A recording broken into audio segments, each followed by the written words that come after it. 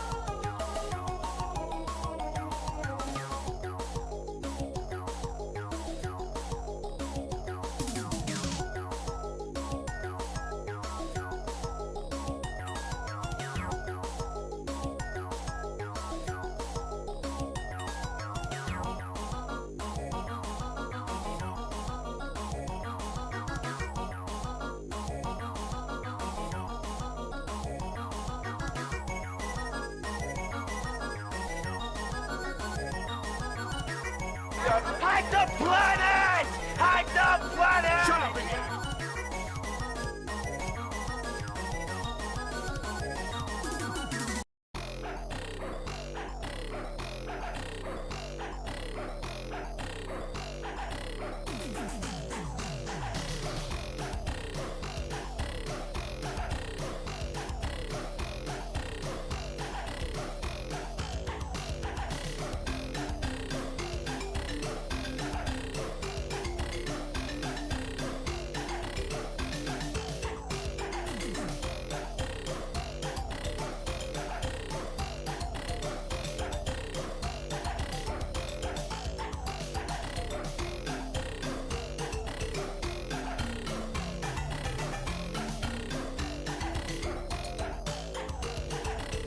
We're in. Shall we play a game? How about global thermonuclear war? All right, everybody. Welcome, and it's time for HackerFrogs After School. My name is the Shy Hat, and we're doing HackerFrogs After School today. What are we going to be doing today? We've got 4 different topics planned for today, like we do always. So if you're wondering where we find our schedule, we've got a Reddit over at reddit.com/r/HackerFrogs, where we post our stream schedules every week. So this is the start of a new week. And what are we going to be doing today? So the first topic we're going to be covering today is we're going to be playing more of The Witness. The Witness is a classic. It's hard to call it classic because it's about 10 years old, but it's a very, very famous puzzle game. And we're going to see if we can solve some of these puzzles. Puzzles help us think about problem solving, and that helps our hacking ability, hopefully. And that's going to be the first topic of today. So in the second hour, for the second topic, we're going to be doing a demo of the Hades CTF labs. These are Linux labs which make use of privilege escalation techniques, and we'll see how many of them we can work through in about an hour or so. So that's going to be the second hour of today, and the third hour we're going to be revisiting the nebula labs from x.education over here. These are basically more Linux privilege escalation labs, and we're going to be seeing how many of these levels we can complete. And to round off the day, we're going to be doing the Walking Dead box from the Dockerlabs.es website. So this is going to be a totally new challenge, and we're going to see if we can deploy the Docker machine, hack the Docker machine, and then get super user access in the Docker machine. So that's going to be the schedule for today's stream. And let's go ahead and start in with our first topic of the day. So the first topic, we're going to be playing a little puzzle game. It's called The Witness. And I'm pretty sure that The Witness you can find it on sale right now if you have an account over at steampowered.com. Let's see. It should be... Let me see if I can look it up. There we go. Okay, so if you wanted to try this out for yourself, it is currently 75% off. So you can pick it up for about 11 bucks Canadian. That's probably going to be something like $8 American, and depending on where you are in the world, might be cheaper or more expensive. But if you want to take a look, then this is the link right over here. And okay, so let's go ahead and start the game. So we're going to be doing this for about an hour or so. So you can see the schedule at the top of the screen. And let me just reset the clock. We're going to be at this for about an hour or so. So let's go ahead and start the game. And yeah, so while we're playing the game, if you want to help out with any of the puzzles, it's totally fine. But just give me an opportunity to try it out myself for a few tries, and before you chime in. I think it might be a bit unusual in that I think it's totally okay to get help for puzzle games if you've tried your best to try to solve it yourself first.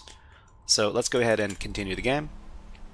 So you should be able to hear the game audio. If you find that the game audio is a little bit too loud or too quiet, let us know and we'll try to adjust the volume appropriately.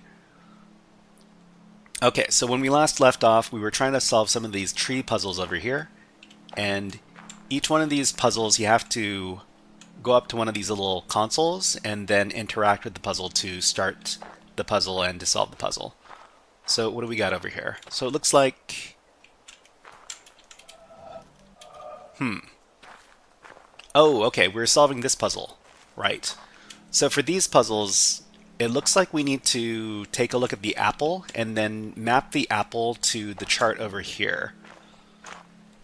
So it looks like, if we're counting the branches, it's 1, 2, 3, 4, 5, 6, 7, 7 branches from the left. So we go in here.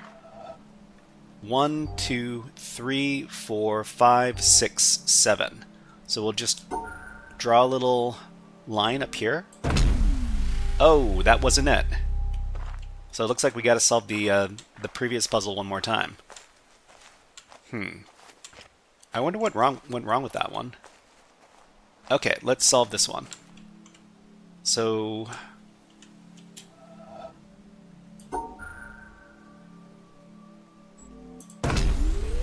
yeah, okay, now it's on again. Let's go back.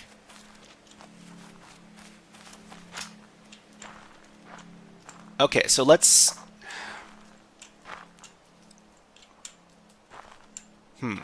What if we count from the other side? Are we counting from... We're not counting from this side. Okay, so if we count from the right, it's 1, 2, 3, 4, 5, 6, 7, 8, 9. It's number 9 if we go from the right.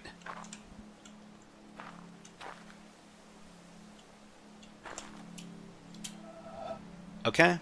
1, 2, 3, 4, 5, 6, 7, 8, 9. But this is the one that I... So we need to keep in mind that there is, on the first branch, there should be 2 branches and then a single branch. So we might be looking at this backwards. Hold on.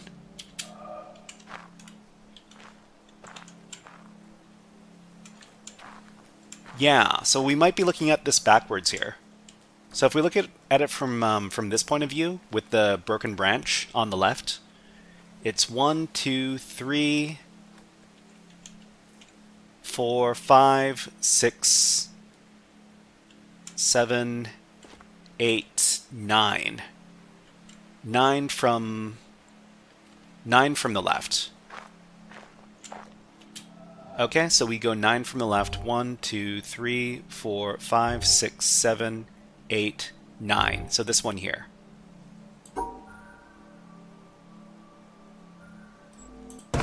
Okay, that was it. Great. Okay, so what's left? Have we completed everything here? Okay, so it looks like we've got another one over here. So where's the apple?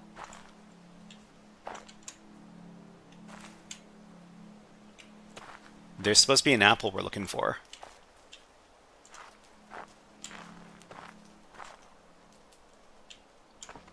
Okay.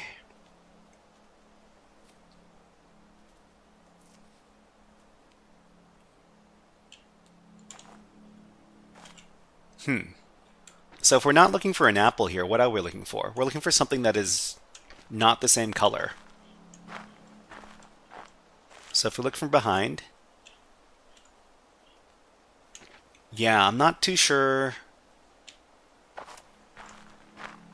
what we're supposed to take our cue from.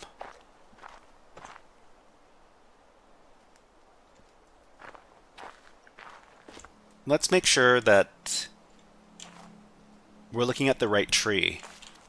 Maybe we need to pay attention to another tree. Maybe this tree? But there's no apples on this tree.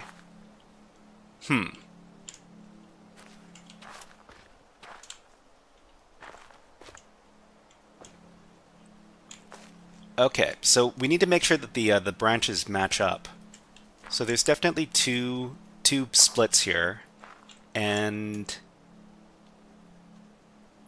so on the left side, there's going to be 2 branches, then 2 branches. 2 branches, then 2 branches. Hack the world, Matthew Welty. Hello, nice to see you here on YouTube. Yeah, so I'm not too sure which branch we're supposed to pay attention to here.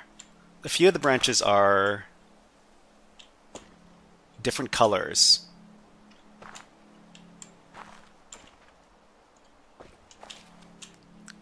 So I'm just worried that if we screw up, we're gonna have to redo some stuff. Huh. Play it? Yeah. Well, I mean, we need to figure out what the correct branch we're supposed to go to here is.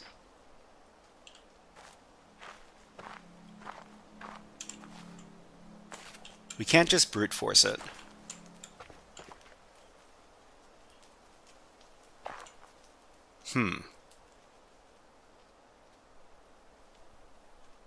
If you have if you haven't played this before, if you haven't solved these puzzles before, and you have some suggestions, you can go ahead and put these suggestions in chat. I don't mind, because I'm not really too sure what we're supposed to do from here. So 1, 2, 3 on this side, and then it looks like it should be this tree. It's not this tree. It's not this tree.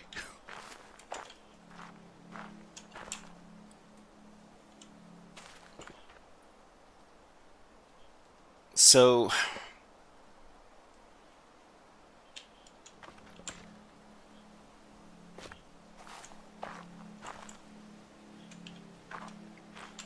MC25 says, I guess something that isn't there in the image, the extra branch maybe.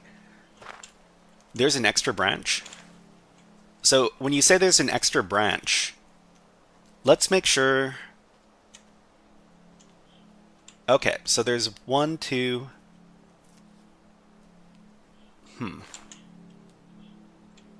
There's 3 branches in the left-hand side in the middle. There should be 3 branches. Not sure if there is, but if there was an extra. Yeah, I mean, we should pay attention to this. So on the left-hand side here, there should be three branches on the extreme left side. So I see 3 branches.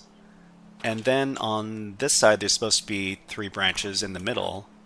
I kind of see 3 branches, sure.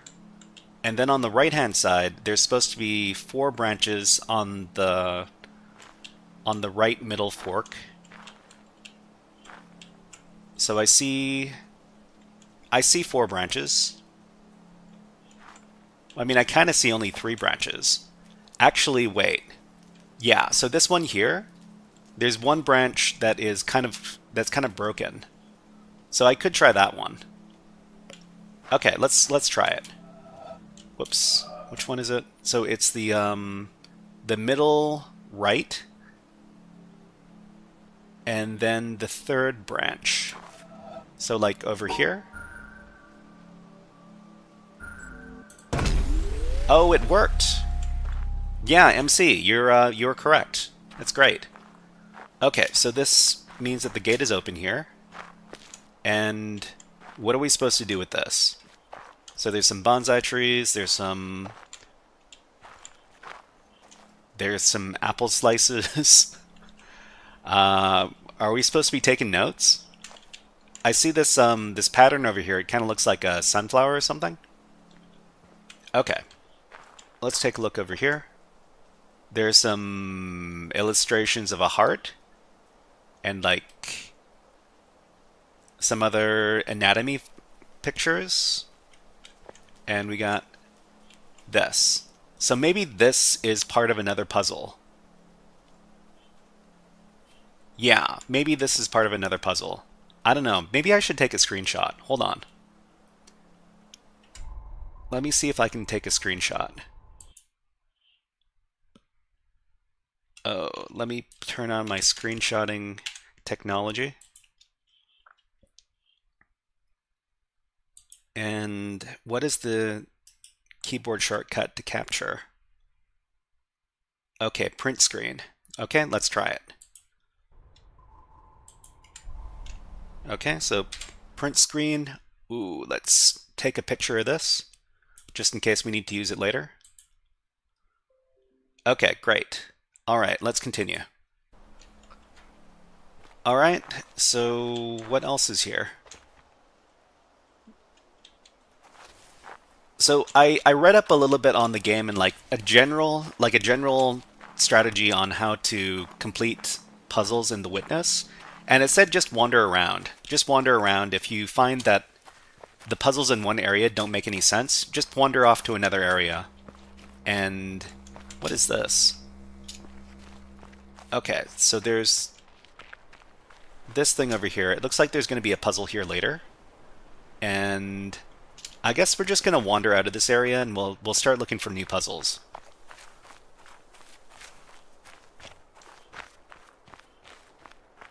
Okay, and did we... Yeah, I think we've already done this. So we came in from this direction, and then we solved all the puzzles over here.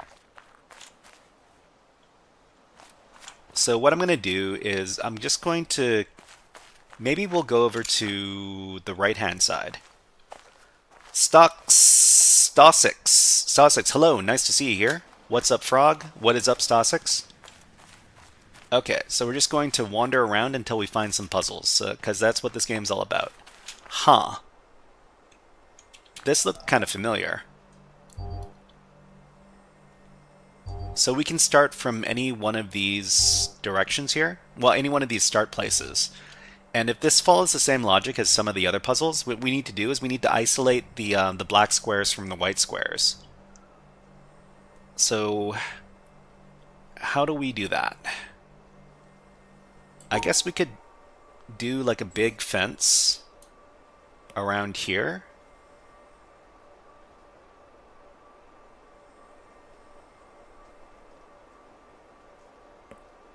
So we just need to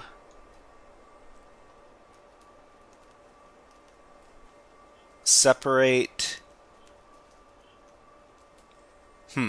I don't think this is going to work.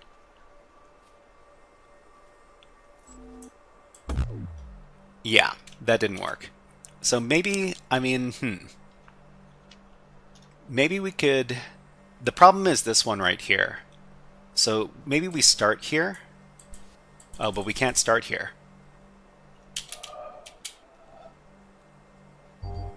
We can start in one of these places. So to end off, we need to surround this black square and then exit. So maybe we could start here. Okay, and then we isolate those black squares and then do this one. Oh. Okay, I think we need to go back. Maybe we go up here.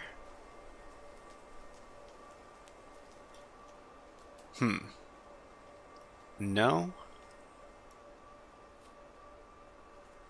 Go here. Capture this black square and then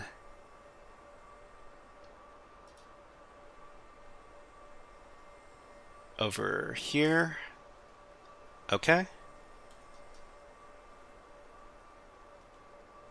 And then, yeah, okay. So I think these are all the black squares that then they're separated away from the white squares.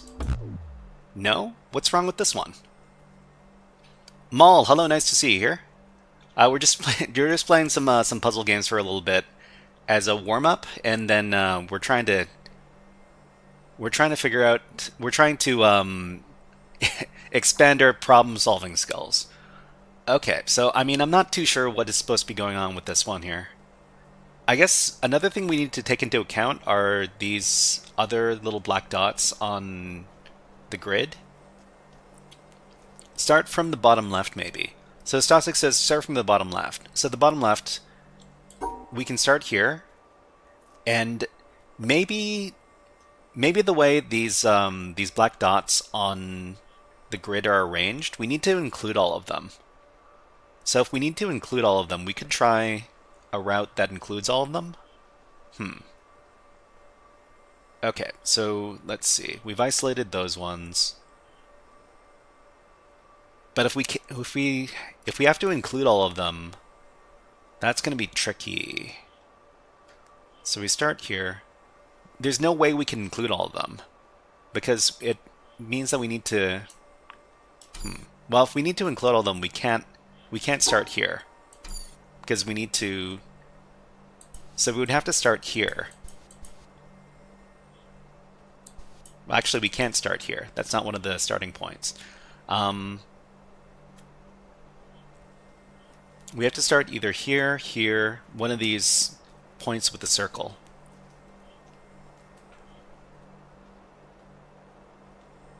So the only one that might work is this one, because we can cover all of the dots like this.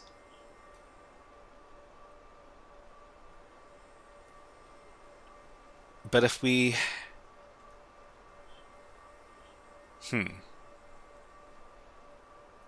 So I guess the other way we could... What is the word? We could look at this is that we need to isolate the white squares instead of isolating the black squares. I mean, it's both kind of the same thing. It's just a kind of different perspective.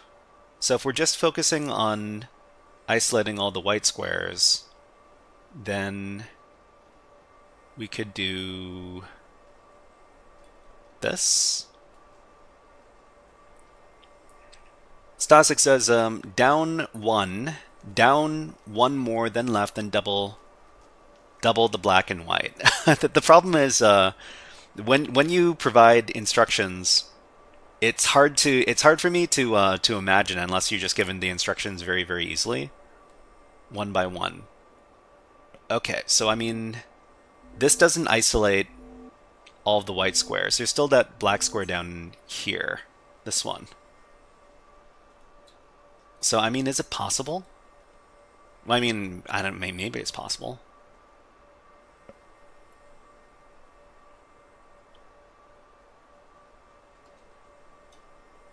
The problem is...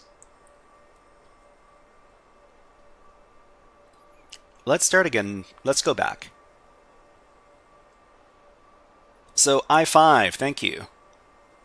Thank you for coming by chat. Okay, so maybe we could start here, but we need to immediately cover this dot. If we need to immediately cover this dot, then we can't.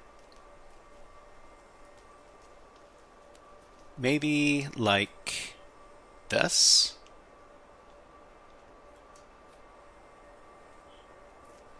And then down here, and then up here, and then get these dots, and then get these dots, and then get these dots. Okay, so there's still there's still a black square in there. Darn it.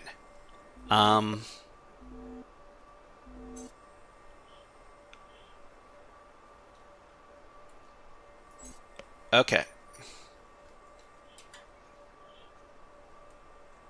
So how? Thank you very much for following, Shawshank94. Thank you.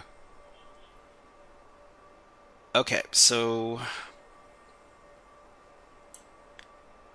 the problem is if we start here, we need to go this way immediately, or we're not going to be able to cover this dot.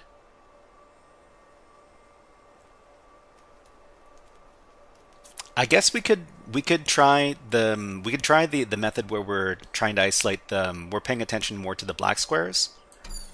And if that's the case, then we're just going this way. But in this case, there's always going to be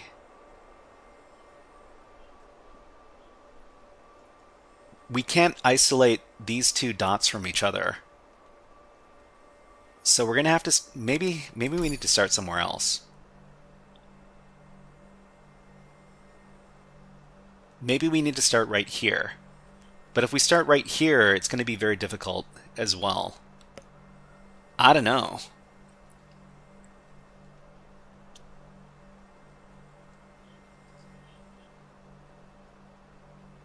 Maybe we can start here. So we start here, we go this way. We cover these dots.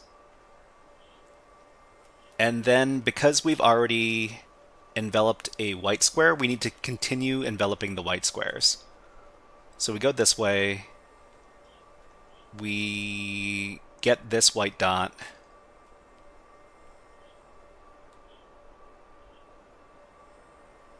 We get this white dot.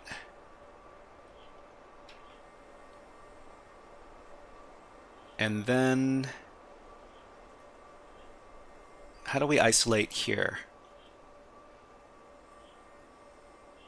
So, I mean, if we go this way, the problem is that there's this black dot in the corner on the upper corner, the upper left corner. Can we isolate that one? I mean, we can, but there's no exit now.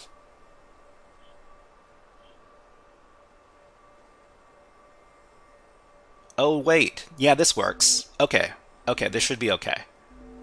So we've covered all the dots on the grid, and we've also isolated the black squares from the white squares. What? Why doesn't it work?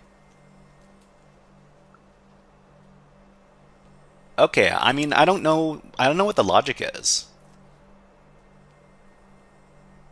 Okay, you know what?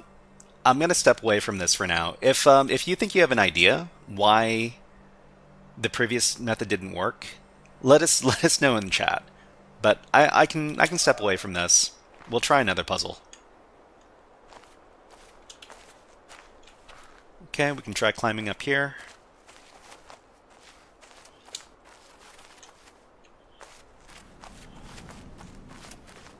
So we've been... I don't think we've been to that to that building by the water over there. So let's try making our way over there.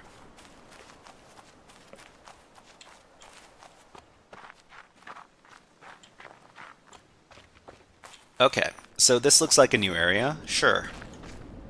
I mean, we can wander on in. Okay, cool. And what do we have here?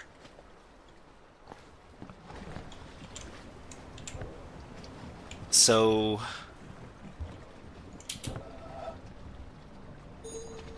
we can start at either one of these corners, and what are we supposed to do? Are we supposed to just draw a shape?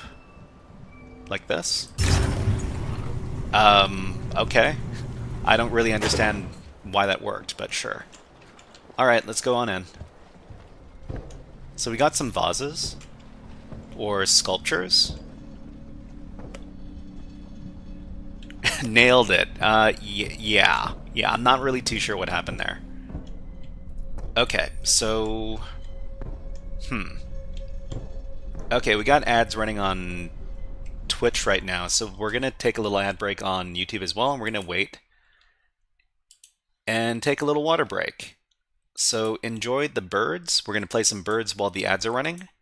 Here you go. And I'm just going to have myself some water. See you in about 60 seconds. But enjoy the birds.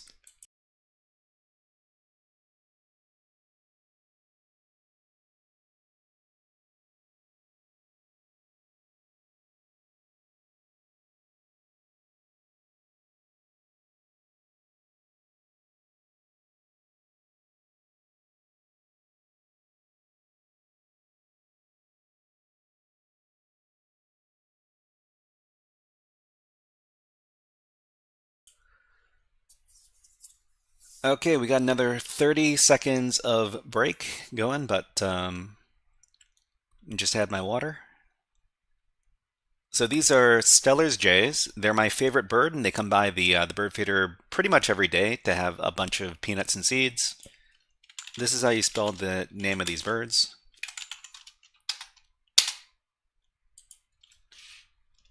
And this is the little redeem I have for them.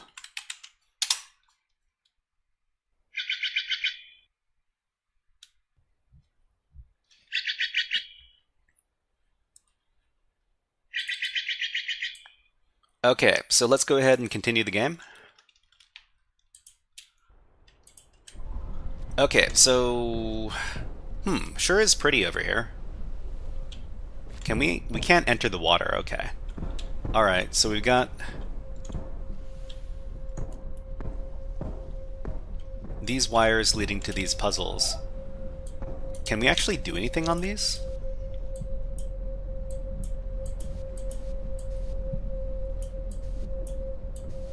It doesn't look like we can do anything here right now. Okay. How about this one?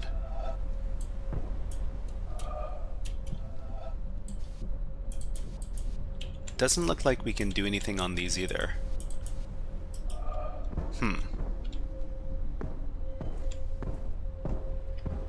Stasik says, I enjoy watching the birds and squirrels while I go on walks. Yeah, it's fun to observe the little animals.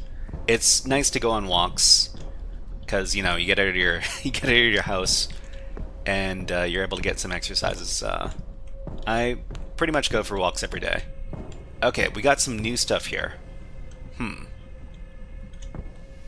But what kind of shapes are we supposed to create?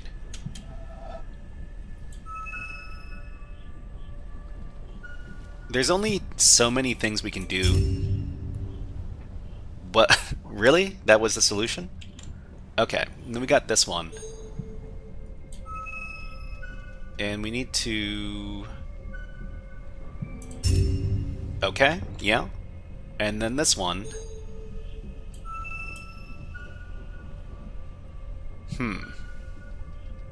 We can't go up, we can't go down. We can go down. But this is blocked. So we have to go inwards, and then up, and then out.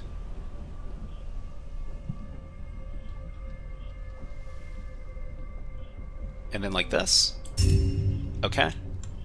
How about the how about this one? Go up, and then in, up, out, over, out, in, and then out again, and then in, and then... Okay, like this. Alright, this is the last one. So...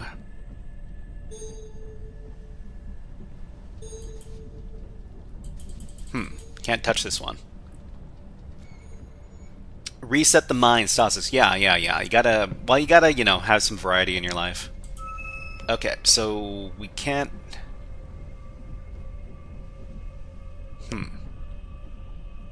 Up, in, out, in, over, up, in, up, out.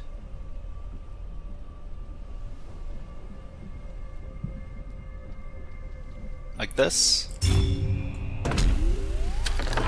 Okay, so this does what? MC25 says, so using these as a reference, maybe the other one you have to hit every exit. You have to hit every exit? You're talking about the...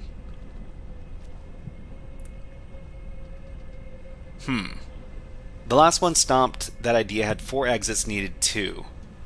Gives you such a lovely deck. Yeah, well, I mean, it's all about... What are we supposed to paint here? Don't think we can do anything here yet.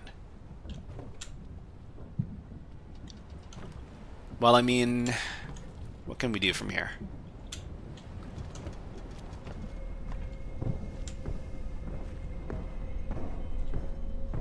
So this activates this. Okay, cool. So we can do these puzzles now.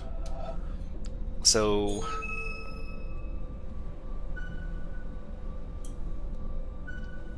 Oh, we have to hit both exits at once in these ones. Okay. And then we gotta start here. Yeah, this seems simple enough. And what about this one? Gotta go...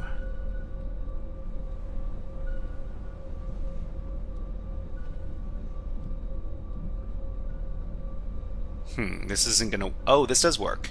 Yeah, we can hit both exits here. Alright, so this activates... these ones. Yeah. Down, then over, then...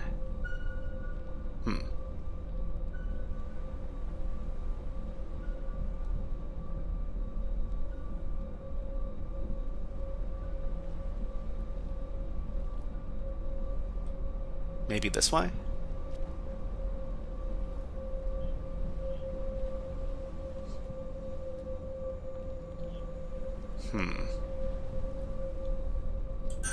Hold on. I'll do the perspective up at the top instead. Okay, and then over.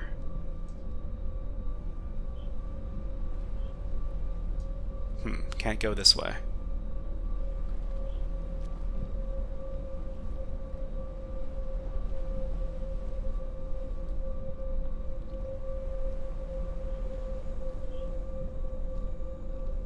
Okay, okay, this works. Okay, then over.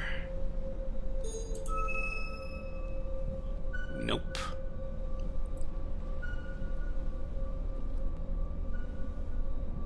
That doesn't work. This isn't going to work. Okay. Maybe we need to go in the other direction? The other direction is a dead end. Yeah, that doesn't work.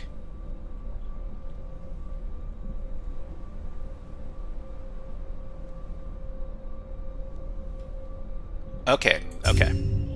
Alright, what about this thing? Why is it wonky like this?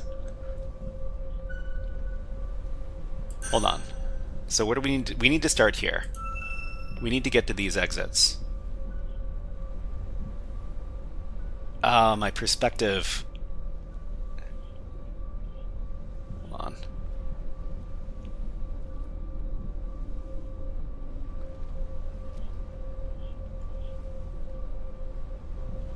Okay. Okay, great. Now what? So... Stealthy Coder, thank you very much for the follow on Twitch. I really appreciate that. Let's... Is there anything else to solve here? So this is done. This is done. This is all done. We can't do anything here. So I guess we're done here for now?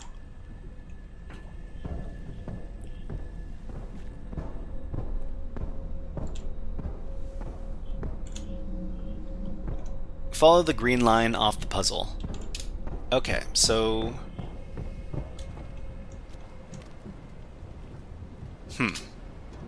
I mean, it looks like something has to power this. So the green line, I mean the cables, we should follow the cable. Oh! You know what? I see a green line going all the way in the distance over there. Maybe I should follow that. Yeah, let's go over there. Okay, following cable. And it brings us over here. So this is another little area. Okay. How are we supposed to solve this? So start here. So my suspicion was that we needed to cover all the dots. I mean, the other thing is that we need to... The other thing that we could be doing is avoiding all the dots. So if we avoid all the dots, and then... Nope. It's not avoiding the dots. Okay, so what's the logic here? Touch the dot, touch the dot, touch all the dots, and then go to the end. Okay, so it is touching all the dots. Okay, we've got a puzzle over here. We can't solve it, because it's got this...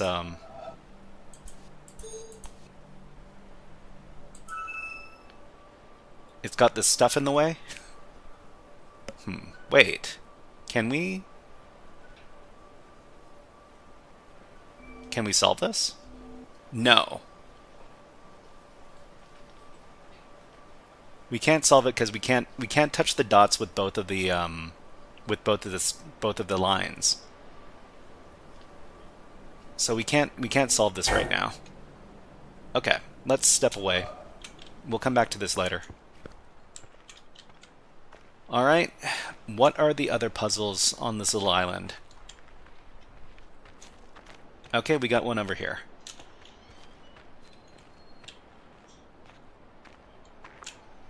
Alright. So we gotta control both of these. We gotta touch all the dots, and we gotta get to the exit. Okay. And same thing here. We gotta go up, touch the dots, and then go to the exit. Okay, and this one, there's a lot more dots to touch. Got these dots, got... We have to get this dot over here. Stasik says, notice a similar unlit cable off of the puzzle door. Yeah, I'll investigate that a little bit later. So we should touch this dot here, and then maybe we can go this way. Okay, awesome, awesome, awesome. Just like this. Okay. And what about this one? So Diz says, I tried using Pygame to learn Python for cybersecurity, but now I think I just want to make video games. You know, I mean, you do what feels the best for you. If you don't want to do cybersecurity, if you just want to make games, that is totally fine. Maybe you'll come back to cybersecurity later. But yeah. Okay, so we need to touch all the dots. I think we need to go this way. Touch that dot. Touch.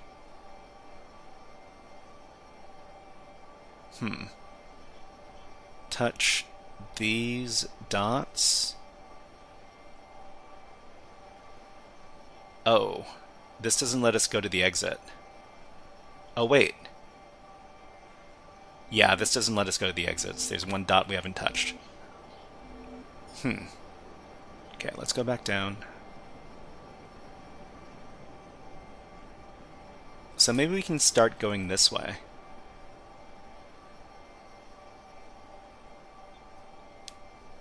Diz says, "Oh, this is a great game. I remember this one." Yeah, I mean, it's apparently it's a classic.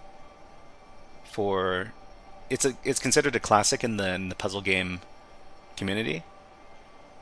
Okay, then here, and then the problem if we do this, we can't hit the exit. Makes me want to play Hue. Is Hue another puzzle game? Let me know, MC25. Thank you. Okay. So maybe we go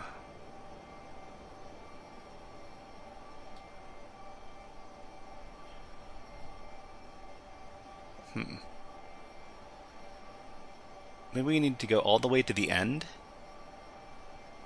No, we can't go all the way to the end. Grunt Play, hello, nice to see you here. We're just trying to figure out how to do this darn puzzle. Maybe we can start going this way? At the top? No, we need to stop and go this way. Then we need to go... Whoops.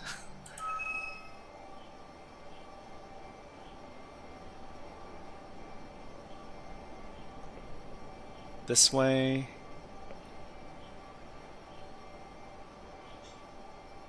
Yeah, we can't hitch. What am I watching? So we're playing a little puzzle game. It's called The Witness, and it's considered one of the best puzzle games to ever come out. Basically, we've got these little panels. We need to figure out the logic of each one of these puzzles.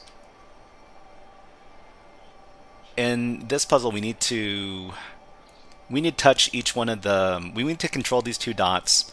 They're both going in opposite directions. We need to hit each one of these little dots on the grid, and then get to the exit.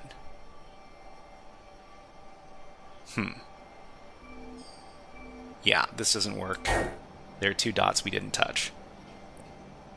Isn't this a Hamilton path? I don't know what a Hamilton path is. Could you explain what a Hamilton path is to me, Grandplay?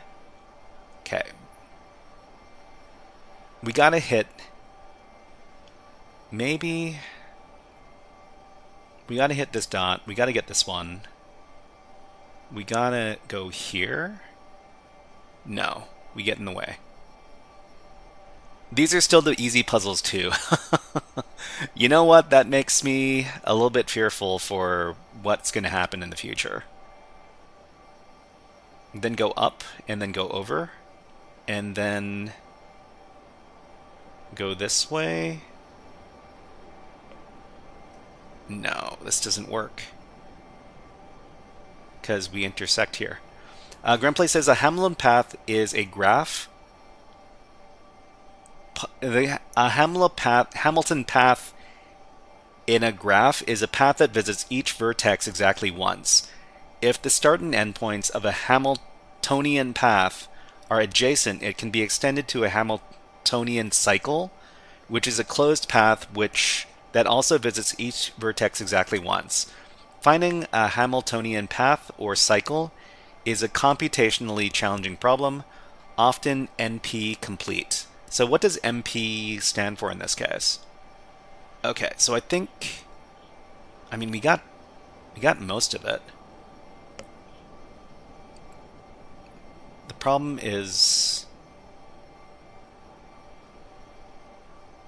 Diz says, I think you need to do the last two dots in reverse order than what you're currently doing. In the reverse order. So are you talking about this? And then, no, that doesn't work. We need to go this way to cover this dot. Because, what else can we do? We need to go here. Unless we can go... This doesn't work at all. And then over, and then...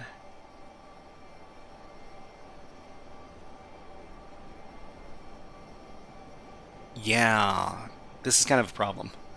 Stasic says, do you think a diploma in computer information technology will be beneficial for cybersecurity? I think the most important thing about going to school for cybersecurity is the contacts you can make while you're there.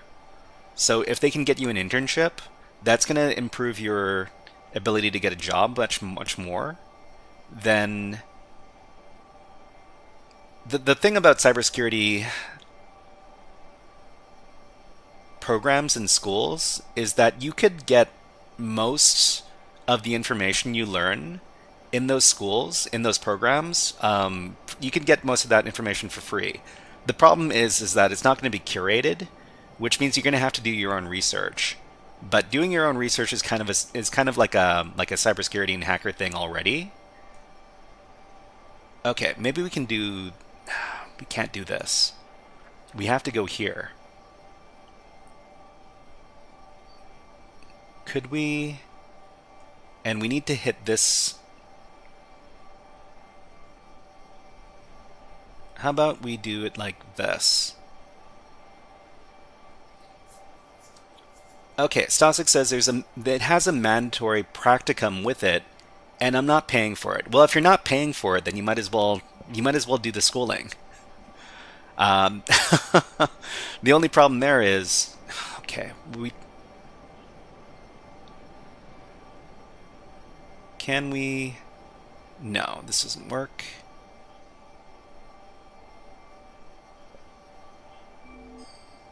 So how do we cover these two dots specifically?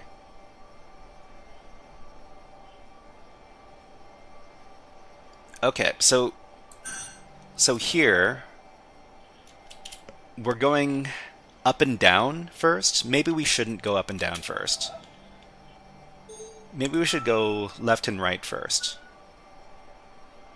So I think you need to hit those ones first.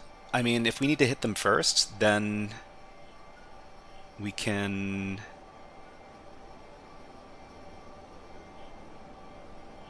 Okay, and then here...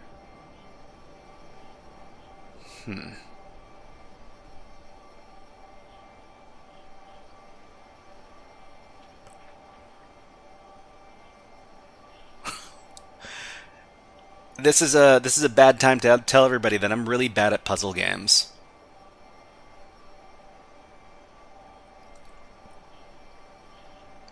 Because if we do this, then there's one dot that we don't touch, which means we can't do it this way. Okay, so the advice from Stasix was to do the first dots first. Well, the dots in the middle first. So here we'll go up, and then we'll specifically touch those dots. And then we'll go over. The problem here is that then we can't get to these ones. So we can't hit those dots first. Slevers, hello, nice to see you here. We're just doing our puzzle game warm up here before we get into the hacking. Okay, so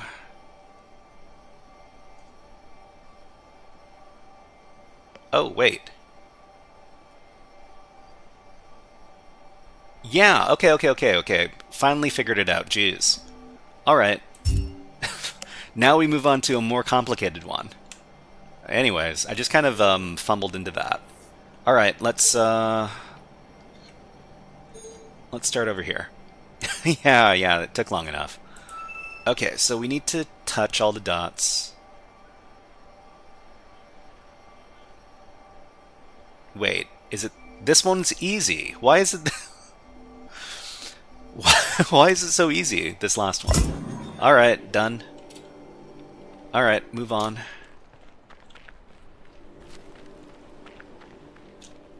Okay, we got more stuff over here. You get frustrated until you get lucky. Maybe. Alright, why are the dots different colors now? So we need to start here. Oh, okay. So, yeah, so they're different. So we got lines of different colors this time. Cool.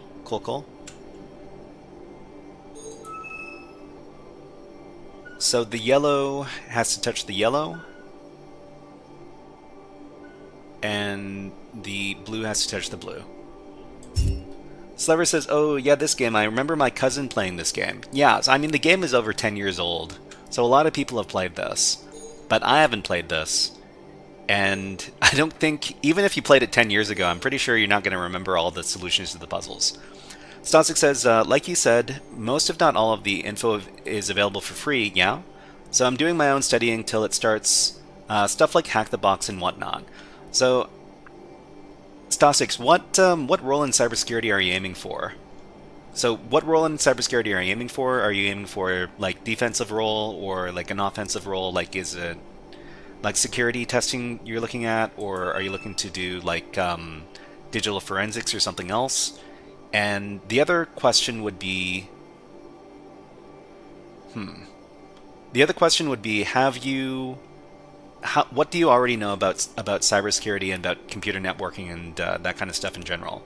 Sasek says the red team. I guess my channel kind of attracts a lot of people who are looking to get into red team and offensive security pen testing. It makes sense because I cover a lot of that kind of materials on my channel.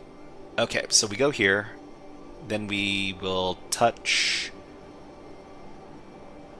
the yellow and then go to the exit. No? Why? What happened there? Oh, okay. So this doesn't work because...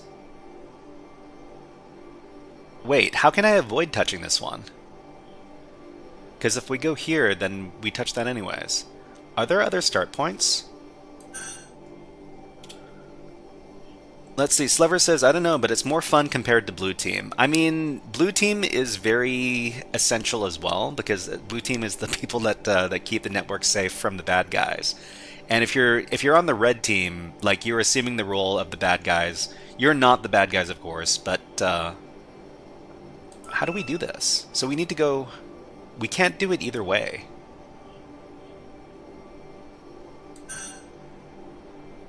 How do we do this?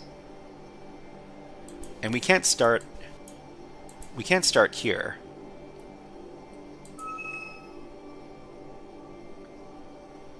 MC25 says, Blue Team can be very fun. Yeah, click the other circle. Okay, so if I click the other circle... Oh, you know what? Yeah, okay. Thanks for that advice. Click the other circle, yeah. Slever says you can get sleep and you don't need to wake up in the middle of the night to defend against an attack. Oh, if you're on the red team, yeah. Stasik says, I find networks fascinating, bugs and hacks interesting. Love figuring out how to get places I shouldn't be. Yeah. Okay, so we can just start here, which means we go this way, we go down here, touch there.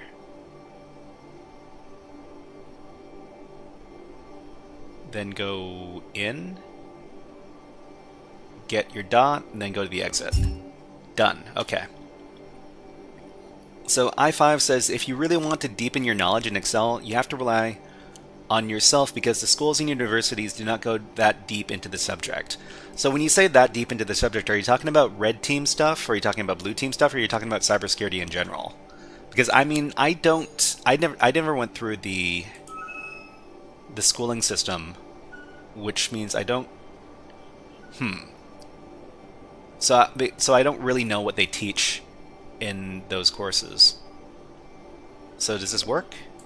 Yeah, this works. Okay, so Sliver says, I just like to hack the labs and try hack me.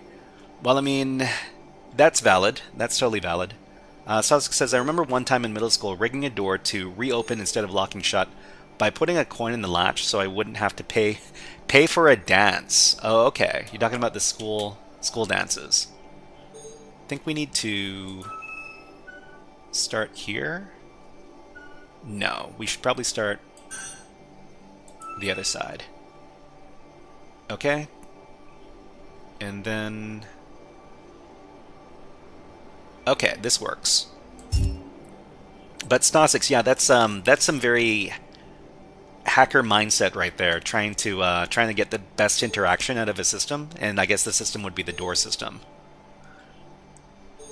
Okay, so touch that dot. Go down. Get this dot. Get.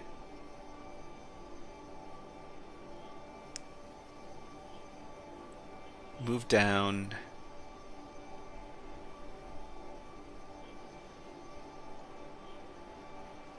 Oh, I'm missing one. Cybersecurity or any other field. Oh, okay. Well, I mean, I would say if you if you're not paying for it, then it makes it a lot easier. Like what? Let's see. Was it Diz that was talking about the free education, or is it somebody else? Okay, Sasuke says that's why I think I'd like red teaming, so I can do physical security and bypassing stuff too. And I know it's not an entry-level position. Yeah, people say that pen testing is an entry-level position. It is if you are willing to work really, really hard. And Silver says here, is it just me or did we all start as strip kitties? Oh, Stasix, it was you. Okay, no problem. Anyways, let's go ahead and do a little break because there's ads running on YouTube, on Twitch and YouTube right now. And we'll put on the birds. We'll be back in about 60 seconds. Enjoy the birds.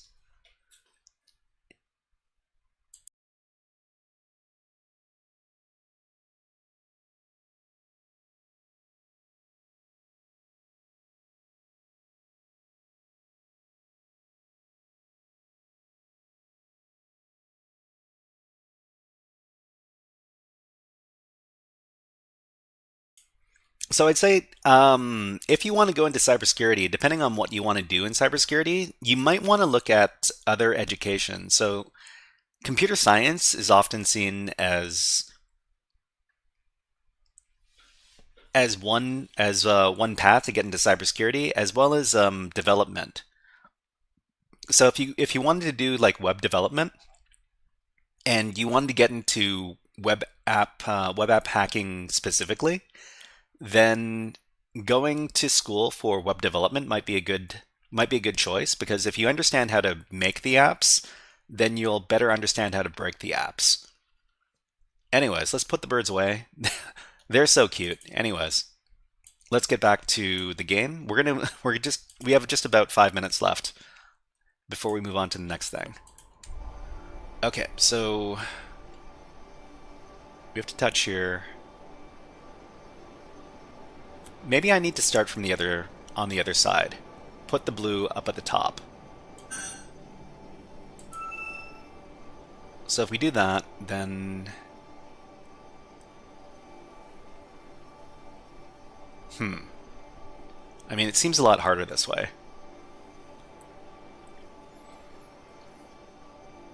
Stasik says, cool, my diploma has a bit of both development and basic networks, OS and whatnot. I mean... You definitely want to make a lot of connections while you're at school, because that, in my opinion, that's the best part of school. Like meeting a lot of people who want to do the same thing as you, and your instructors should be a good connection themselves, and they can introduce you to other people in the industry.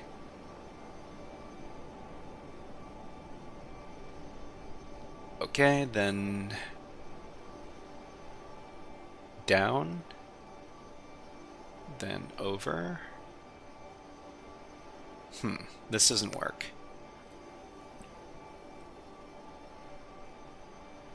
This isn't gonna work. This isn't gonna work.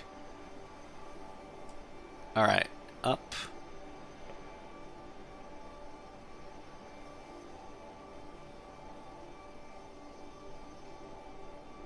I think I might have this backwards, so maybe blue should be up here. But that kind of doesn't work either. Up here, grab. Yeah, this isn't going to work because the lines are on the other side. So we really need to make the yellow up at the top.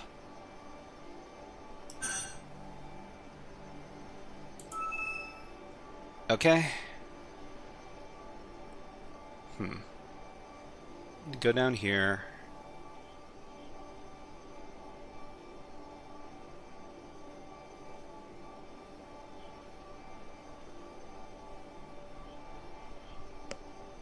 This isn't going to work either.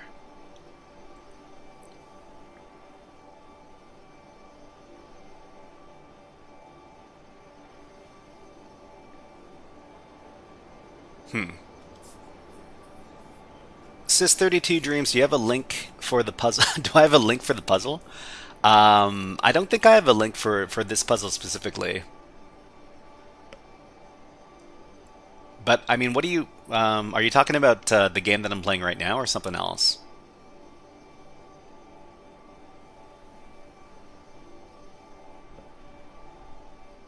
Maybe we can go this way. Oh, this... No, this doesn't work either.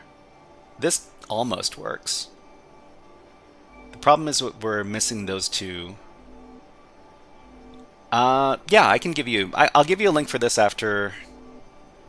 after we finish. We're actually finishing up pretty soon. So... here, up here... go down, and then over.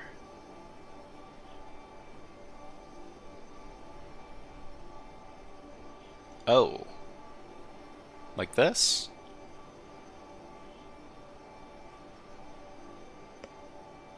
I think we got it.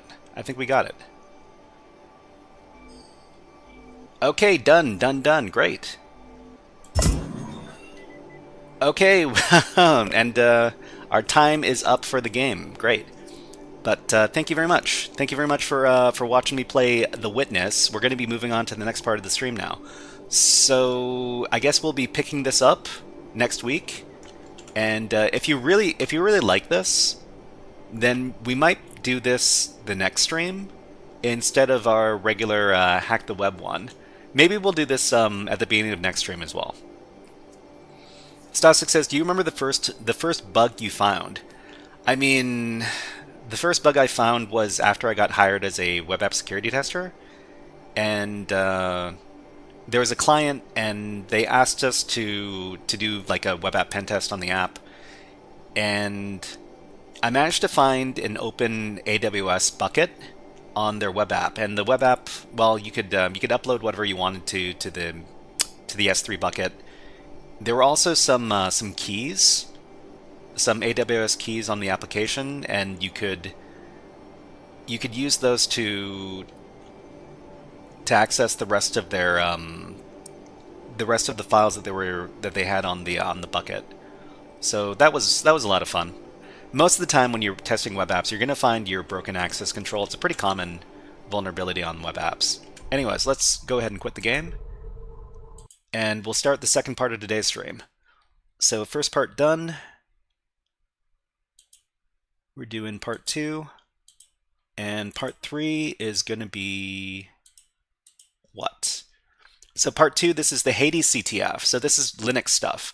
So it's going to be Linux privilege escalation demonstrations, and we're going to be doing More Linux privilege escalation in the next part, but this is stuff that's going to be stuff that we haven't done before. Anyways, let's put an hour on the clock, start that timer, and let's move on. Okay, so what are we doing now? Well, we can play some music now that the game music isn't around. Okay, let's play some StarCraft music.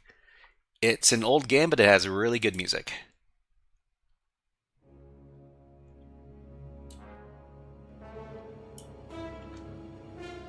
Okay, is that... Let me know if the music is too loud. Okay, let's move on. So we're going to be doing some exercises from this website over here. It's called Hackmyvm.eu. And if you don't have an account over there, you can make one for free. We're going to be doing these labs over here. These labs are basically about using Linux techniques to get elevated privileges on the system. Alright, so this one is the Hades lab. This says, if you ever play StarCraft on stream, I never got good at playing StarCraft. I could only ever play the single-player campaign. But StarCraft is a really fun game. Unfortunately, it's not very popular. Okay, so let's talk about this. So for each one of these levels, you need to use your Linux console and you need to log into it. So if you want to try this out yourself, then you can always use a web-based version of Linux. And if you want to join in with us, but you don't have a Linux console of your own, you can use this one over here. So Stasik says, I found a bug on Android when I was younger that bypassed authentication using the OK Google feature. Wish I reported looking back now, but I didn't know any better. I mean, back then, we sometimes we found some weird interactions in the games or the systems that we used back then. But I don't think, well, I mean, it's hard. So when you say that you found a bug in Android, like how many years ago was that? Was there a bug bounty system in place back then? Or would they have mailed you a t-shirt if you reported the bug? Okay, so if you want to, you can use this console over here to log into the game. And you would just do SSH, I don't know, I think the first level is called Hacker at hackmyvm.eu, port 6666. So if you wanted to, you could log in over there. Probably a free t-shirt, over 10 years ago. Yeah, I'm not too sure if there was, let's see, connection refused, port 6666. I'm pretty sure this is the command, but I might be wrong. Hold on. Let me pull it up one more time.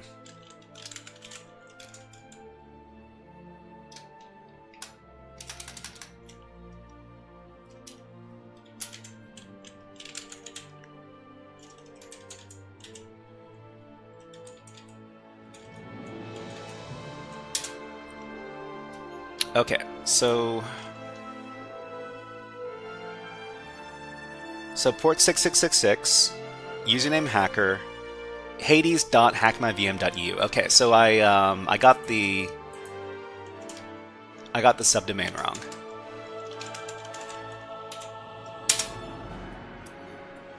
Back in 2008, that was a long time ago. Okay, so if you log into the game, the password is going to be good! And then you log into the game, and then you can start doing your hacking. But you know what? We're going to be using a different console because this console is not the greatest. But if you want to try this out yourself, you don't have a Linux console, then you can use this one. Okay, so let's go ahead and do a little intro. Wow, the music's so intense.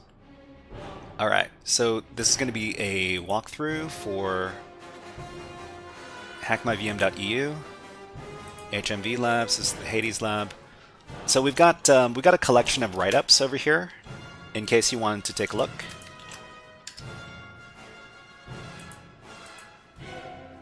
Okay, let's go ahead and get started. Alright everybody, this is a guided walkthrough for the level number 1 from the Hades CTF labs from Hackmyvm.eu. So, for this particular lab, you need to log in with these credentials right over here. So this is the host, here's the port, here's the username and the password. So combining all this information here,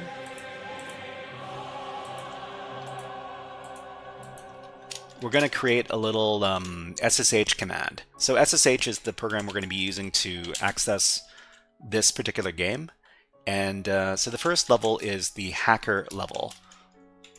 We need to supply a port, which is 6666, and the password is going to be good. So this is the command we use to log into the level.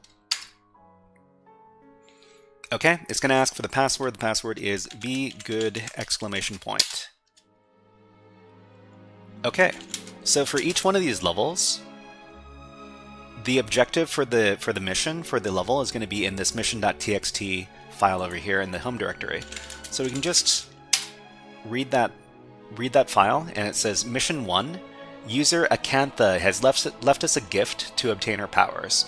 So in this level, we need to find out what exactly this means. It's a little bit cryptic, and what we could do is we could search the file system for a gift.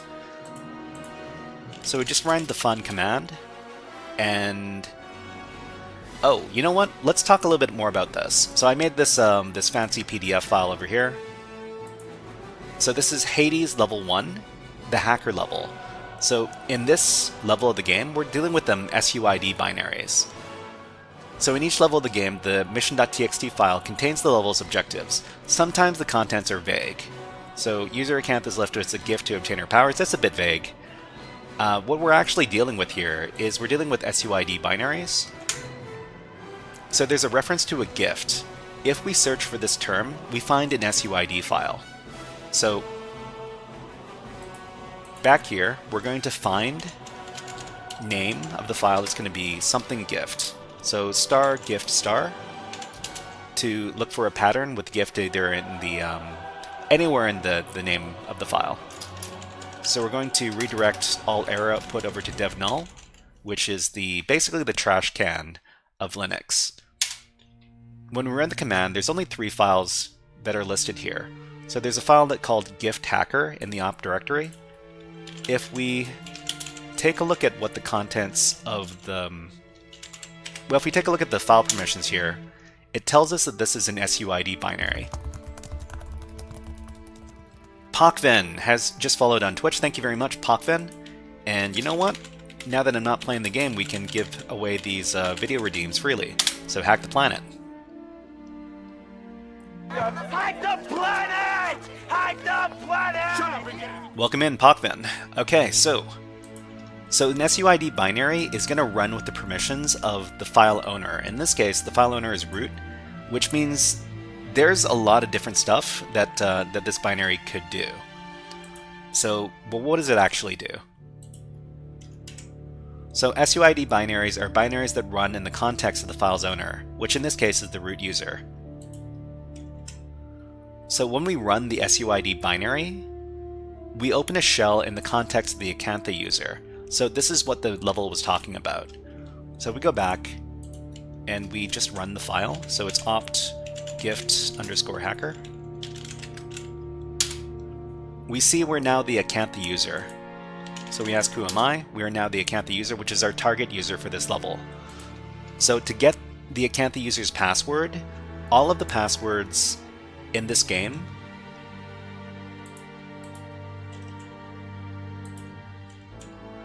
in each level of the Hades game, the password for the users can be found in the /pas username_pas.txt file. For example, for this level, it's going to be /pas/acantha_pas.txt. So this is pretty much consistent across all the levels of the game. So if we go back here, now that we're running as the Acantha user, we can read that file. So pas acantha_pas.txt. So this is the password for the next level. So in case you're playing along at home,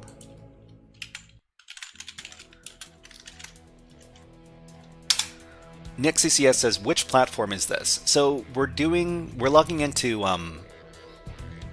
the Hackmyvm.eu platform. So this is the information for this lab.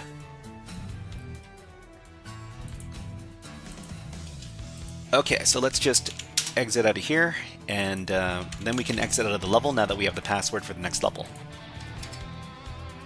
Okay, so before we finish up, let's talk about how we solved that level.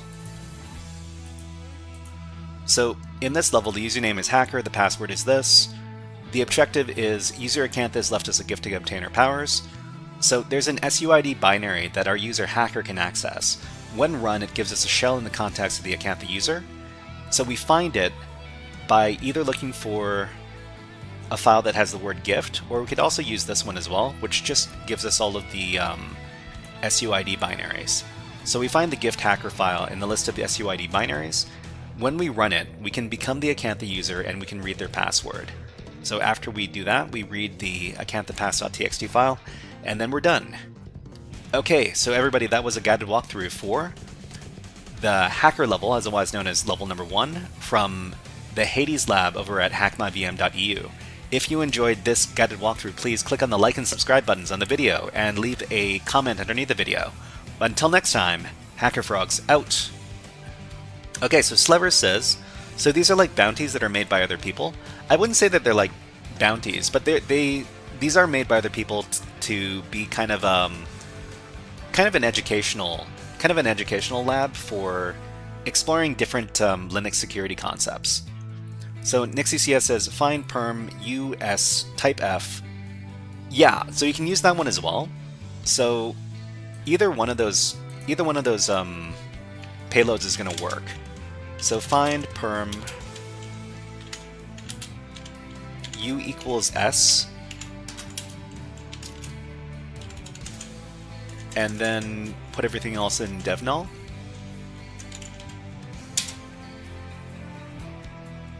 This is going to be the same. It's basically the same thing if you do perm minus 4000. So this is just another way of getting the same output. So Slever says these can technically have viruses, right? I'm not too sure what you're referring to. Which files do you think might have viruses? The binaries? I mean, the binaries might have viruses. It's just that can you trust the people that whose servers you're logging into? I mean, technically you could have like you could try spreading malware by disguising it as a security exercise. These can technically have viruses, right? The GitHub ones. The GitHub ones. Are you talking about my GitHub page? MC25 says, oh yeah, because it's on, well, just because it's on GitHub doesn't mean it's safe. That's true. That's true. I mean, you can report a repository that has, that's trying to spread malware around.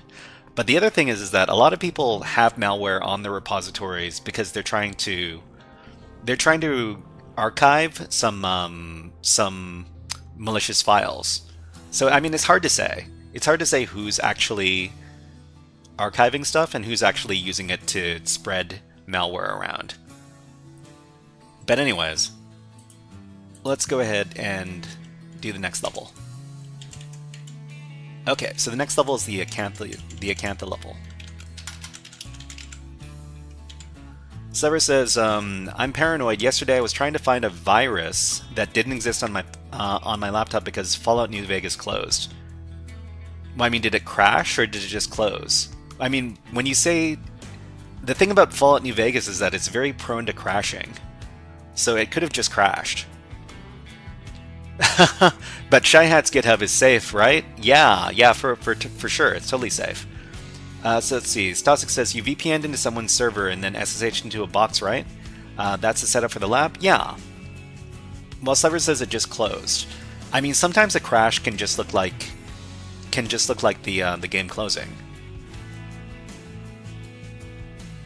sometimes you don't get a hard message that says that the game crashed. Sometimes it just closes. But I mean, Fallout New Vegas is notorious for crashing a lot. I know. Yeah, just joking, just joking. All right, so we're gonna log into the next level. We got the password from the previous level over here. So this is level number 2. Password, this one.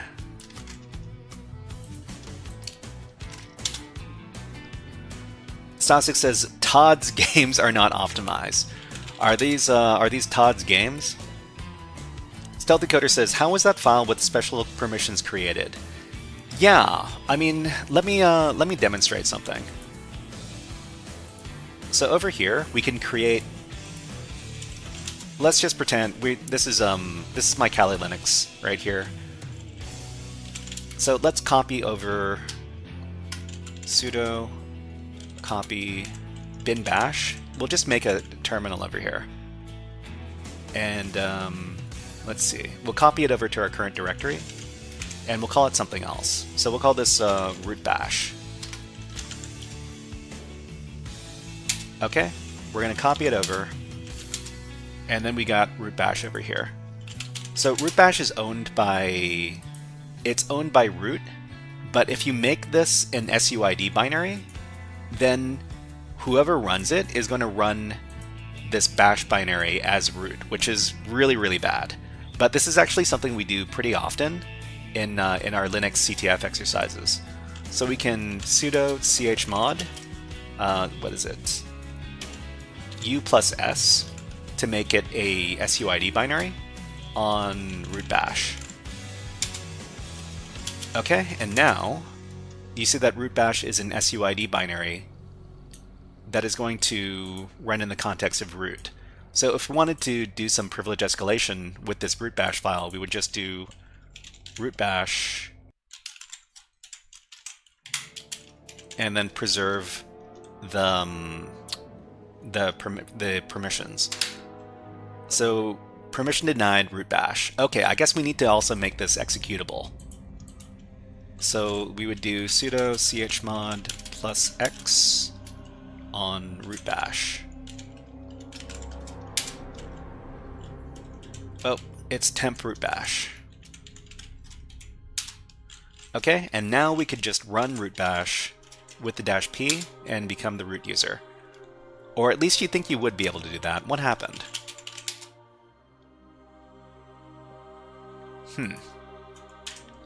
This should give us root access. Oh wait, are we root? No, we're not. We're the Chiat. Weird. But anyways, that's how you create SUID binaries. Slever says Todd Howard made the game Fallout and Skyrim. Yeah, he was the director, right? Slever says, bro, I saw something sus in Task Manager, didn't think twice. Fully restarted my Windows and installed it again. I'm very paranoid. I mean, that's... The thing about Windows is that it's very hard to keep track of everything that's going on in Windows. So, I mean, it's kind of a hard operating system to run if you're really paranoid. Nixie says, I use linps. It generates too much output, and I kind of feel lost. Is there a way to get a simplified version of the results? So, Nixie, linps, reading the linps output is kind of an art in itself. You have to get used to taking a look at the output and then learning what to pay attention to and what not to pay attention to. It's just a matter of using it a lot and then getting used to the type of output it puts out. Anyways, let's get rid of the root bash.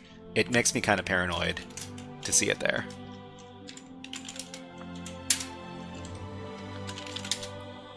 Okay, so let's see. Nixie says, get the output file, then pipe it to less, not to get flooded at once. Yeah, that's true, that's true. You can also just go through it very slowly, or you can save the output as well, but yeah. Stasic says, Windows is spyware, especially with all that recall stuff. Oh, yeah, right. Anyways, what was I doing? Alright, let's do the second level.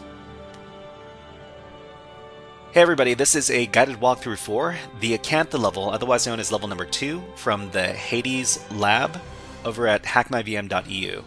So let's go ahead and jump into the level. So for each one of these levels, we need to read the mission.txt file over here. So cat mission.txt. So it says, in this mission, the user Alala has left us a program. If we insert the 6 correct numbers, she gives us our password. So this is the binary they're talking about right here. Mohammed, nice to see you here. Greetings, greetings. Hello. And MC25 says SUID bits, etc., etc. Yeah, for sure. Okay, so the guess binary is here. If we just run it, it's going to ask us for a pin code. We don't know the pin code. It just says no.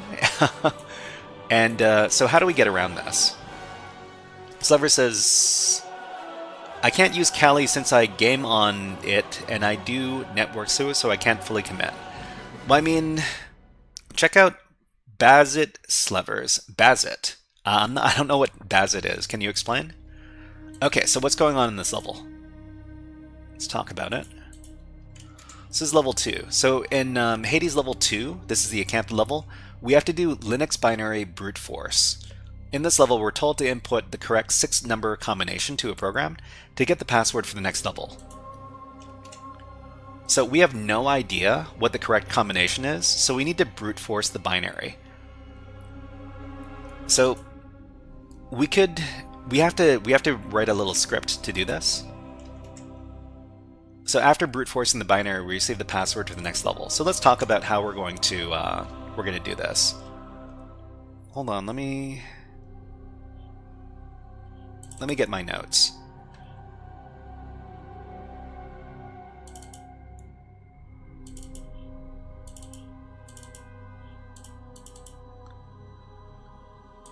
Okay, so I've got a little script we're going to be using to brute force the binary. But what we can do is, because we own this file, so we own the guess. Well, we have execute permissions on this file, so we can download it. So what we're going to do is we're just going to download it to our host. So we're just going to use scopy.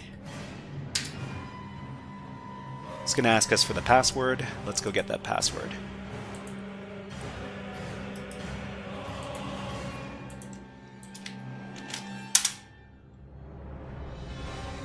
Okay, and now we've downloaded the file to our current directory here. We've got ads running on Twitch right now, so we need to run them on YouTube. And then we will put on some birds, because we don't work during the ad breaks.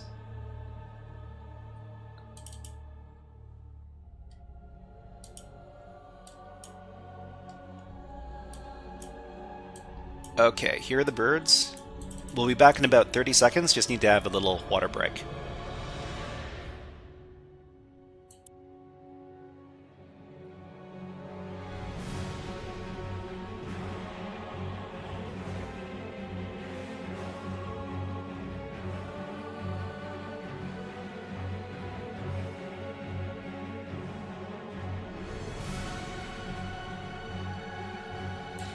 So this is a problem where the bird is trying to be too greedy. His mouth is stuffed with the peanuts, so he can't grab any more peanuts. But he's still trying to grab some. Anyways, let's put the birds away. Let's go back to the hacking. Okay, so we downloaded the guess binary here. We just need to make it executable, and then we can run the guess binary ourselves. So enter the pin code. We don't know. So this is where we're going to be experimenting with the brute force code, and let me just grab that code. So we're going to be using a Python script to brute force the binary.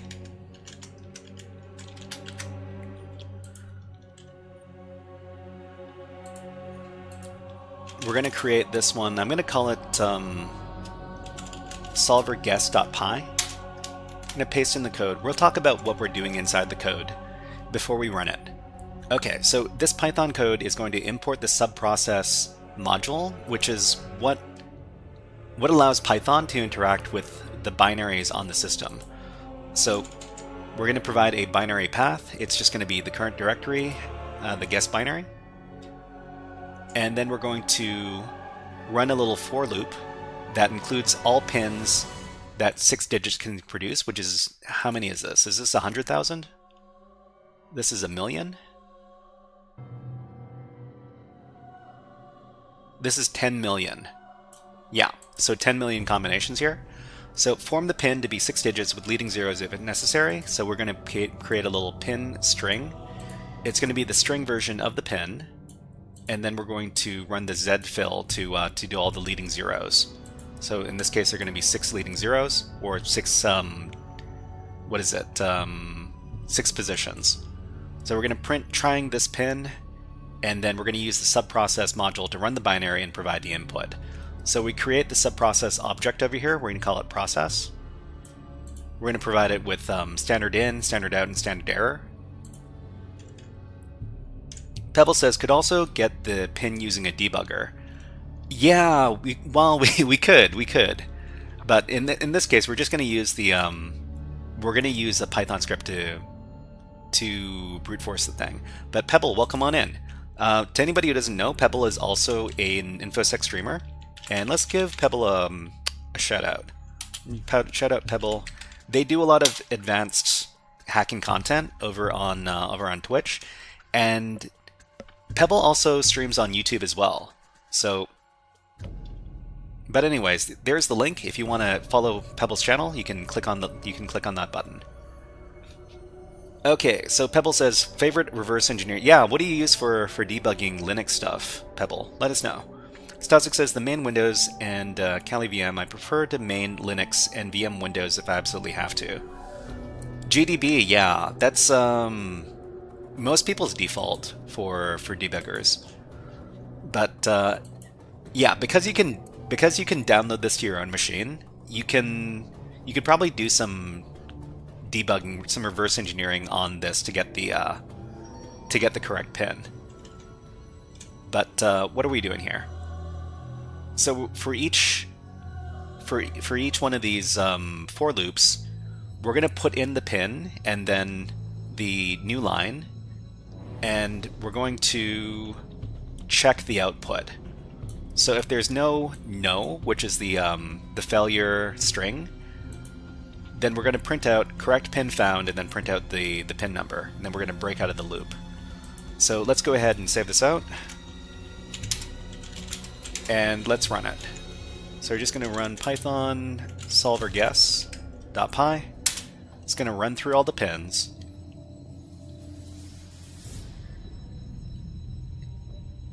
And then we get the correct pin over here. So it's 0 leet.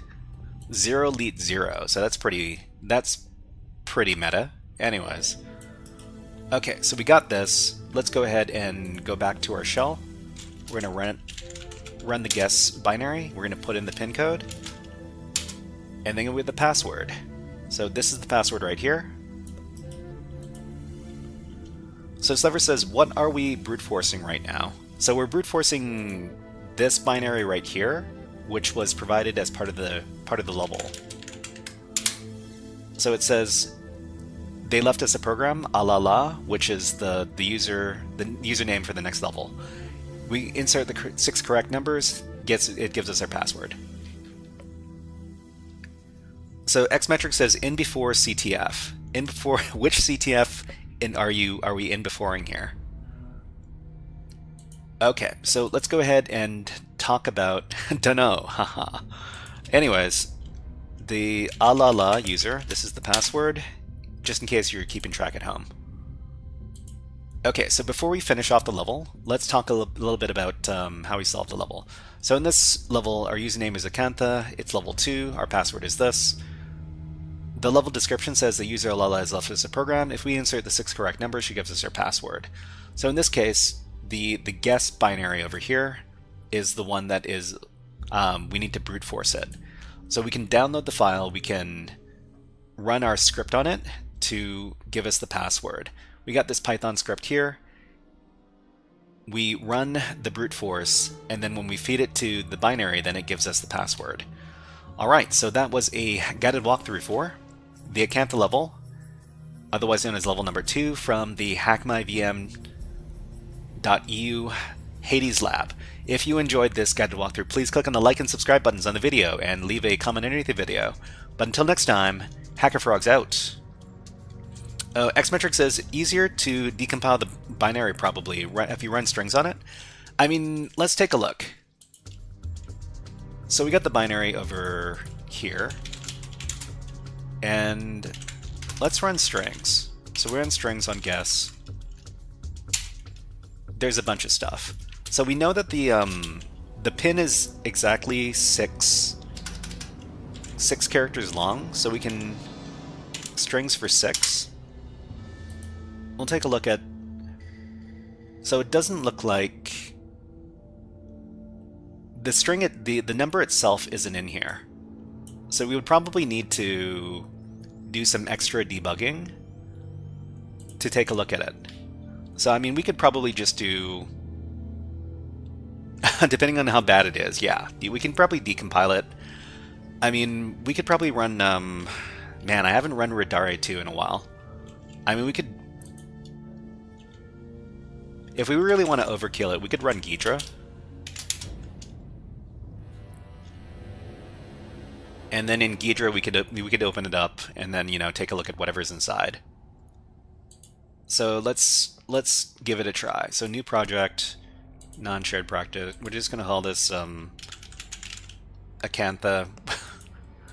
We would import the binary, import file. It's in the temp directory.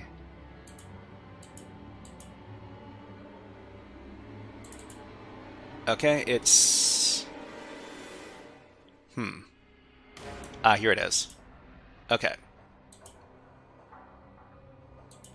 And then we would analyze the binary. This is way overkill, but why not? Be noisy. The thing is that we're not online right now, so it doesn't matter how noisy we are. Okay, analyze it, sure. Analyze. Okay, so we need to find out what it's looking for. So what is the...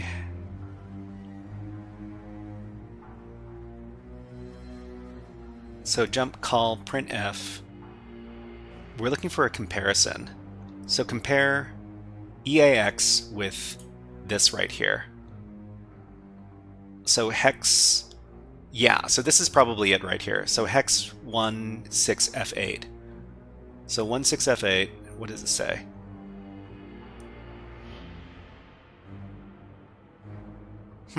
That's not the correct pin. That's kind of weird. So Xmetric says, what string does it spit out? Well, I mean, it's apparently... It's doing the comparison here. If it's non-zero, it jumps over to lab. So this thing right here.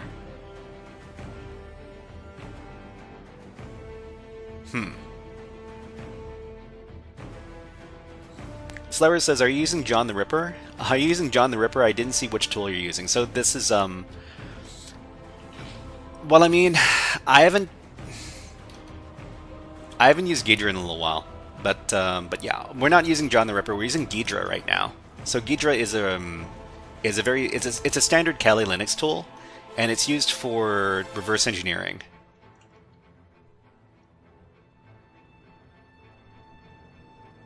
But yeah, that's kind of funny. So it's referencing this, and this is... What is the number?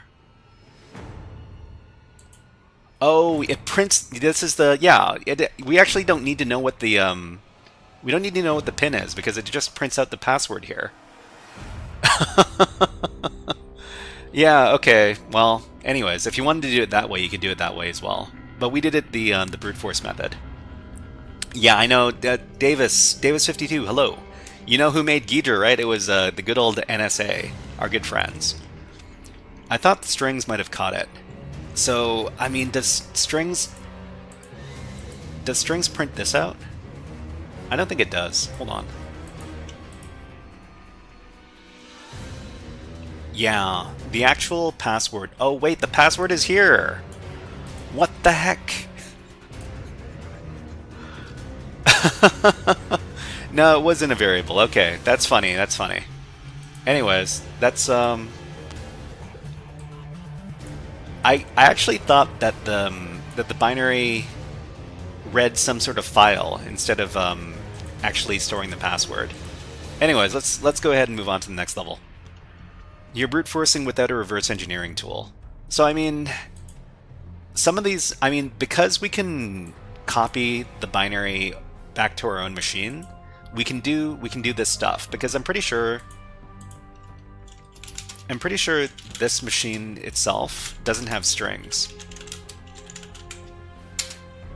Oh wait, it does. Why are we brute forcing when we can just use strings? Anyway, brute forcing is more interesting than just using strings. Davis52 says, the brute force heuristic is the best heuristic because it is always right. Well, I mean, because they want you to well, I mean, I don't know. But this lab actually has a lot of very interesting levels. The first few levels are not super interesting, but let's move on to the third level. I think we got enough time for maybe a couple more. Okay, so the next level is the alala level. Xmetric says, my program can't be brute forced. I mean, if you compile it in a certain way, you can't brute force it. Okay, Xmetric says, multiple ways of skinning a cupcake. Skinning a cupcake, I never heard of that one. But yeah, they want us to they want us to suffer. Okay, so we need the password. Let me get the password. Let me shut down Ghidra, because I don't want this thing eating up all my resources.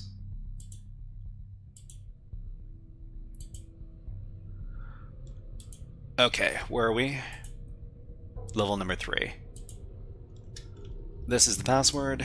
Grab that.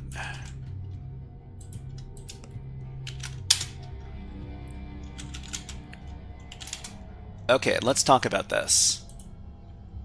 Alright everybody, this is a guided walkthrough for the Alala level, otherwise known as level number 3, from the Hades lab from Hackmyvm.eu. Let's get started.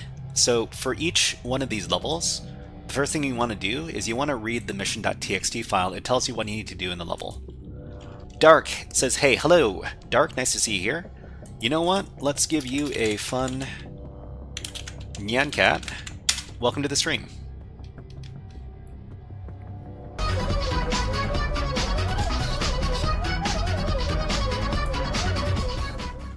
Okay, so if we take a look at mission.txt, this is mission 3, okay? It says user Althea loves reading Linux help.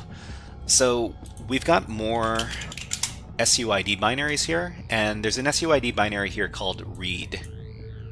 It's owned by root, which means it could do basically anything. If we run the binary, it gives us this man page over here.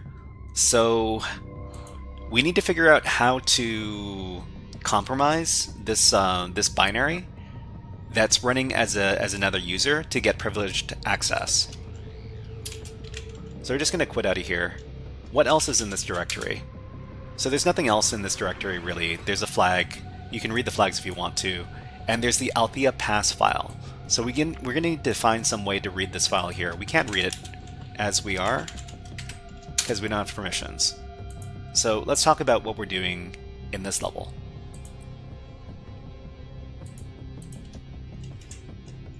So this is Hades level number 3, the Alala level. This time we're doing an SUID for the less binary. So we're doing privileged file read. In this level we're told that we need to use Linux help pages, that is man pages. So man pages are all about figuring out how certain commands work.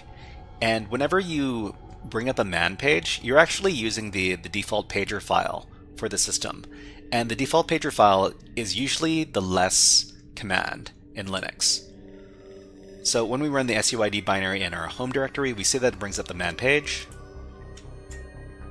So in this case, we're not hacking the man command, but rather the less command, which is the default pager program for Linux. So if you go over to a fun website like GTFO bins, and you look up how to do privileged file read for the less pager binary, you can interrupt the less program and do :E in order to read a file.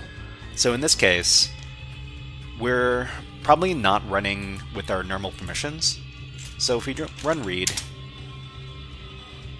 we can do :E to open up a file. So we know that the password for the next user is the Althea user. So I think it's called Althea_pass.txt, and this is the password right here. The reason we can do this is because the binary is running the less command with privileged access.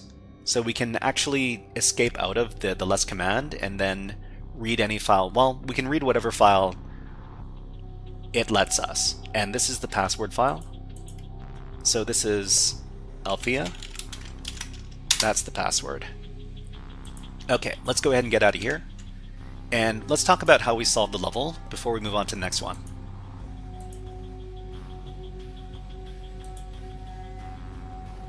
Here. Okay, so in this level, it's level number 3, we're the LLL user. This is the password. The mission file says, user Althea loves reading Linux help. So this level has an SUID binary that lets you read Althea's files. So that's not necessarily true, but it does run the less command as an SUID, which means that we can interrupt it and we can read any file that we have access to. In this case, we can read the password file. Okay, everybody, that was a guided walkthrough for level number 3, also known as the LLL level, from the Hades CTF lab on Hackmyvm.eu. If you enjoyed this guided walkthrough, please click on the like and subscribe buttons on the video and leave a comment underneath the video. But until next time, HackerFrogs out. Okay, let's move on to the next level. I think we can do 1 or 2 more. Thank you very much for following Y6 Element. Thank you very much. And you know what? Let's give you a keyboard cat. Everybody, have you seen this meme in a hot minute?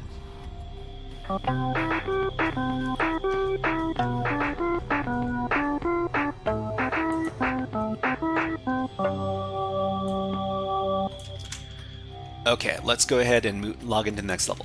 Let's exit, log in as Althea.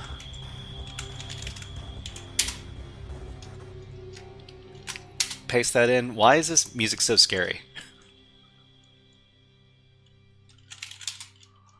Okay, let's do the intro for the next level. Alright everybody, this is a guided walkthrough for level number 4, also known as the Althea level, from the Hades CTF lab over at Hackmyvm.eu. So let's go ahead and get started.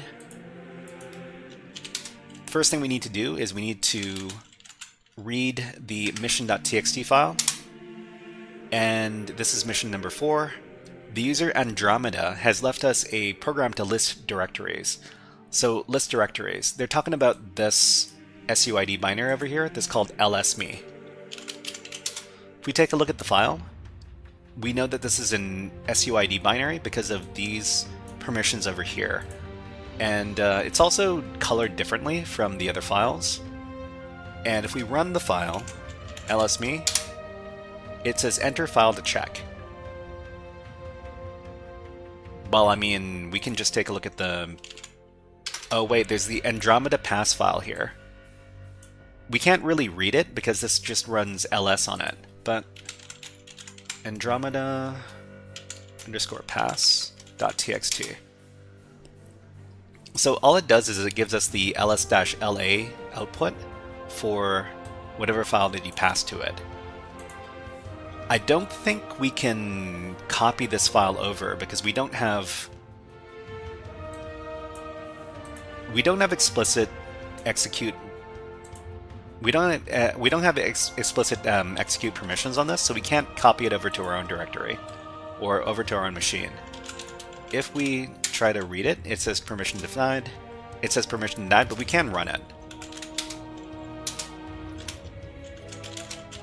Okay, so what do you think might be the way to solve this level?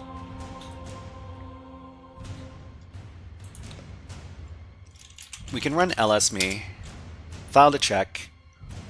Let's give...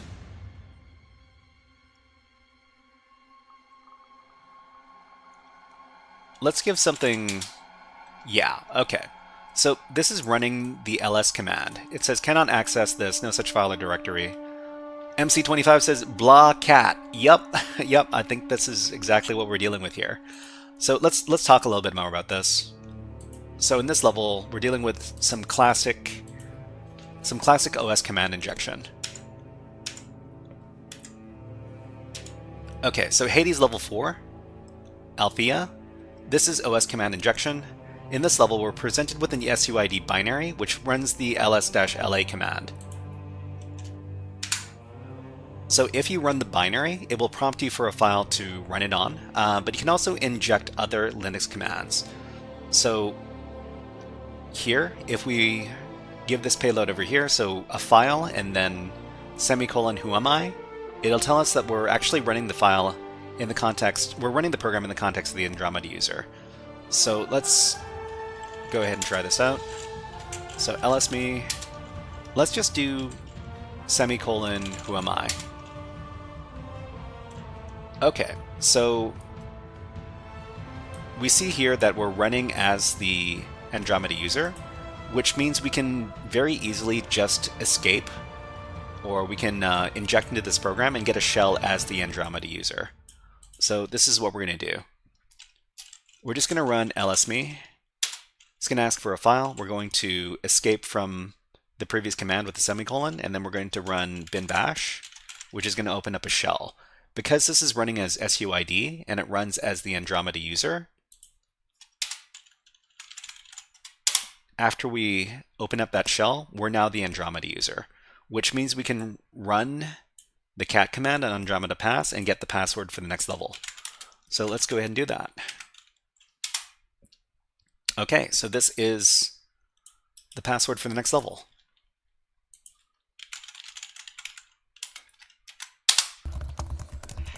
Thank you very much for following Connected71. You are now HackerFrog. Okay, let's go ahead and... oh, just for fun, let's give you a desert frog. It's the cutest frog in the world.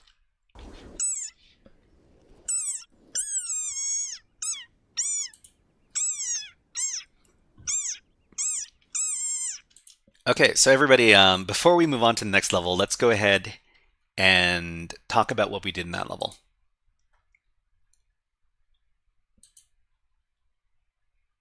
MC25 says, I remember when this frog would make you go deaf for 2 minutes. Yeah, hopefully, yeah. I had some problems with the volume earlier when I introduced this this thing. But thank you very much for letting us know about the volume problem. Okay, so in this level, our username is Althea. This is level number 4. Our password is this. So the mission file says the user Andromeda has left us a program to list directories. So the SUID binary is vulnerable to OS command injection. So all we need to do is we need to terminate the command with a semicolon and then give whatever OS command we want afterwards. So we just run it and then we open up a shell, which would let us read the file. I mean, I guess we technically don't need to open up a shell. We could just run the cat command on the Andromeda pass file. But it's always more fun to get a shell because we're hackers and we're kind of built that way. Anyways, that was a guided walkthrough for level number 4, otherwise known as the Althea level, on the Hades CTF lab over at Hackmyvm.eu. If you enjoyed this guided walkthrough, please click on the like and subscribe buttons on the video and leave a comment underneath the video. But until next time, HackerFrogs out. Okay, so everybody, let's go ahead and change up the music, and then we can move on to the next to the next part of the stream. So the next part of the stream, we're going to be covering more Linux stuff because this is Linux Mondays. So we're going to be covering the x.education website over here. They've got a virtual machine that you can run called Nebula, and you can find it over here.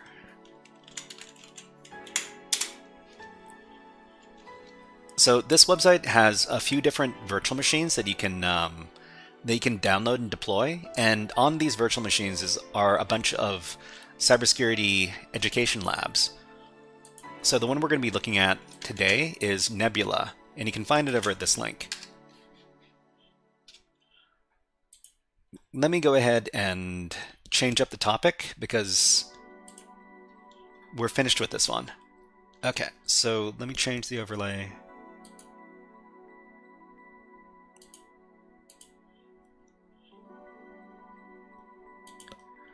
Okay, so this topic is the x.education Nebula Labs, and the next topic is going to be our challenge for today, which is Walking Dead from Dockerlabs.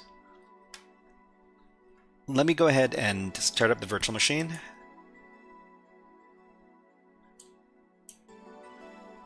So this lab has a virtual machine that you need to deploy an SSH into. I think we got up to level number 9 the last time we did these. Okay, so this is a walkthrough from x.education. Okay, we finished up to level number 5, so we're going to be starting with level number 6 today. Let me go ahead and we're going to be doing little walkthroughs for these. So level 6, because we really like to do documentation. So let's see, username, password. We need a concept, and we need a method of solving the level. This is what we're going to record here. So for each one of these levels, it's very, very easy. Y6Element says, how can I use the harvester for OSINT? I have all errors in sources. I try to search email. I mean, I haven't used the harvester before. I don't use very much, I don't do very much OSINT stuff. The harvester. So let's see, emails, subdomains, and names. So we got the GitHub over here. I think the harvester is installed on Kali Linux by default. Oh, sorry, I should start my timer over here. We should spend about an hour doing this. Let's get out of here. Okay, the harvester. Okay. So the command the harvester is deprecated. Use the harvester instead. Okay, well, I mean, big difference. Okay, so created default proxies.yaml. Okay, and I mean, I'm afraid I don't know how to. I don't really know how to use the harvester because I haven't used it before. But I wish you luck. I think one thing you could do is you could try asking the AI about some tips on how to use the harvester. Another thing you could do is you could just do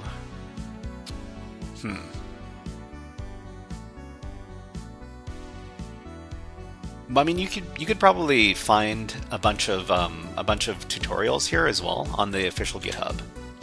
So there it is. Okay, so for each one of these levels, the username and the password is just the level. So level 06, level 06 is the username and the password. So the concept, I'm not too sure what the concept is for this level, but we can look it up. Actually, are these called goals? Okay, so this is level 6.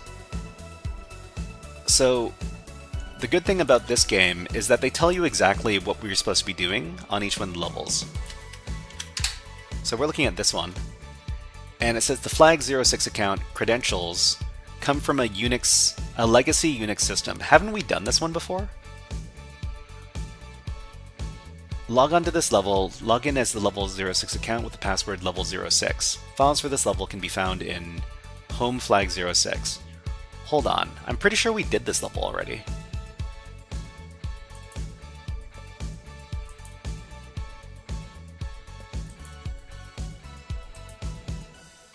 Yeah, I'm pretty sure we did this level last time. MC25 says, if you get past the errors, it's probably best not to really use it until you learn more about it. Looks like you need API keys to set up most of it. I'm afraid I can't help too much for this. I think we solved this level already. I'm kind of sad that I didn't save the level 6 information here. Or maybe I saved it as level 5. I guess we need to solve it again.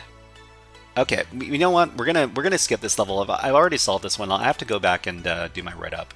So we're just gonna go to level 07.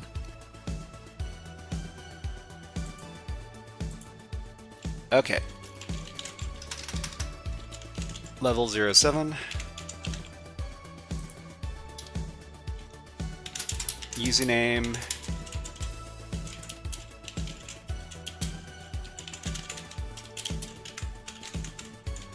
And let's see, concept, method of solve.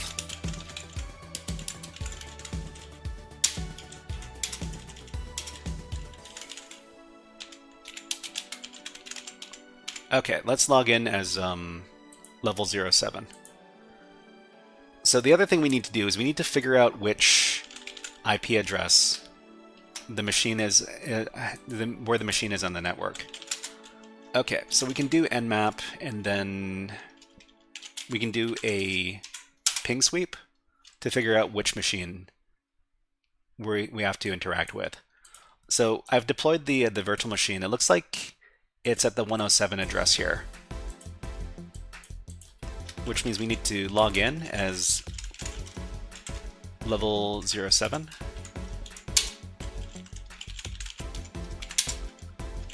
Okay, we're logged in now. So what do we... Oh, index.cgi. Interesting. So this is a Perl script. Didn't we do this one also? I could have sworn we did this level as well. You know, this is what happens when you don't do proper documentation.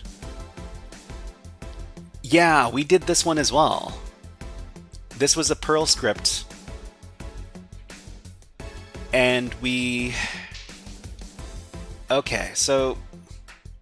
I'm sorry, we need to skip this level as well. World readable files strike again. Check out what the user was up to and use it to log into flag 08 account. I'm sorry, everybody. I forgot to do my documentation for these two levels. Okay, we'll log in as level 08.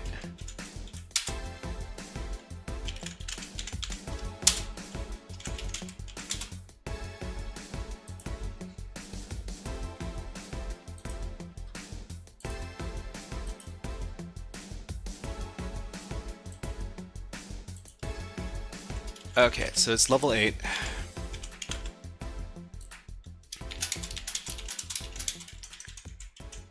So username pass. We've got goal, we've got concept, and we have method of solve.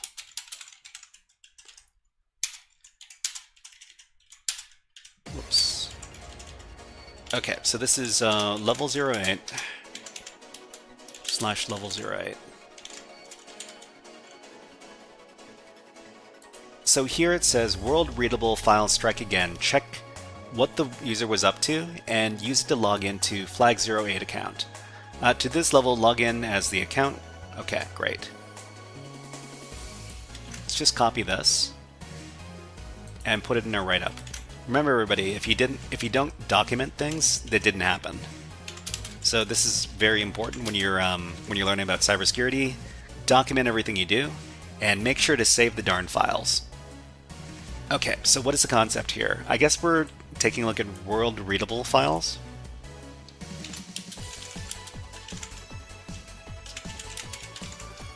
And I guess... Okay, so the files that we need to look at are in the flag, home flag 08.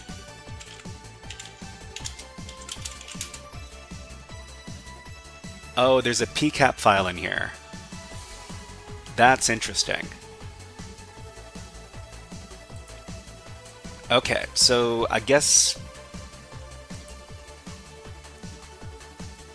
we can copy this over to our machine so that we can. So this is a pcap file. It's got a bunch of network traffic in there. We could probably read the network traffic to figure out what's going on. So I'm going to download the file with the scopy command.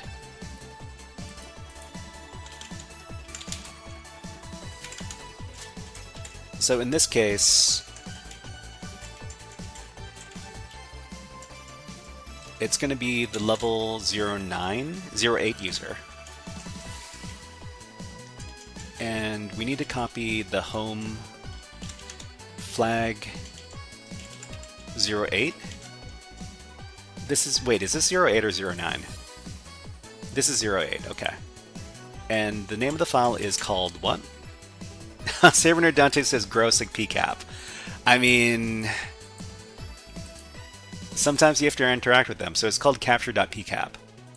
So capture.pcap. We're gonna copy it over to the temp directory. And what's my IP address?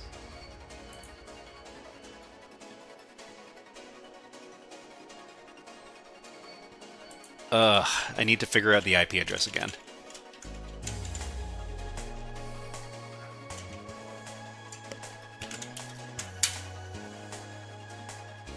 Okay, here it is.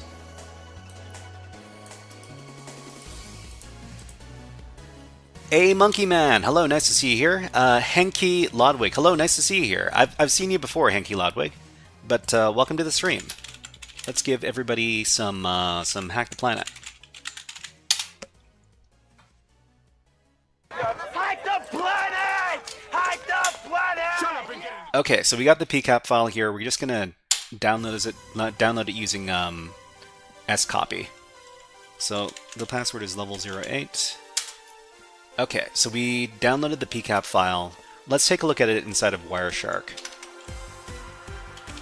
So xdg open capture.pcap. It's been a while since I've used Wireshark, but let's see if we can find some good stuff here.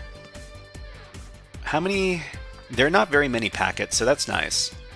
There's only 95. There's only 95 packets in here. So we need to figure out what interesting stuff is going on in here. It looks like the protocol is all the same. These are all the same protocol.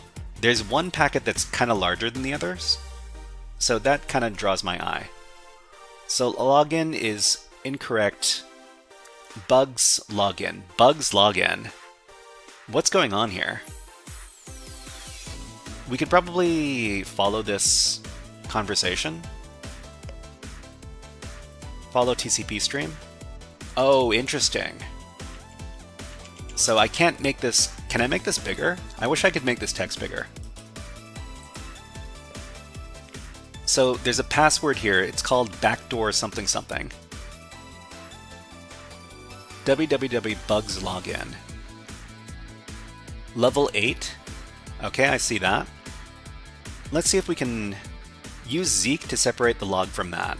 Zeek, separate the log from that. I mean, I don't know Zeek. Zeek not found, but you can install it with the sudo apt install Zeek. How important is documentation and how do you do it? Okay, well, Documentation is basically keeping track of everything that you're doing to compromise the system, and basically it's keeping track of all the steps that you do so that you can reproduce those steps to do the same thing again. It's basically doing a little walkthrough. Okay, do we want to install it? Anyways, let's go back. Where are we? So www.bugs login. So there's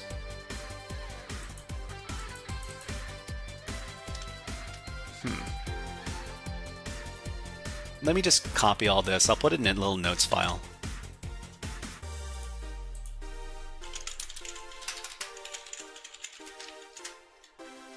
Okay, so we got some... This is potentially some sort of password we have here, so it's a login incorrect. This is www.bugs. I'm not too sure if this is something that's running on the server or not.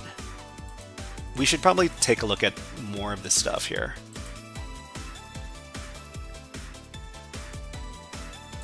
So, password. We could also look for the term bugs inside of each one of these packets. So where were we? Here? Okay, let's do a little search. So we'll do the string bugs. No packet contains this. So let's see. Looking for packet details with bugs. So there's one, right? No? So Hanky Logwig says, I know Zeke from IPSec YouTube. It's a cool tool for analyzing PCAPs. Fiddler. Fiddler. Fiddler. I've never heard of Fiddler. Can you tell me what Fiddler is? So packet bytes. Let's look for this string. Yeah, we found it. I mean, we found one. There's two. Login incorrect. www.bugs login.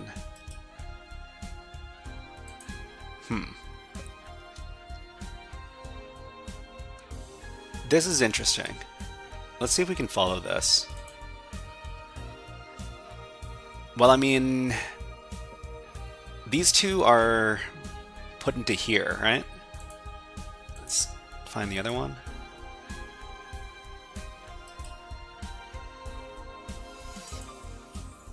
Yeah, these are the exact same.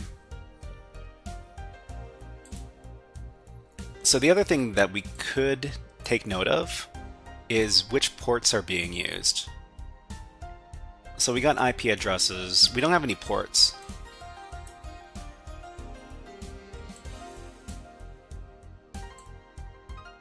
Ah, okay. So this is the port information here. So it's port 39247 and 12121. Let's see if these exist on the server here. So let's see, is it netstat? So these are the ports that are listening. So if this is some sort of web service that we need to interact with,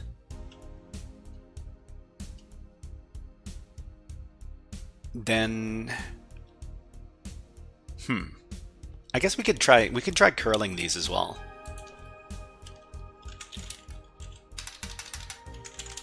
If curl is on here, there's no curl on here. There is wget. So, I mean, these are all... I mean, we could just try looking at this in the web browser. We've got our IP address.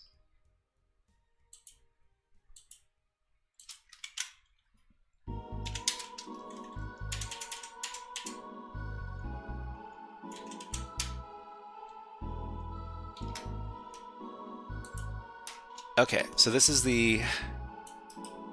Let's try looking at this in a web browser.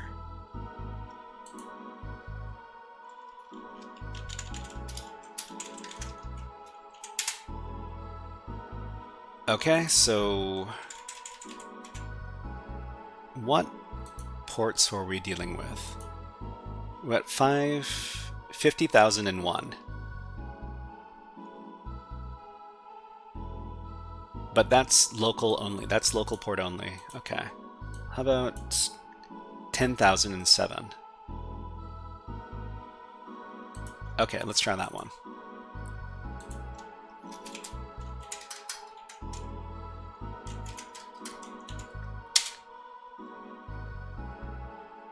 Let's see. Well, it's 7007 ND interface. Where is it? This is TCP 6.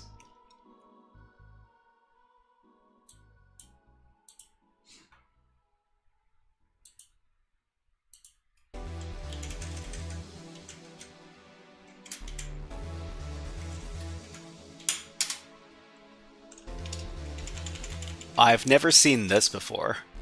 The requested URL resolves to a file that is not world readable. That's... I've never seen this color. I've never seen this color. That's really, really weird looking.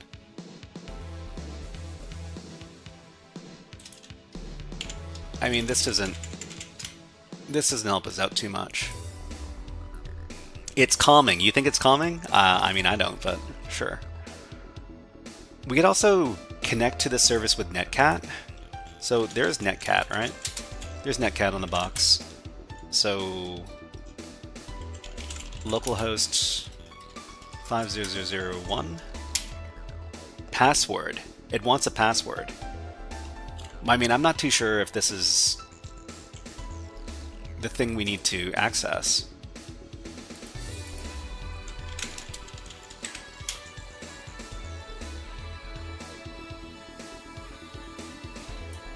Is this the password? RM88? RM88? I don't know if this is it. I can give it a try. Unfair Rabbit says, what platform are you solving this machines on? So, better luck next time. So this is X.education. Let me get that for you. So yeah, we're currently doing this level right here, and this is the platform. Unfair Rabbit, welcome to the stream. Let's give you a Nyan Cat.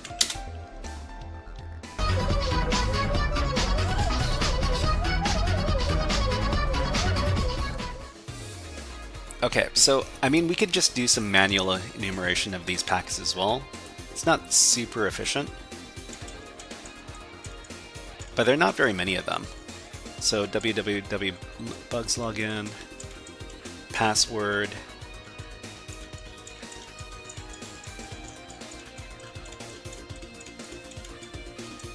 login incorrect.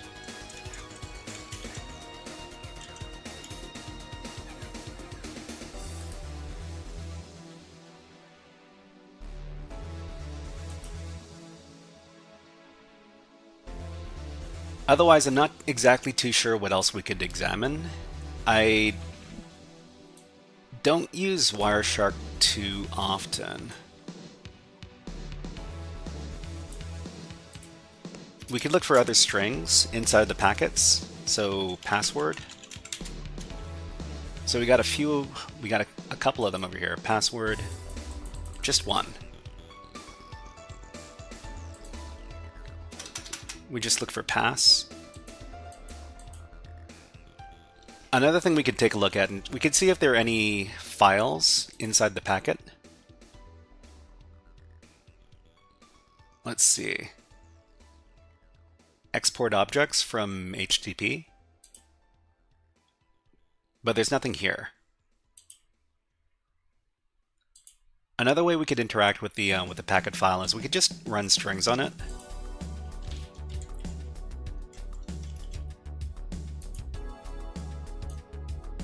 Another clue could be the www bugs, because this sounds familiar. I think I've seen this service before.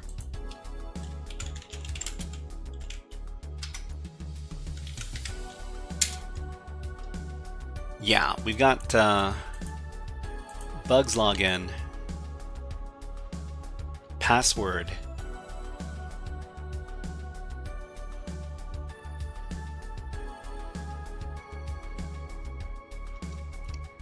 there's not too much we can grasp onto here. Strings E. Strings E. What does strings E do?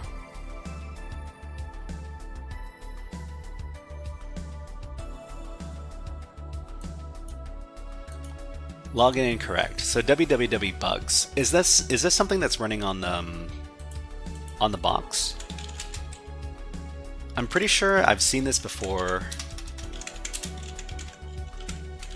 as a username. Oh, we got all this stuff here. Great.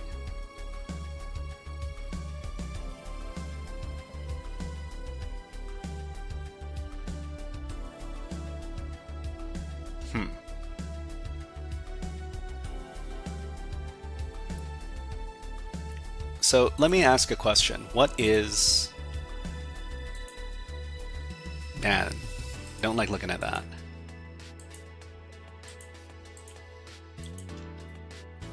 What is www bugs?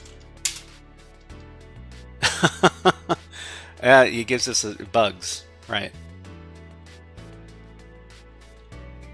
No, I'm looking for specifically for www bugs. I mean, it's a program or something?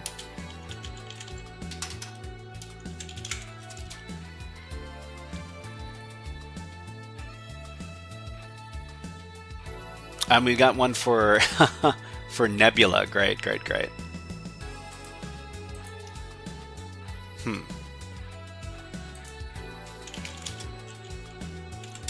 So there is backdoor. There is mention of www bugs. Let's go back to the pcap file. So we follow the conversation. www bugs login, level 8, password, something something. So this is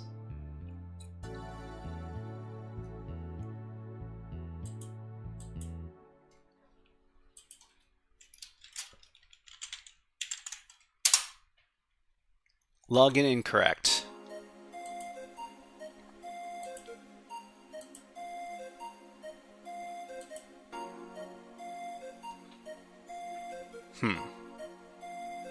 So -E is UTF-16 encoded strings. I mean, in this case, I don't think it's... Thank you very much for letting me know about that. In this case, I'm not too sure if it helps or not.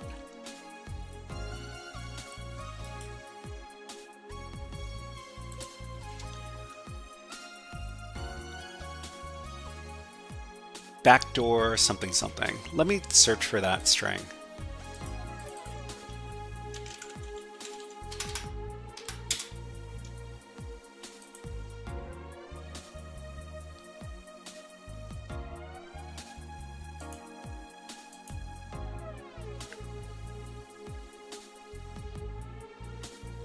Well, I mean, it's there. Hold on. No? Can't find it?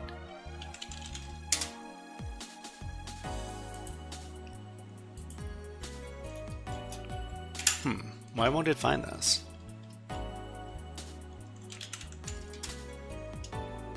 Okay, it'll find the password. It'll find the prompt for the password here.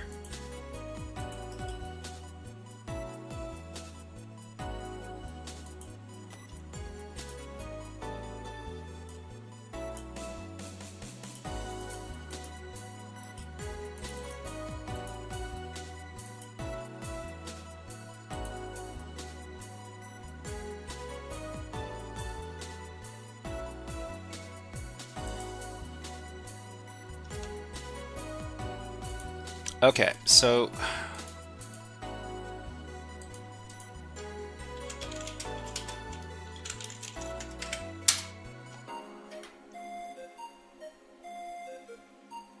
if it says that the password is this, password backdoor something something. I mean, is the password just backdoor?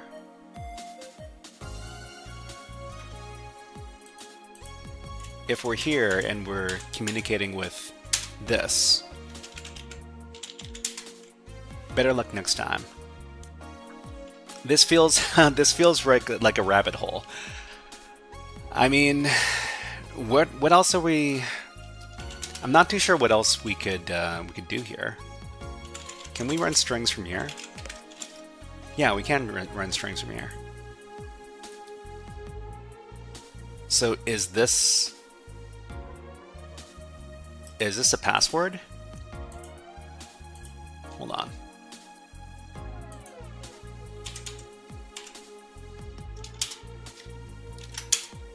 No, it's not that. MC2725 says sort by length again and then double check each one. Are you talking about these? I mean, are these passwords? It is some encoding issue with Wireshark, UTF-8, 16 ASCII, and what else? Weird that some of the characters show, but others seem off inside of the Wireshark. So, I mean, Unfair Rabbit says we could run strings with -E. That might work here. Let's try it.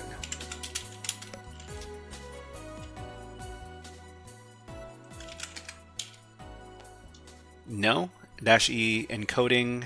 Oh, okay. So, let's see. -E-L. L?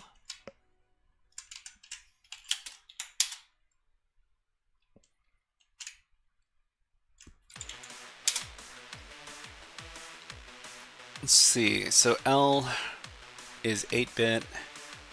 Yeah, not in this case.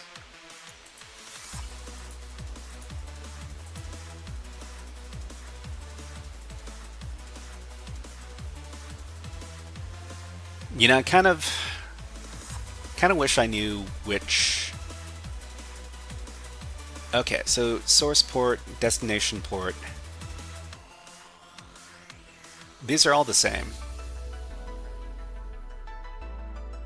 Let's go back.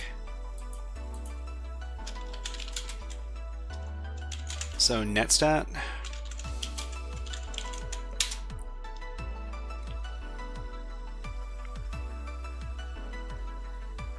We've only got a few ports we're dealing with. We were dealing with the www bugs. I guess another thing we could do is we could just move into the var www HTML directory to see what's there. So there's nothing there. Okay, I guess the web root is not in this directory. Nope, not here.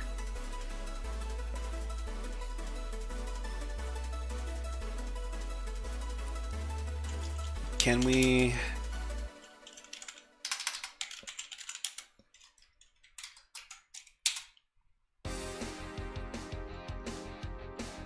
Netcat here doesn't work. Can we run linpies with these machines, like hack the box? I mean, I don't think that's the intended way to do it in this case, because we're gonna.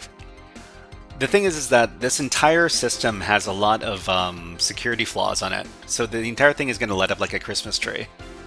It's not necessarily gonna. I don't think it would help too much. Okay, so there's. Let's see. Another thing we can do is we can just go back here, world readable files strikes again, check what that user was up to, and then use it to log in to flag08 account. Flag08 account. What directory are we in right now? So let's move into home flag08.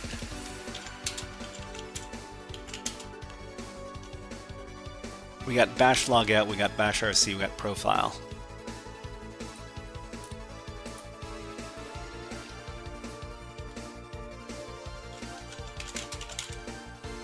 Yeah.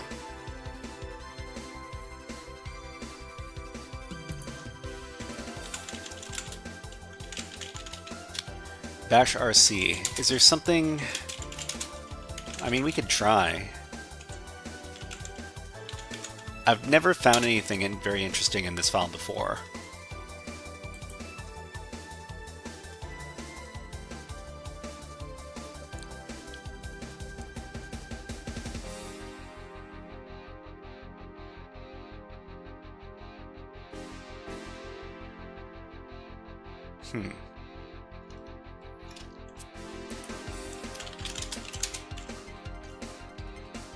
Okay, look back here.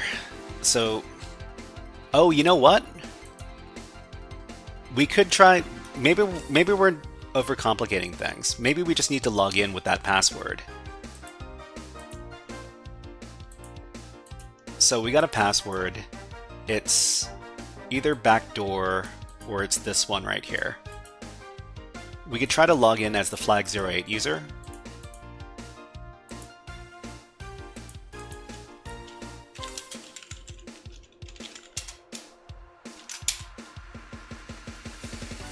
Nope, not that one. Okay. How about this one?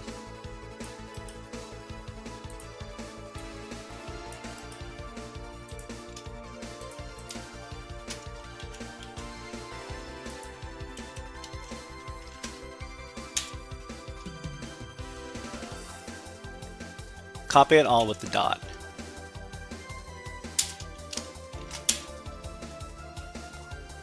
Okay, so something about the cap file looks obvious. Yeah.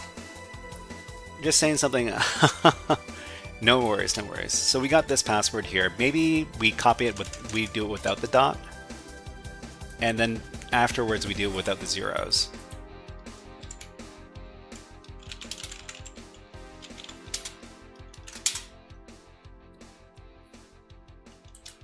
Okay, let's try it without the zeros.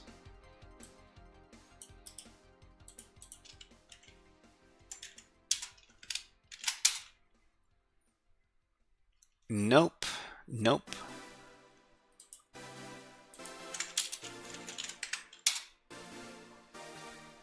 Login incorrect. www.bugs login. Let's see if we can get any sort of reference to this.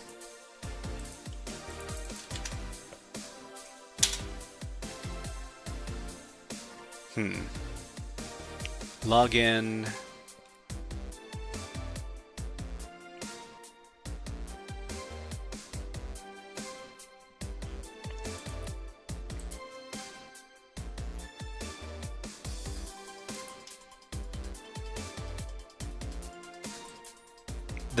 Is the password www.bugs?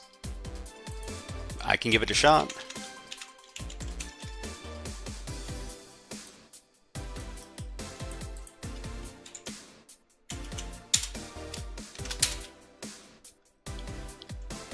It doesn't look like it.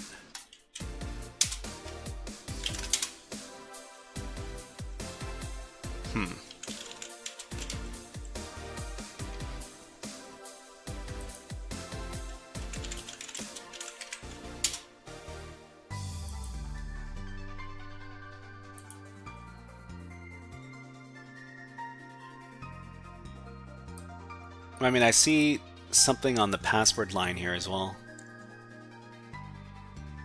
You can try that one.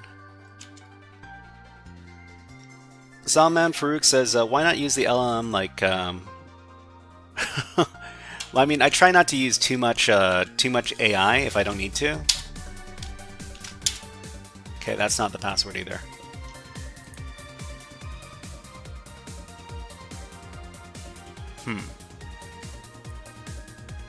I mean, these are all the strings.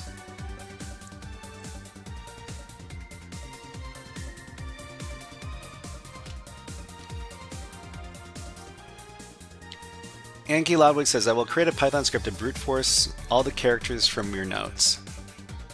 All the characters from... What do you mean, these? We could brute force all of these? I mean, I guess we could. You know what? Yeah, I mean, we could try that. Let me go ahead and create a little file. Okay, so we would do cat capture, no, strings. Strings, and then we would type it out into pass.txt. Hey, bash script incoming. It's probably, yeah, we're gonna use a bash script. but let's edit this thing a little bit.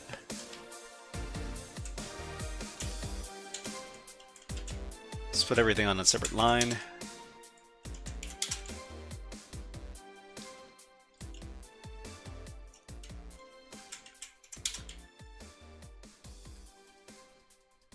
Okay, well, I mean, there's not too many of these passwords. If we brute force this, what is the soda can thing? That's a good question. Replace -s dash. Is that what it is?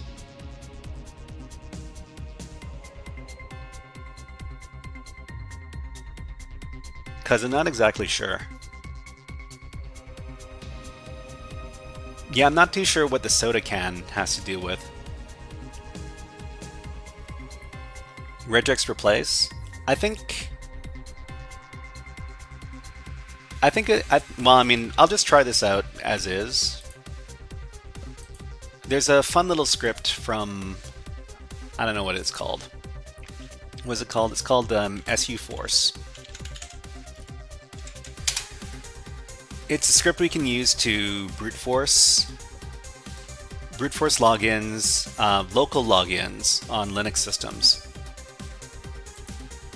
So I'm just gonna create that script on the target. I guess we'll create it in the temp directory.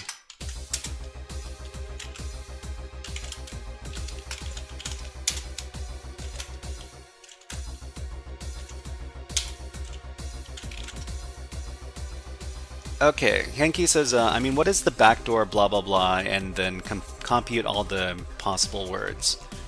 I mean, let me just try the brute force attack first. If it doesn't work, then we can go back.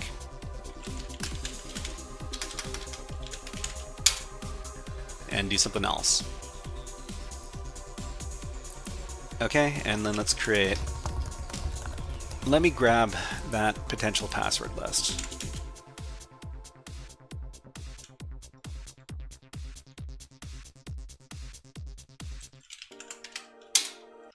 This thing. Actually, wait, are we in the middle of editing it? No, okay.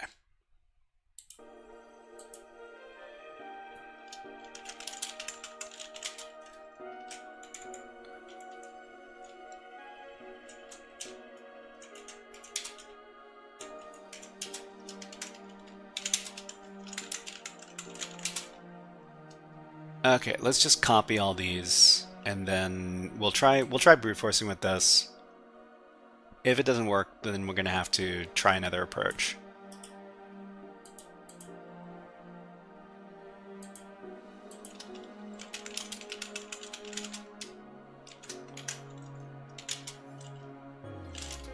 Okay, let's run suforce.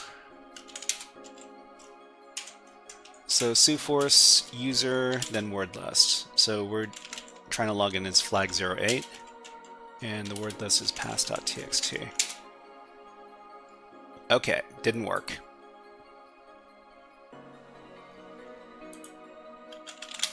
What challenge are we doing? Sorry you missed it. Scrolling through YouTube and I found some random live stream out of nowhere, and I thought, what is this dude up to?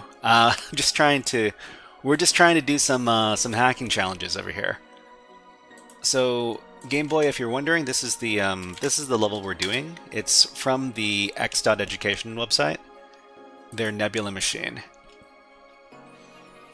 Okay, so I think we're not looking at this PCAP file correctly.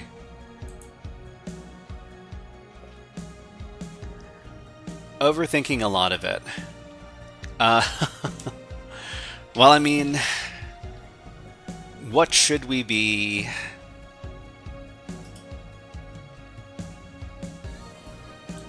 We got our TCP streams over here.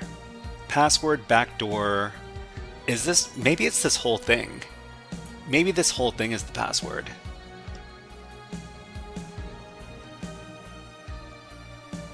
maybe it's the whole thing is like backdoor ... something something. Let me copy that. Use the filters. Well, what should we filter for?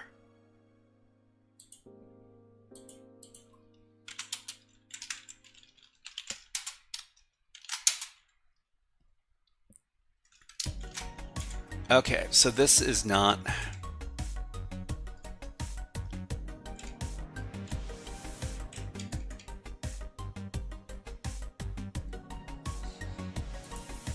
Maybe I'll try it without this dot here.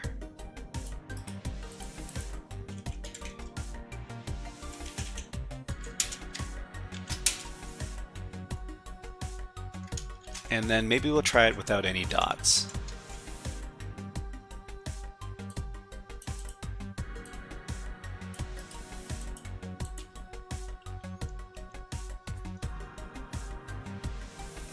There you go, you've seen it. Have I seen it?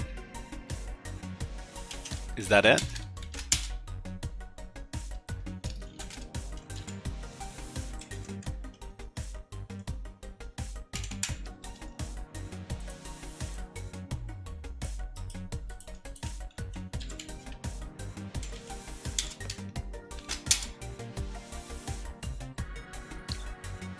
It looks like roommate leet speak.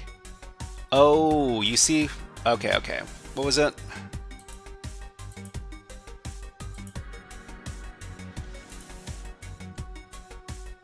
Roommate?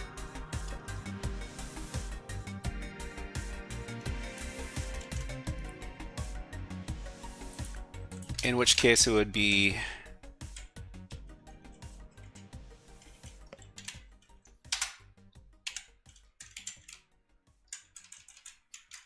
I mean, that's what's okay. Hanky Logly says that's what I mean for using Python for that. Python. Okay, so roommate. Is there a tool that could permutate this thing? I'm not too sure if this is the way we want to do it. Because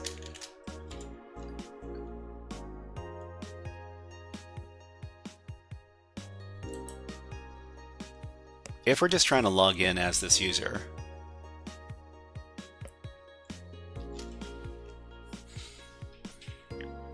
well, I mean, yeah, I'm not too sure how complicated they want us to get with this solution.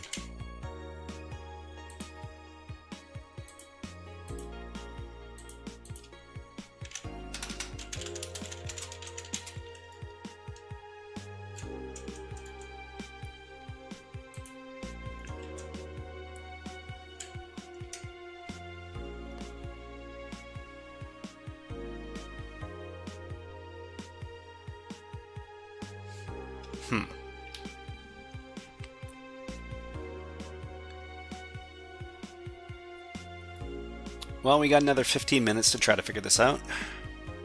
Roommate. Room 8.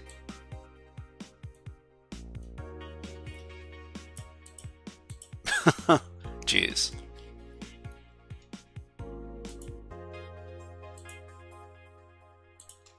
Because I'm not too sure if there's anything else we can get out of this pcap file. Soda can display. Soda can? Soda can display xterm. I mean, soda can is not going to be the it's not going to be the password.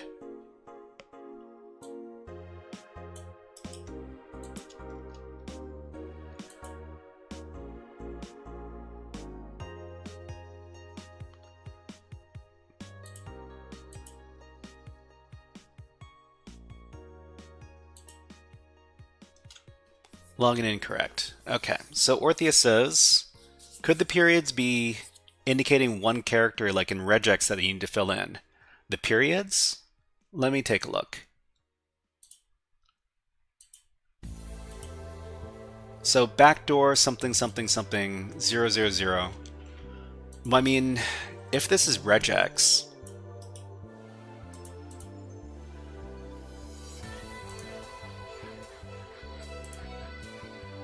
Okay, let's try asking DeepSeek, or we can try asking Claude or something. I'm not very good with regex. Okay, if this pattern is regex, explain what the syntax is.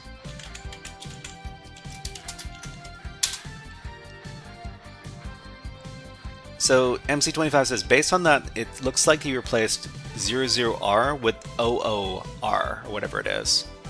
Backdoor.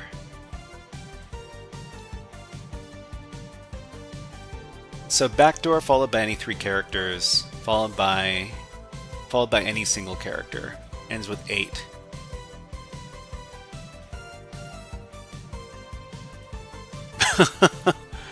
Okay, if this is not intended as regex, but it's just a literal string with wildcards, then dot could be acting as a placeholder for any single character. Okay, and then key regex meta characters here. So dot means any character except for new line. And these are literals.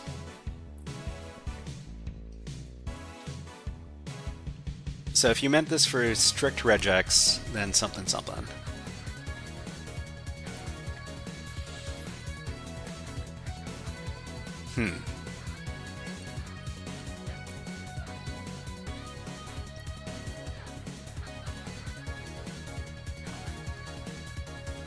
Backdoor matches the literal string black door. Dot in regex matches any single character except a new line. This would match any 3 characters. Matches the literal 00. Matches the literal RM8. Dot matches any literal character. Matches the literal 8. Okay, well, I mean, if we want to make a password list that matches as regex. Okay, so we're looking for a Python script matches regex to make backdoor mate. Backdoor. I mean, if we do it literally.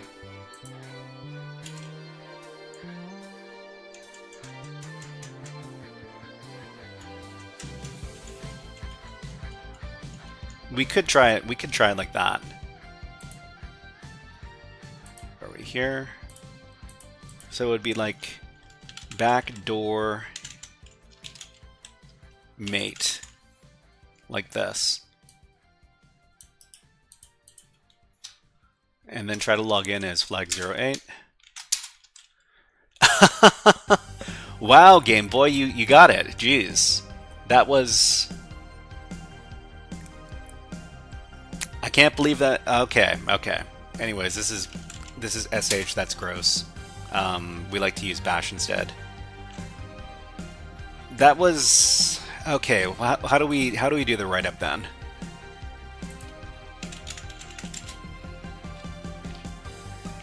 Thank you very much, Game Boy. Jeez, I mean, backdoor. I mean, if we did the pattern. The regex pattern, I don't know if it would have worked. It would not have worked. So Game Boy says, removing a preceding character for each recurring 0007F. Okay, what we're looking at there.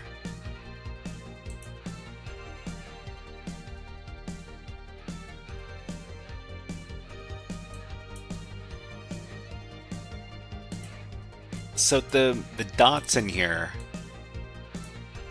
these get rid of 3 characters. So they get this indicates a deletion.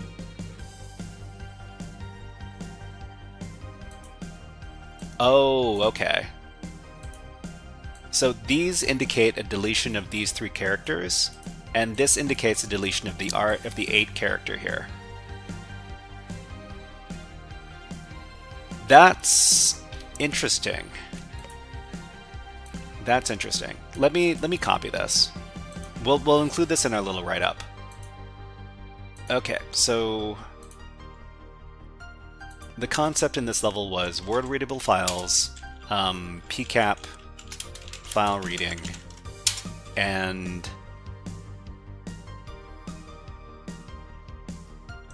interpretation of special characters. Method of solve. So copy the PCAP file located in the home directory, and then look at the TCP conversation in Wireshark.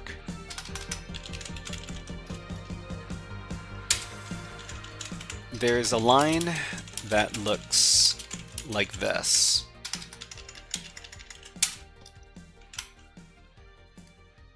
Okay, and so this is the password,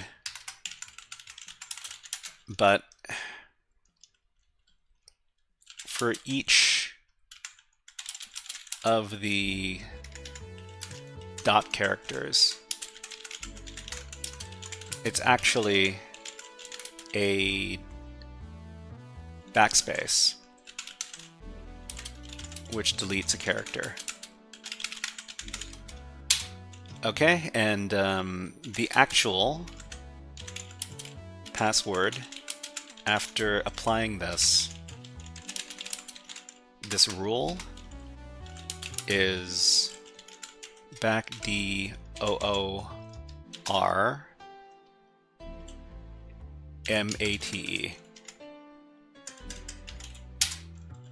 This is the password for the flag08 user. Yeah, this is the first time I've seen this pattern, or I've seen something like this. So I guess this is a real learning moment for us. That's great. Okay, I don't know how far we're going to be able to get into the next level, because we only have about 5 minutes left. So we might move on to the next topic now instead of later. Anyways, this was well, this is pretty educational. Let's go ahead and get out of here then. And I can get ready for the next topic in the stream. So the next topic, we're going to be covering our Docker CTF Lab challenge, Linux challenge. Okay, so let's go ahead and get that set up. So we're going to have to download it from the website. It's Dockerlabs.es. And we've been having a lot of fun doing the challenges over here. I think we've done something in the neighborhood of like 30 or 40 challenges from this website. And today we're going to be doing the Walking Dead machine. So if you're interested in taking a look at this yourself, you can download the Docker container from this link right here. So let me go ahead and do that.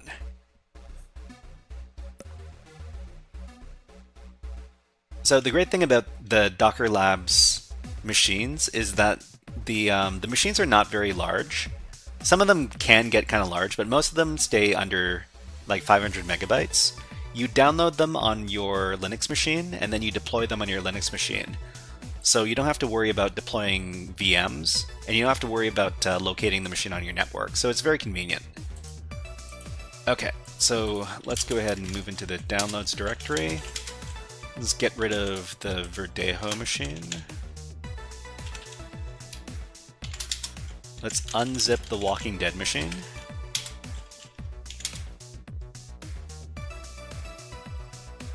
And then so for these Dockerlabs machines, what you need to do is you need to use this auto deploy script right here to deploy the Docker container. So the first thing we need to do is we need to make it executable and then run the script with the tar file that you unzipped over here. So this one is going to be walkingdead.tar.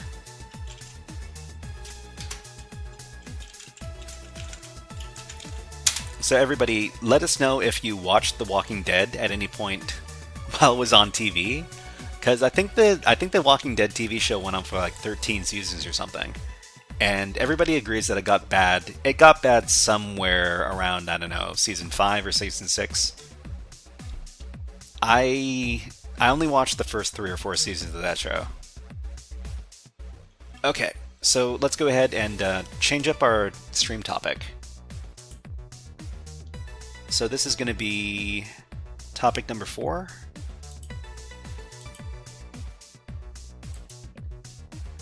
Dockerlabs Walking Dead Linux Box Challenge.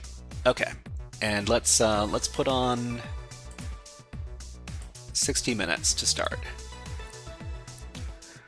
Quasinplay says, what's going on today? Straw Hot Sex says, it was one of my favorite shows, but it got bad after killing off a certain character. Samurai Dante says, I've seen Walking Dead all the way through like 5 times now. I love that show with a passion, big zombies fan. S2M Green says, I think around the time where they had that really graphic baseball bat scene was when I stopped watching. So yeah, I think I watched up until that major character's death. And then it seemed kind of, I don't know, it didn't seem the same. I kind of stopped watching it. But anyways, let's go ahead and get started. So let's make sure that everything is nice and clean. Let's get out of Wireshark. I think we've got a lot of files in here. Let's get rid of our TXT files. And let's get rid of our Pi files.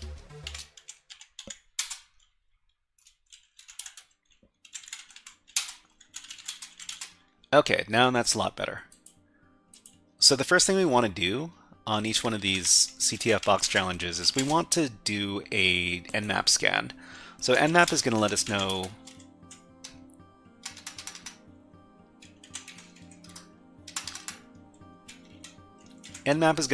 what services and ports are open on the system, and this is basically what we do to start each one of our exercises. So there's a remote server out there, and we need to figure out what it is serving. So in this case, it's serving port 22 and port 80, and we'll come back to this after we do our ad break, because we got ads running on Twitch right now. We'll also run them on YouTube, and we're just going to take a little water break, but in the meantime, you can check out this bird. It's going to have fun eating the peanuts. Anyways, we'll be back in about 60 seconds. See you in a bit.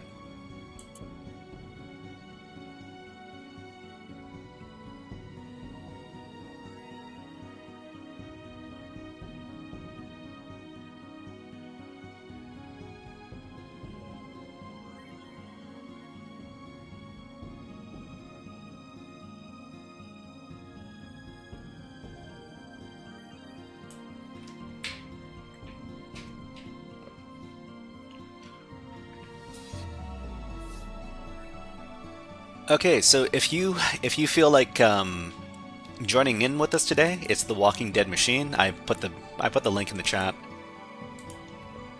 But let's take a look and see what's going on here. So these are easy machines, so hopefully we don't get stuck too hard. And looks like there is port 80 open on the system as well. So port 80 is unencrypted web pages, and the HTTP title of the page is The Walking Dead CTF. Stasik says, how's the hacking going, Frog? It's going well. Well, I mean, we just started, so it's hard to say. Let's go ahead and do some web app enumeration. So port 80 is pretty common on these type of challenges. What we want to do is we want to do what is called web app enumeration to figure out what endpoints exist on the target. So we usually use a simple tool like derb to scan the machine. So we got index.h. Ooh, there's a hidden directory. That's that's interesting. Another tool that we can use for easy web app enumeration is Nikto. When we run Nikto, it's a web app vulnerability scanner that works very easily. That works very well on older web applications. Not so much on newer ones, but if you got an older web app it can pick up a lot of interesting vulnerabilities. But in this case, it doesn't pick up too much. It does let us know that there's a hidden directory here. So before we do our manual enumeration, let's run a more powerful directory busting tool. So we can run FairXBuster. So FairXBuster is going to be able to do recursive directory busting, and we need to give it a list of different file extensions to look for. I think this should be fine. We're going to run this tool. We're going to leave it running while we do our manual enumeration. Okay, let's check it out.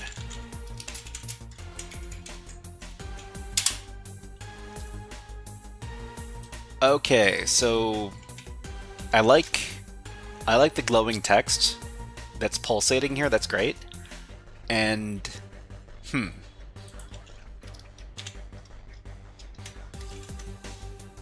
okay, so there's actually supposed to be an MP3 playing over here. There's a hidden shell.php access panel. So /hidden/shell.php. That's we might be able to do 2 boxes today, everybody. Anyways, let's check out that directory. So the hidden directory. Oh, you know what? That's really funny. We can't see this because the file is hidden. So it's .shell.php, and we wouldn't know about this if we didn't take a look at the HTTP source there. Okay, so .shell.php. Hold on. So yeah, hidden link, hidden/.shell.php access panel.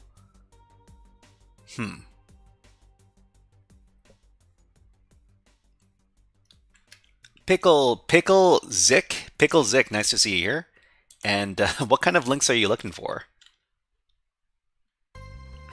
We have got a YouTube and we got a Reddit. Oh, Reddit. There we go. If you're looking for the YouTube page, I guess you could go here.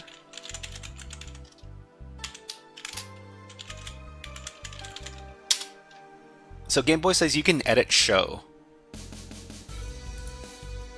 Can we? Okay, so we got the shell.php. I'm gonna guess that there's going to be OS command injection here. This is just it. Oh my gosh. Make show. You can edit in the source. Make show. Make show. Okay, so I mean, there's OS command injection. There's already a shell here. And where do we do that?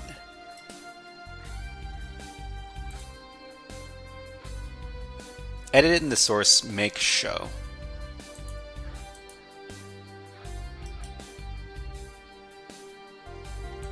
I'm not too sure what you're referring to here, Game Boy, but if you can give me some...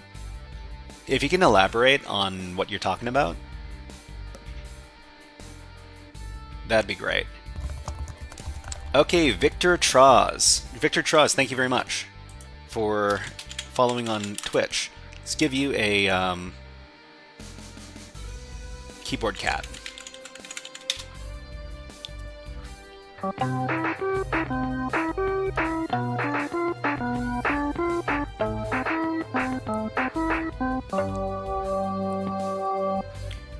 Picklezick says, do you have a textbook format link? Textbook format link? You know what? I should probably put all my links in one place. But thank you very much for letting us know. Thank you so much for the Reddit link. No worries, no worries. Game Boy says, you can edit the sources of the page, rather hidden, make it show. So, I mean, do you do that from the inspector? You would do that from the inspector, right?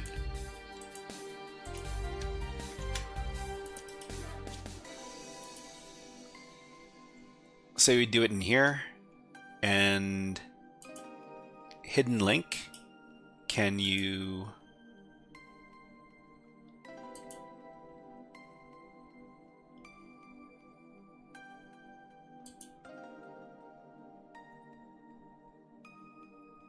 So you just have to change the class, right? I mean, I'm not too good with HTML. But yeah, I mean, the good thing is that we can find this inside of the page source. But yeah, we managed to just guess what the URL parameter is for this shell.php, because CMD is pretty common as far as web shells are concerned. So we're the www data user, and you know what that means? That means that we can try to get some shell access. But before we do that, let's see what kind of tools we're dealing with here. Okay, there's no BusyBox. Is there Python? There's probably Python 3. Yeah, so there's Python 3. Is there wget? There's wget. Is there curl? There's curl, okay. And,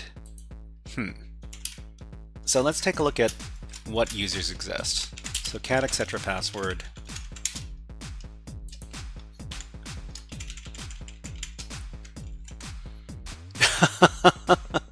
We got the users Rick and Negan on the box. That's great. That's great. Nod to the show. And let's go ahead and try to get ourselves some reverse shell access. So over here, yeah, we didn't manage to find anything. We got a backup.txt file as well. Let's go ahead and try looking at that. Okay.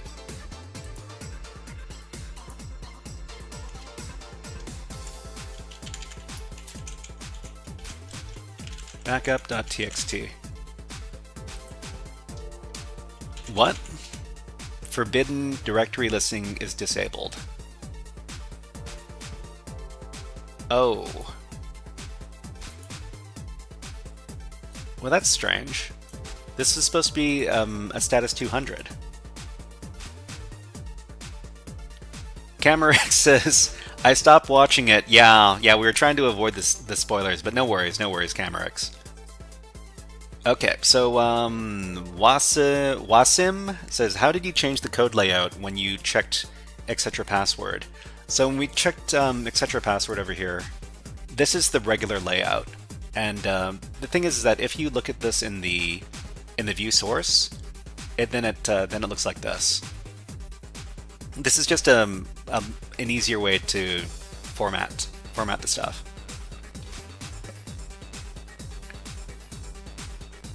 Okay, so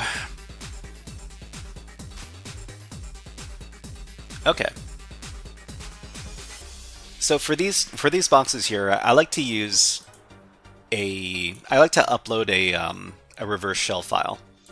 So I create the reverse shell file by using the Venom.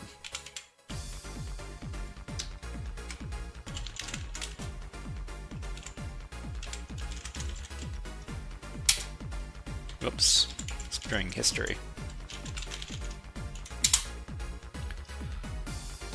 So we use the Venom. Where is it?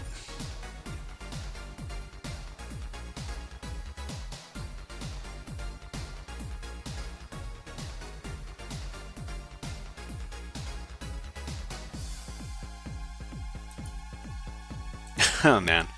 Okay. Let me go over to revshells.com.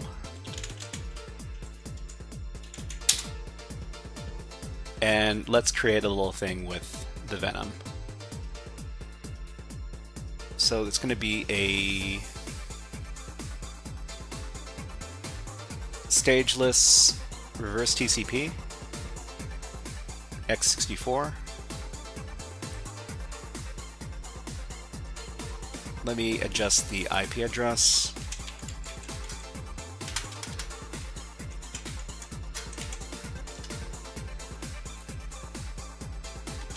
Okay. This is the command. So we're creating a binary that we can run on the Linux server. So if we were able to upload and then execute this, then it'll create a reverse shell connection back to our attacker machine. So the next thing we need to do is we need to upload this. In order to upload this, we need to serve the file, and we're going to serve the file on the internet by using the Python HTTP server module here. So now we're serving it, and we can just go back to our web shell.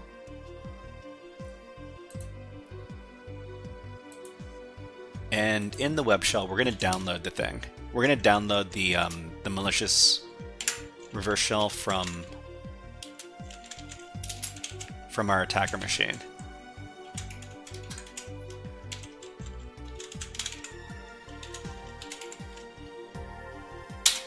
Okay, so after we do that, Gameboy says, sorry, my internet disconnected. I mean, before you can edit the page, use inspect, and then there's a class hide, rather hide, do it, show. Yeah, so we're talking about, where are we here? Why does this come back through forbidden? Okay, so we're inspecting.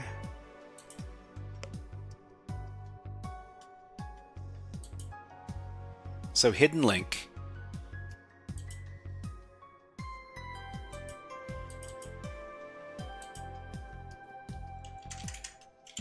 So we changed this this class here. So we would just change it from hidden link to link.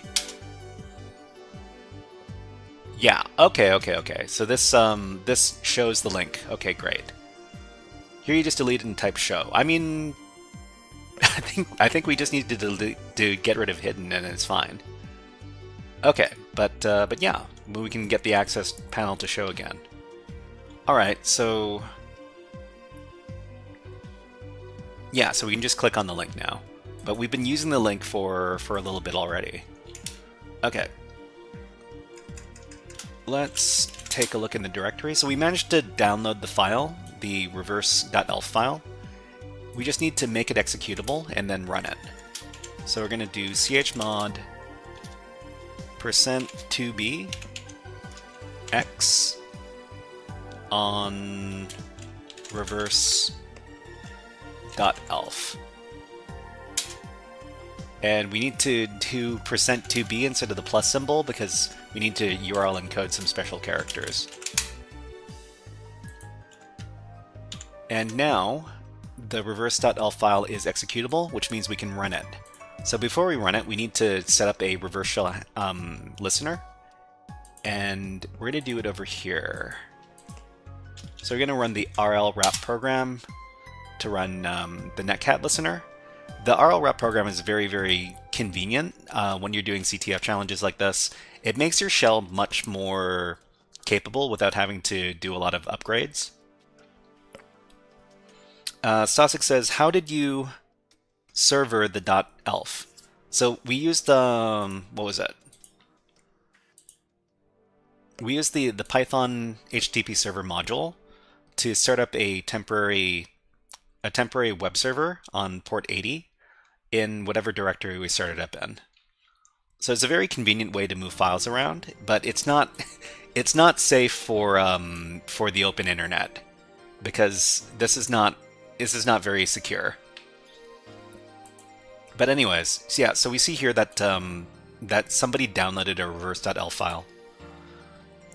Semihaz Demir says, same room, still same room or another room. Depends on how long ago you were watching. So we're not doing the sandwich room anymore. I took a look at the sandwich room later, and you know what? It was very, very educational. But it should be a new room, Semihaz Demir. Okay, so we've got the reverse shell listener over here. Yeah, last time I remember we were solving sandwich. So we I took a look at the walkthrough for sandwich, and I learned how to do the sandwich attack. So it was very educational. But the funny thing is that I don't see sandwich attacks in other CTF challenges. I haven't been able to find another CTF challenge that uses a sandwich attack. So that's kind of So A says, do you have a high-end PC? My Kali VM is so slow sometimes. Yeah, I mean, my PC is probably the most expensive thing I own. I spent a lot of money on it. But yeah, definitely if you're going to be running virtual machines, you need a lot of RAM. I think I've got 64 gigabytes of RAM on my system right now. Actually, it's basically based on account takeover, and it's rare to see in CTF rooms. Okay, so let's run the reverse.elf file, which should open up our reverse shell connection. So Wasalim says, what GPU and CPU do you have? You know what? I'm not sure. I can look those up for you. So who are we? We're the www data user. Semi-Hostimir says, actually it's basically account takeover, which is, yeah, it is very rare to see in CTF rooms. I don't see it very often. Okay, let me get my system information. Let's see, what do I have? The CPU is an AMD Ryzen 5. I think I can copy this.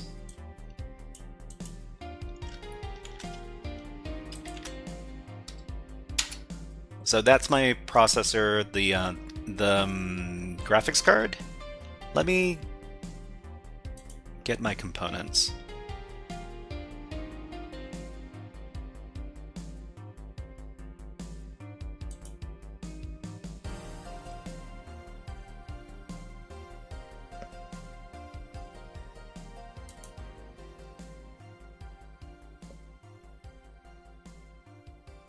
Oh, the display. Yeah, it's an NVIDIA GeForce RTX 3060 Ti, so 3060.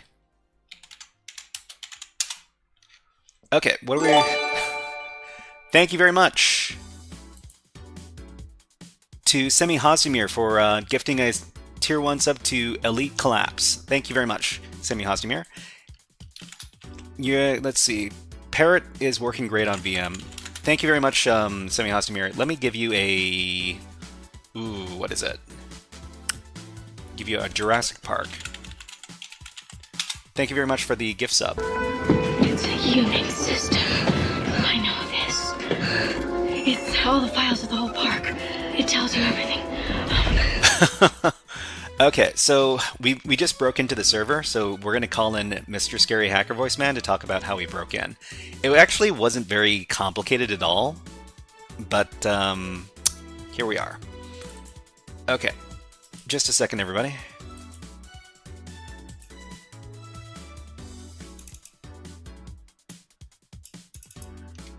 Hello there, Mr. Walking Dead Administrator. It looks like somebody planted a hidden shell.php file on your web server. Well, maybe you decided to use this as a way to do remote administration work.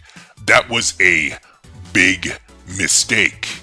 We managed to find this on your landing page, and then we used it as a web shell, which we used to upload a reverse shell to get reverse shell access. Maybe you knew about the flaws in your implementation of this access panel, or maybe you decided to accept the risk. Well, you accepted the risk. And now we're in.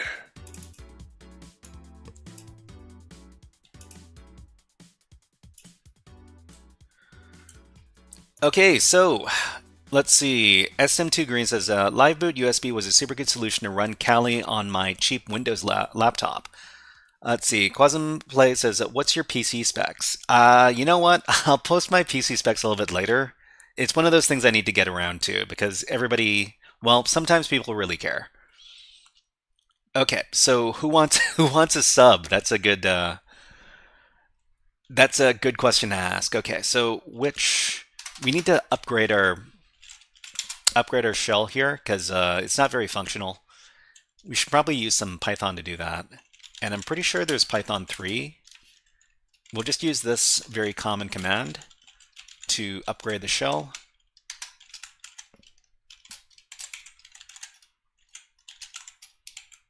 So we just used Python to create a little pseudo terminal, which we're going to be using to get some increased functionality from our terminal here. Okay, so we got our hidden.shell.php. We've got our hold on, everybody. I have to switch out my music.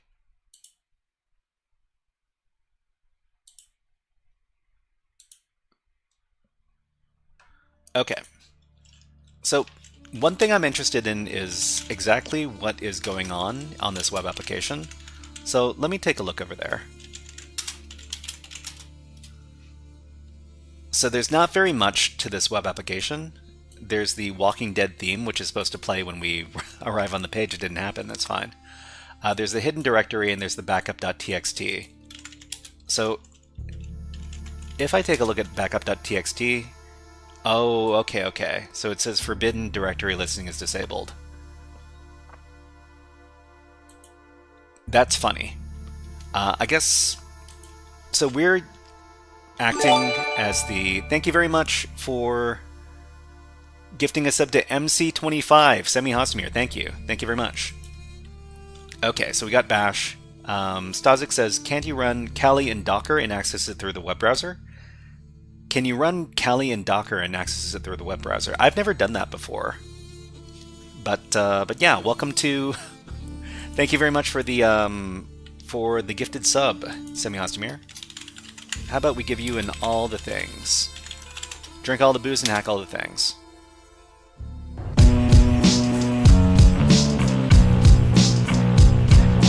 This one's dedicated to all the hackers.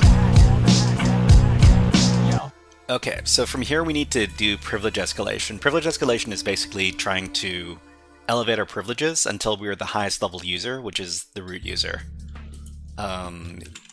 Let's see if we can do it with sudo. Nope, we can't do it with sudo. So we don't know the password for www.data, so it's not going to be that easy. Alright, let's move into the home directories. This is weird. So there's the www.data user, which is us, and they actually have a home directory, which is unusual, but there's another user called www.data. There's also a Rick user and an Egan user. So we move into www.data. Hijack.py? There's a Python script in here called hijack.py. That's fun.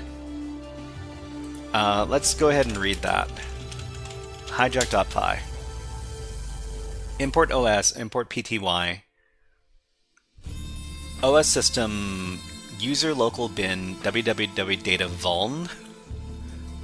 Is this another Python script or something else? So spawn bin bash. So this is owned by root. Hijack.py is owned by root? Does any other users have sudo permissions? So I'm not too sure. I mean, we would need to become those users first. I mean, we can't tell just by looking, because we can't look at the sudoers file. Yeah, permission denied. Okay, so the script here is making reference to this file over here, www.data vuln. So I wonder what that file is.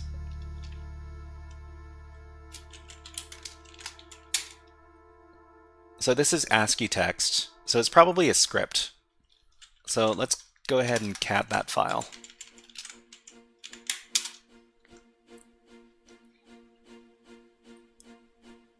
So it just runs bin bash. So who can write to it? That's a good question. So we can take a look at the file permissions on it. So it's owned by root, but anybody can execute it. And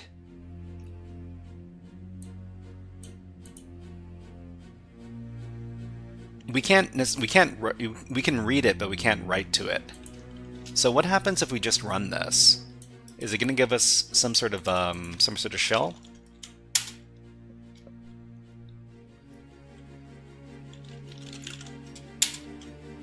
So this just gives us a shell as the www data user. I don't know if this helps too much. Behind the mark. Good to be back here. Hello, nice to see you. Cyberdonta says, let's see. Feels like you need more stable shell for sudo L or whatnot. I mean, we can do sudo L with what we have right now. We've used it quite a bit. Axeli N, hello, nice to see you here. Let's give you a Nyan Cat.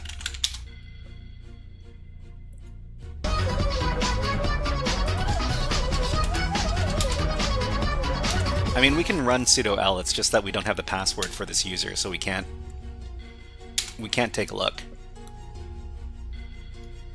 Okay, so there's the hijack script, but I don't know how this helps us right now.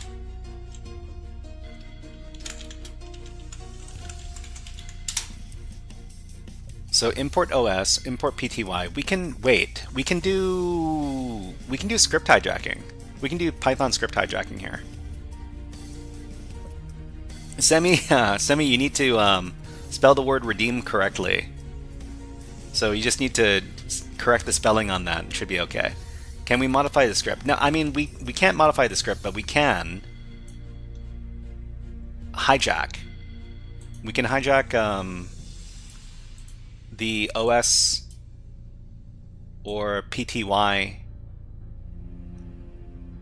modules. What are you?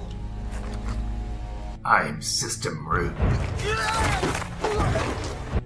Thank you very much, Semi Hosmir, for redeeming I'm root. Well, we're not root yet, but... Okay, so before we move on, let me take a look at the other... There's another home directory for www data, which seems kind of weird. Let's move in there. Okay, there's nothing in here. Yeah, hopefully we become root sometime.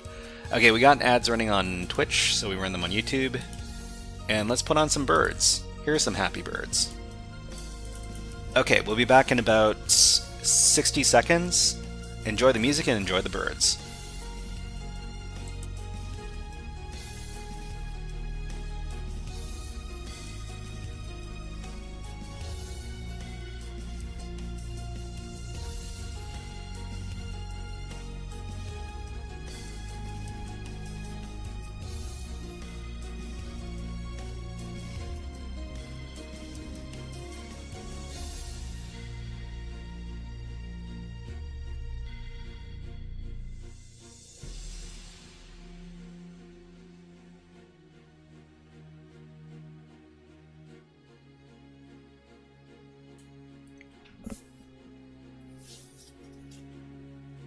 Oh, Semi Hosmir, do you have to go? No problem.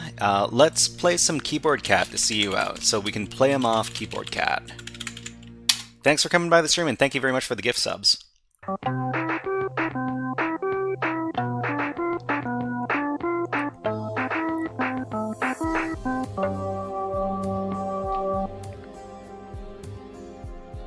Okay, we'll put the birds away, we'll get back to the hacking. Okay, what's going on here? So, let's check a...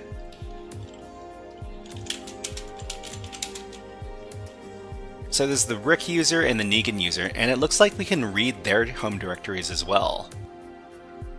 So before we move on, maybe we should take a look at what's going on.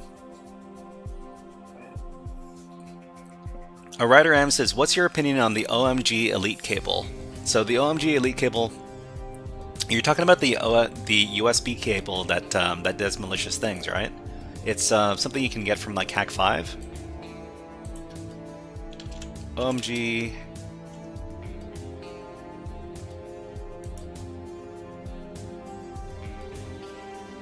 Oh, you know what? I think I've run out of storage space for my stream. never mind. It doesn't really make that much of a difference. I'm gonna have to clear out my hard drive after the stream is over. Teensy USB. So yeah, we're looking up the OSB. OMG. Hack5 cable. Hack5. Yeah, so it's a USB cable with an advanced implant hidden inside. So I was actually listening to a podcast that did an interview with the person who designed this cable. So it was an episode of Darknet Diaries. So if you haven't listened to Darknet Diaries, it's a very good podcast that talks about cybersecurity topics, and it does yeah, this is the episode right here. So let me link it to you. It's a very good episode. $179. You can build it for $5 to $10. I mean, can you? I've never tried, of course. Yeah, OMG cable, $179 in stock. But apparently you can use this, and anything that is plugged into, you can compromise. So it basically lets you take over devices if you're able to plug it in. Or you can trick people into plugging it in because it looks like a regular old USB cable. But yeah, that's the OMG cable, yeah. So Hamid says, can we design it ourselves or do we need to know assembly language and stuff? Well, I mean, I've never looked too far into it, but if you want to design it yourself, I'm pretty sure you need to know a lot of stuff. Okay, so let's get into the Negan directory. So there's nothing we can see in here. How about Rick's directory? Yeah, so nothing...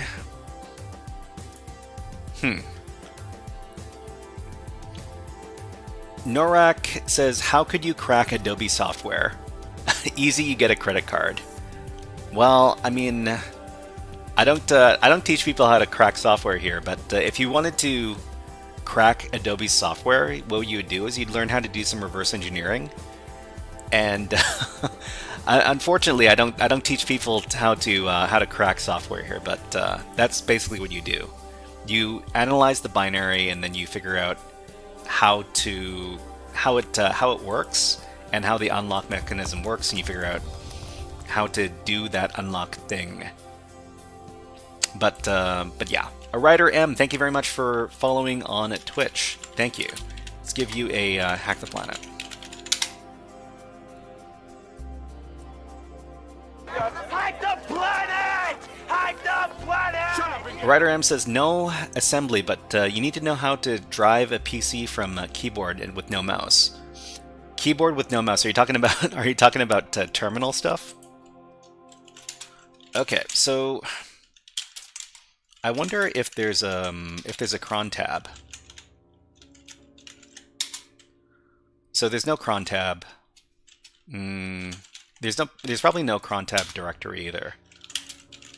So another thing I'm interested in is figuring out if there are any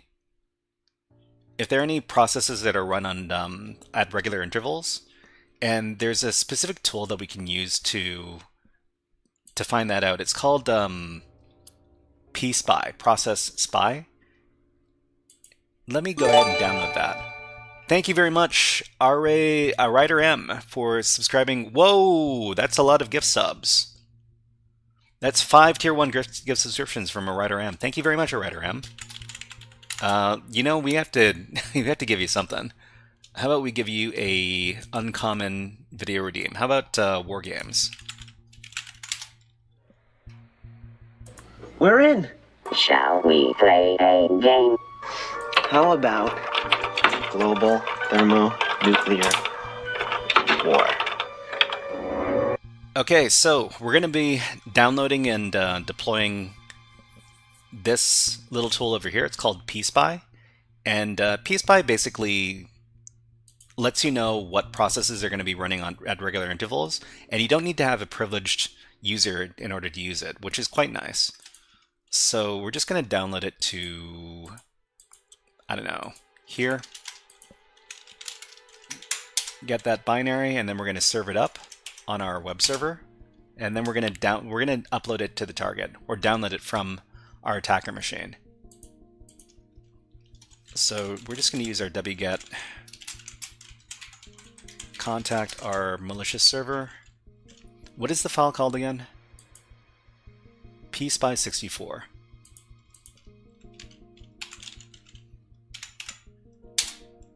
Okay. MC25 says if you don't reset the VM very often, you can save it to opt. Yeah, we could. I think I have it saved to my downloads directory. But let's make that executable. And then let's run the program. So we're just going to run pspy64. We're going to create a file out of it called spy.txt. And we're going to run that as a process.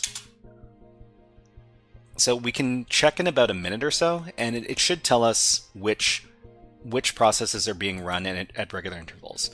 Stasik says, does that Python server just host whatever is in the current working directory? Yeah, so it hosts whatever's in the current working directory here, and anything underneath. So anything above this directory we can't get access to. But yeah, don't use this in real-world environments. I just need to tell everybody that because it's not super secure. It's also running with HTTP, which is not encrypted, which is another big no-no. Okay, we got the spy.txt file. Let's try reading it. So far, I don't know if there's anything super important here. Writer M says, nested is fair game with no cert. Right. So you only want to run this when you're run the Python HTTP module if you're doing CTF exercises on your own network. You never want to expose this kind of stuff to the public internet. Otherwise, really bad stuff could happen. But it is very convenient. It's very quick and dirty, yeah, for sure. Okay, let's run it again. So it looks like there are no cron jobs running on the target. Another thing we could take a look at is the running processes.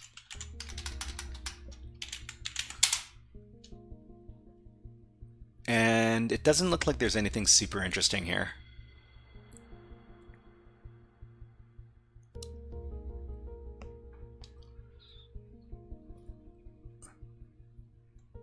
Yeah, so these are the processes. So there's no ss command, there's no netstat command. How are we supposed to figure out what's on the what services are running? That tailf is weird.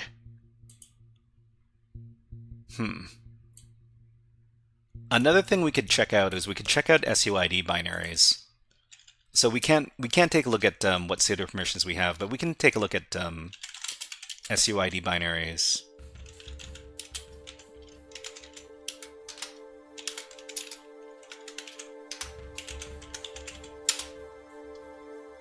Okay, so whoa, what? Why is there Python running as SUID? That's weird. That is definitely weird.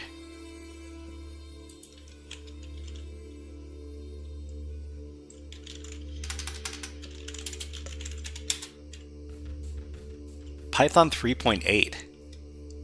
Yeah, man, I mean, we might be able to do some, okay, so this is, we can go over to, I don't know, GTFO bins. I'm pretty sure I know what it's going to say, but if we can run Python with SUID, then we can just basically run, and this is probably running as, it's probably owned by the root user. So we can just give this kind of payload here and, hold on. So let's see. User bin Python 3.8. It's owned by root, which means we should be... It should just give us a root shell. So we just run this. We should just get a root shell. No, okay. It's Python 3.8. And it's user bin Python 3.8.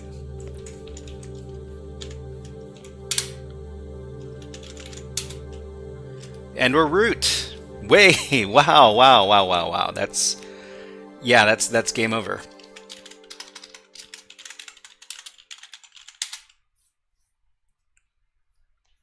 What are you? I'm system root. Okay, feels like it wasn't intended, but it might be wrong. I mean, you wouldn't intentionally put a SUID Python 3.8 on your system if you didn't expect somebody to compromise it, right? Brian, GGS, hello, nice to see you here, and thank you very much. I thought it was going to be a library hijack example. Yeah, I mean, I thought it was going to be too, but I guess I wonder if the library hijack works in this case. Victor Traws, thank you. It's a mistake of the creator. Maybe. You know what? We could take a look at a... I don't know if I want to take a look at a write-up right now. I might take a look at a write-up later. But we can just waltz into the root directory and then take a look around. There's nothing here. Because there are no flags on these Dockerlabs systems. We could do another machine because we still have a lot of time. But you know what? Let's do a little write-up. Okay, so walkthroughs. This is for Dockerlabs, and this is an easy machine. Let's create a directory called, what was it, Walking Dead.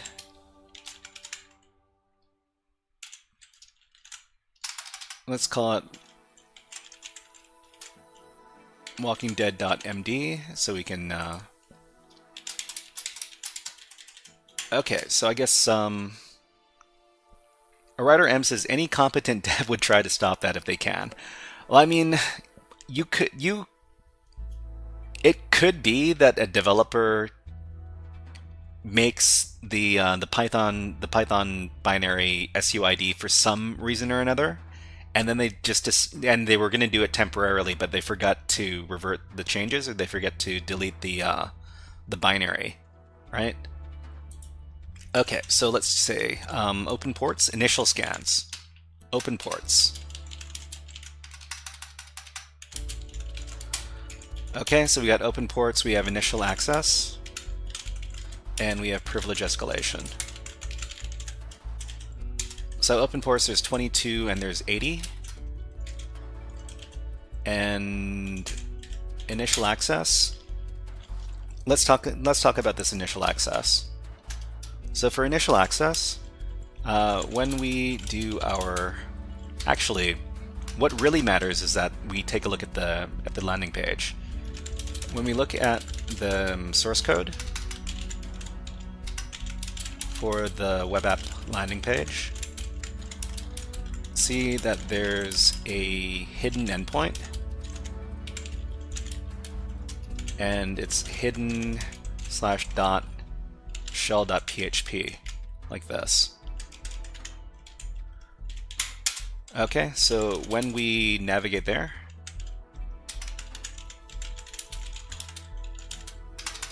we test out the default web shell URL parameter, and that's the CMD, and it works. Okay, Serial Curve, hello, nice to see you here. Stasik says vibe coded. I mean, this isn't coding, so it's vibe system administratoring, maybe. I don't know. So Serial Curve says, what are we doing today? So we're just doing some easy challenges over at Dockerlabs.es. And let's see. we upload a reverse shell binary and execute it, giving us reverse shell access. Thank you very much. Deckerl. Please tell me how to pronounce your name. Thank you very much.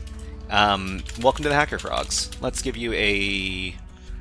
Ooh, what haven't we done in a while?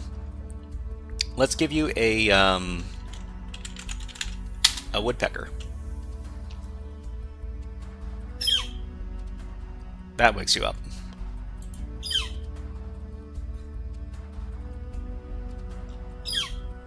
Deckerl? Let me know how to pronounce that name, thank you. Okay, so we get reverse shell access. After that, we do some privilege escalation. So for privilege escalation, there's an unusual SUID binary among the list. Python 3.8. So we can use this payload to get, and it's owned by root, to get root access. Root shell access. Thank you very much for subscribing on YouTube, Raniel Lira, thank you. Oh, really? Okay, I didn't know. I haven't heard that name before. But let's give you a NyanCap.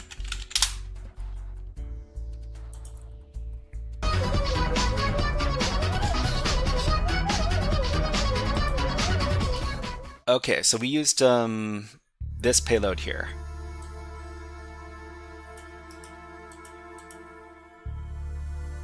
So the important thing about documenting everything that you do is that if for some reason you see something similar in the future in another exercise, you can look at your notes, and then you can recreate. Well, you can get your commands or your payloads and other stuff from your notes. It's very, very useful. Deckerl is a palm tree. Oh, okay. Yeah, that's great. Thank you. Thank you for letting me know about that. Okay, so that's Walking Dead down. We might be able to do one more machine, but let's go ahead and shut this one off. Okay, exit.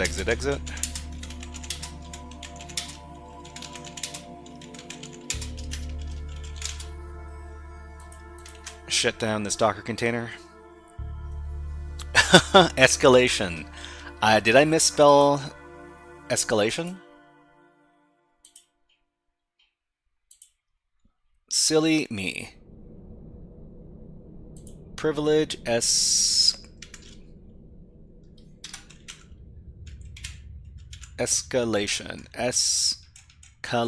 Okay, great. Stasik says, if you didn't document it, did it even happen? That's true. If you didn't document it, it didn't happen. That's something we say around here. And I didn't document my a couple of my challenges from the Nebula machine, so that didn't happen. I'm gonna have to go back and document those. Anyways, okay, so we shut down the Docker container. Let's delete this stuff, and let's also delete the elevator challenge as well. Okay, so let's go back to Dockerlabs and we'll download the new machine.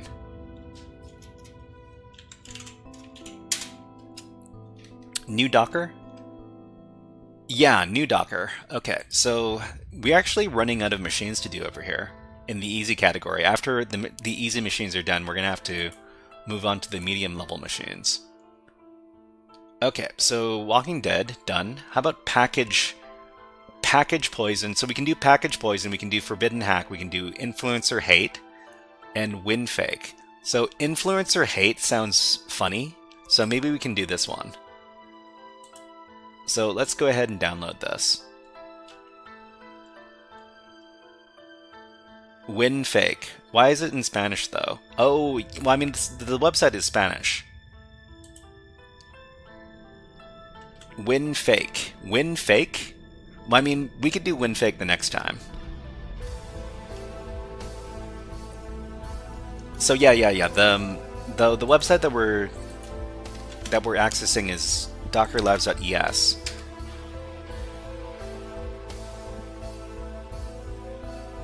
Brian's GGS says, I know this guy. Oh, El Pingüino de Mario. Yeah. So apparently El Pingüino de Mario, he does live streams as well. I've never managed to catch one, but they're on infosecstreams.com. So this is a list of people who do InfoSec live streams. Is he Brazilian? What days do you stream? Stazix asks. So I stream on Mondays, Wednesdays, and Fridays. And you can... Yeah, Pingüino de Mario is on the list. But I'm not too sure when the last time they streamed was. But they do a lot of content creation. Anyways, so... let's unzip the influencer hate machine, and then we'll start hacking against it. Oh, he's from Spain. Is he from Spain or Brazil? I'm pretty sure...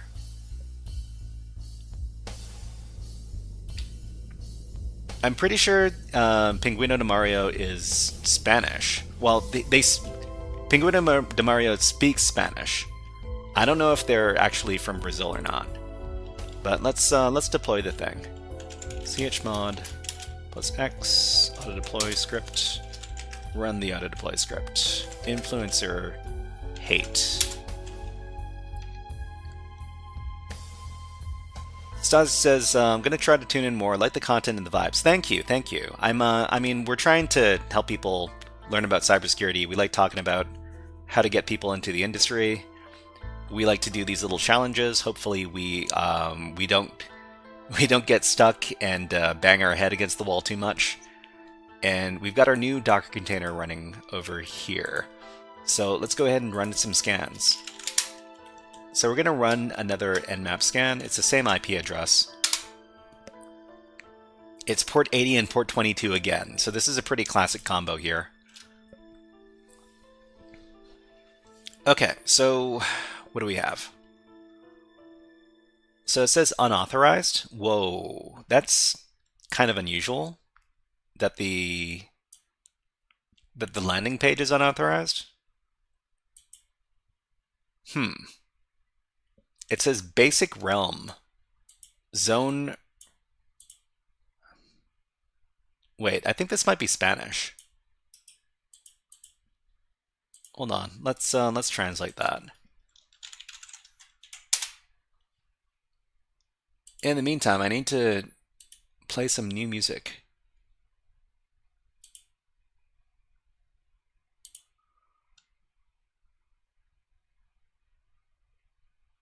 How about this music? Brian's GGS says, Savatarks is another great hacker too, from Spain. It says access restricted. Whoa. Just need to... Restricted area, okay. Zone restringida? Okay, restricted area. I guess we can't access the web app.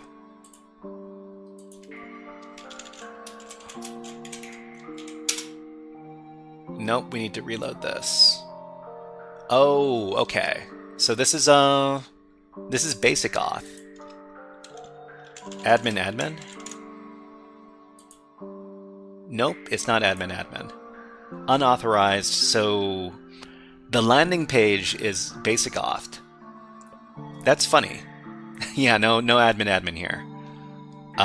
We could try to do a brute force attack, but I'm not too sure if I want to do that first off. I want to do some other scans first. So we got our web app here. Hydra to the rescue, maybe. So let's run some derb first. So there's no derb all responses for the directory seem to be code 401. Okay, so let's do some nicto.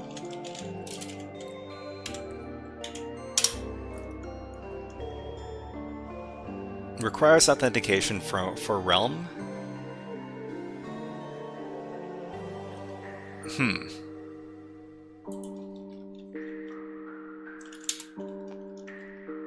Okay, so the last thing we're going to do is we're going to run our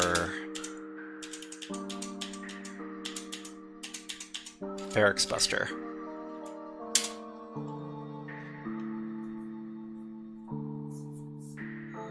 Auto-filtering found 404 like response and created new filter.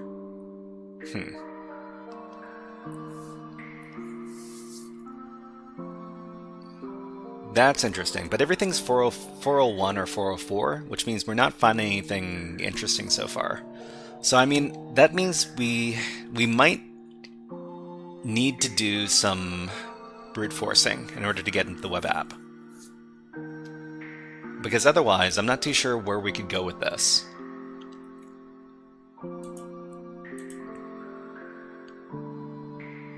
Unless there's some sort of vulnerability with this version of Apache, I don't think there is. Yeah, so there's no...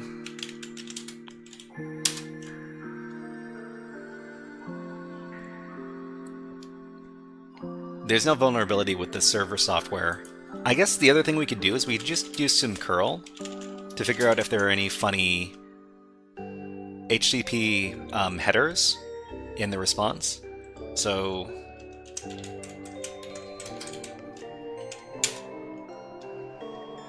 Okay, unauthorized. Server did not verify that you're authorized. Blah, blah, blah. Okay.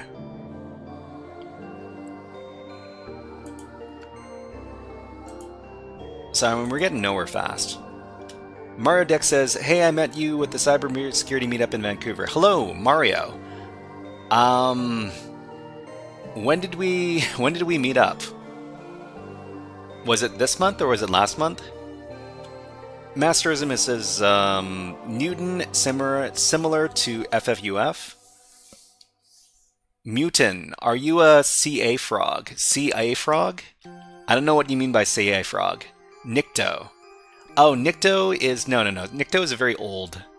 It's a very old tool.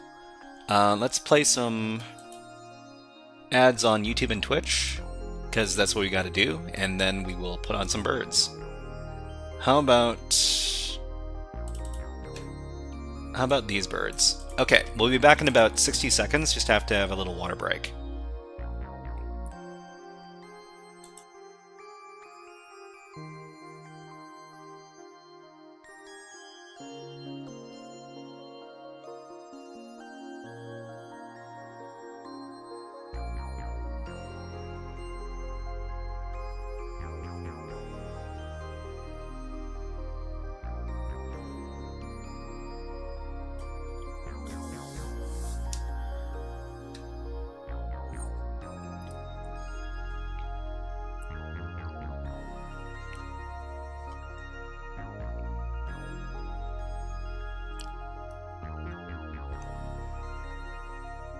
Okay, so yeah, what were we talking about? We were talking about Nicto. So Nicto is it's a very old tool. Stasic says, "Yo, that's dope. I'm Canadian too. Was just in Vancouver as well." Oh, are you not from Vancouver, or are you from another province? Let us know, Stasic. Thank you. Okay, so we can't read anything. We can't read anything because everything is coming back 404. So we need to find some way around this. So the challenge over here is influencer hate. Oh, you know what? We shouldn't be reading this. Because it tells you exactly what to do. So it looks like we're going to need to brute force this form.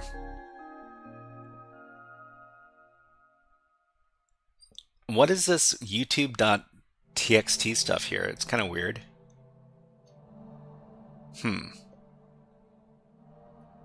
But anyways, Yeah, I haven't figured out a good way to do...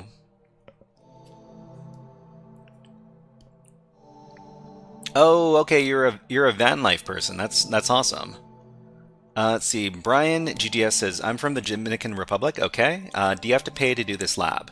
No, this stuff is all free. Everything that we do on... Almost everything that we do on the channel is completely free. But yeah, if you want to... Oh, Brian GGS. Okay, you're from the Dominican Republic. That explains why you can read Spanish. Yeah. But yeah, it's a Spanish website. It's free. You can download and deploy these containers here. Everything's fine. Let's see. Stazik says school is in Alberta though. Oh, okay. But yeah. So we need to figure out how to brute force this. I'm guessing it's going to be admin, but could be wrong. Let's see. I haven't done basic auth brute force in a long time, but let's see. Admin, I don't know, password? No. Admin root? No. Okay. Let's figure out how to do this attack. It's been a while. How about we do Hydra, basic auth, brute force. Simon Dante says, I have the Hydra command for basic auth if you need it. Yeah, if you could provide it to me, that'd be great, because otherwise I'm just going to be Googling around for it. So basic, brute forcing basic authentication with Hydra. I wish I could do the brute forcing with FFUF, but I've never gotten it to work with FFUF. Okay, so Cyberner Dante has the syntax. Thank you very much. Okay, so usernames.txt, rocku.txt. I think in this case we're just gonna attack the admin user. And well, we need to provide the full file path to rocku.txt, user share wordless rocku.txt IP address. Okay. Maria says, I was there last month, Van City meetup, cheers. Yeah, oh. Were you... Oh, Mario, yeah, I remember now. We were talking about... You're from Mexico, right? Let me know. Let me know. We were talking about food stuff. I'm pretty sure. MC27 says, FFDF not that hard. Just capture the request burp and replace it with fuzz. So MC25, if you've got like a command syntax payload for FFUF and basic auth, I would really appreciate it because I've been trying to get it to work for a really long time. Okay, so we're looking at HTTP. This IP address.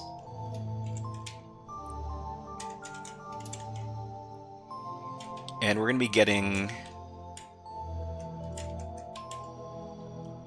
Stasik says, do you know of any cybersecurity events in Alberta? There should be cybersecurity events in Alberta because they've got a couple of big companies out in Alberta in Calgary.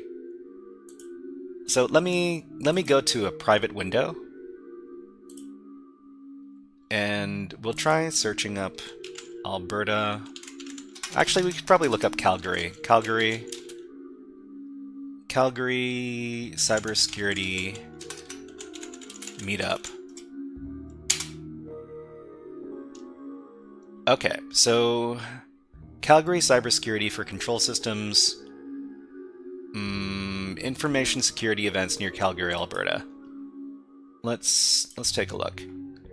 There's a Hack the Box meetup, apparently. Some sort of, that seems like it could be pretty fun, too.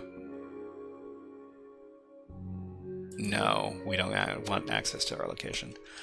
Okay, so information security stuff. I'll give you this link. I can create, Xmetric says I can create a cybersecurity event in Alberta. I I don't know if that's the type of event we're looking for. But, okay, like Hack the Box Meetup Calgary, Alberta, sure. And looks like they haven't been meeting up for a little bit, but you might want to do some investigation on the group. MC says, let's see. Okay, let me grab this link off of you, MC25.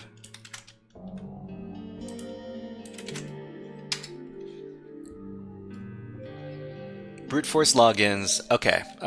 Thank you very much for providing that link. I'll take a look at it later. Okay, so let's get rid of this window here. Let's go back. So HTTP GET, IP address. I mean, it's just going to be the IP address. So 217.02.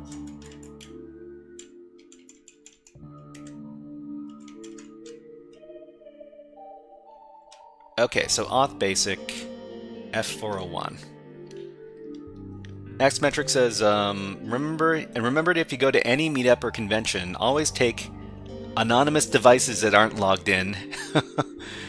Anonymous devices that aren't logged into your stuff. Yeah, I mean, you definitely don't want to. Taking your own phone or laptop is just inviting people into your devices. Worst case, I take a trip out to Vancouver. I don't have to pay for hotels. Oh, that's great. I mean, because you're using, what was it? Because you live in the van, yeah. What are we doing here? So admin.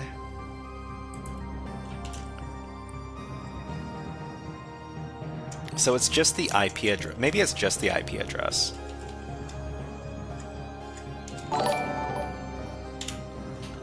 Ahoge K.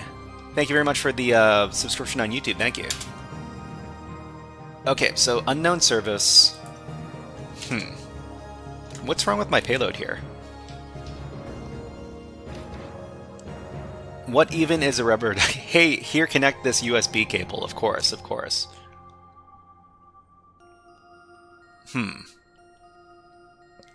IP address. Let's see.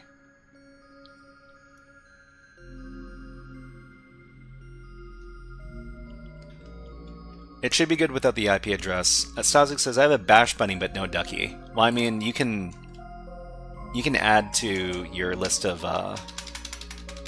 toys as you go, yeah. Okay, are we attacking right now? It looks like we might be going. Simon Dante says, since you have the HTTP GET request with the IP address in it at the end, okay. So this works, it looks like it's working silently, so we'll just leave it alone for right now. If anybody has any other questions about cybersecurity stuff in general, or about, you know, cool technology topics, now's the time to do so, because we might be sitting around waiting for this brute force attack to go through for a little while. But yeah, so we're just doing a brute force attack to try to log into the website.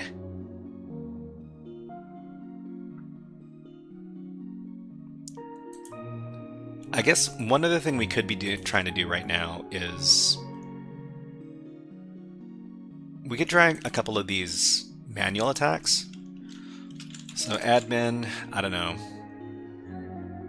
What other passwords are very common? Password 123. Let's see, T-Odd to speed Hydra up. I mean, we could. We're currently using how many threads? 16 threads. No? Yeah, we could try speeding up a little bit. Try throwing it in a box with 128 cores. I don't know if we're gonna do that, but let's try 50 threads.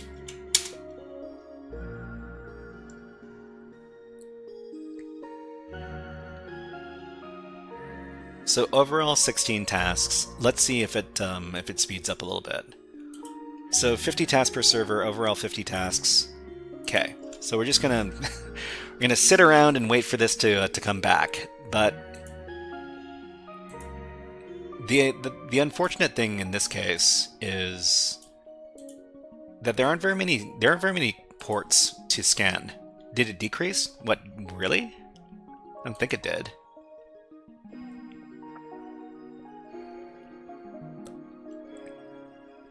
Wait, that number's lower. Stazik says, is there a decent job market for cybersecurity in Canada? I mean, the dream is to work remotely and to work for an American company, because all the salaries are much higher in for American companies. Overall, more tries, fewer tasks, fewer per task, but more tasks. Okay, so it's still going. But Stazik, you're talking about I have the perk of being able to drive to work, so location isn't much of an issue. I mean, would you drive down to America, or are you talking about just driving in Canada? Okay, we're gonna do one more Nmap scan because we're just gonna go a little bit slower. We're gonna go a little bit slower just to make sure we didn't miss any ports. So Samurai Dante says, this looks like a script to use FFUF with basic auth. Okay, let me take a look. I have the perk of driving to work also, but I choose to walk to the other side of my house. Yeah, well, I mean, could you drive to the other side of your house? Is it that big of a house? If so, then we're jealous. Okay, so it's just port 80 and port 22. Yeah, unauthorized stuff. I don't see why not. I don't see why not. Okay.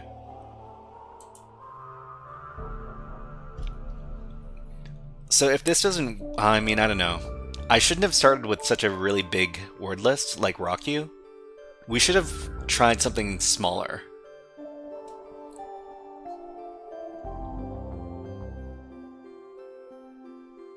Because apparently it's going to take 8 hours to do this entire list. Yeah. And I don't know if we I don't know if we've got 8 hours from now to do all this. Fast track, yeah. Fast track is probably the better way to do it. Okay, so we'll replace rocku.txt with fast track. Share wordless fast track.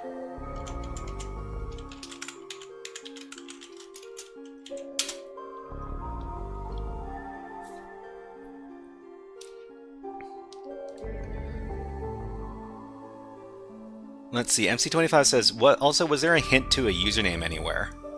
Well, I mean, fast track didn't work. That's... well, I mean, Let's check back.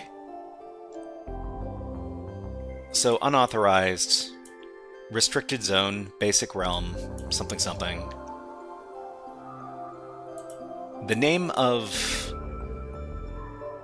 the box is influencer hate. Influencer hate. But I'm not too sure what that really tells us about. I don't think it tells you anything about the usernames. Stazik says, but either remote or on-site in Canada don't want to deal with the police, the politics of down south.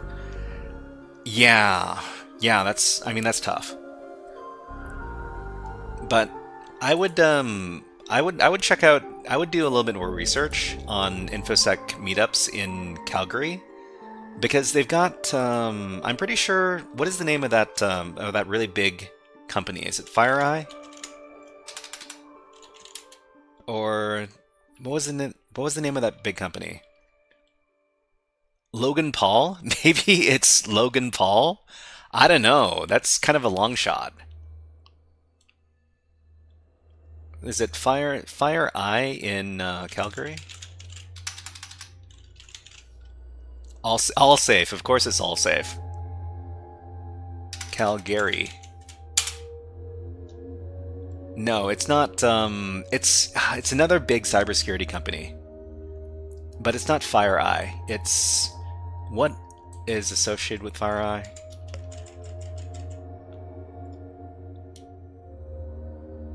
Darn it, I don't remember. Calgary is a bunch of oil and gas companies. That's true.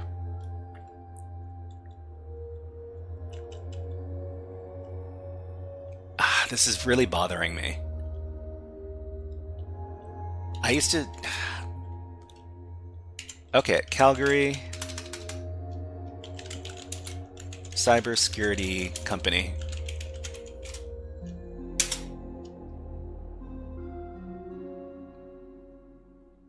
Okay, so let's see.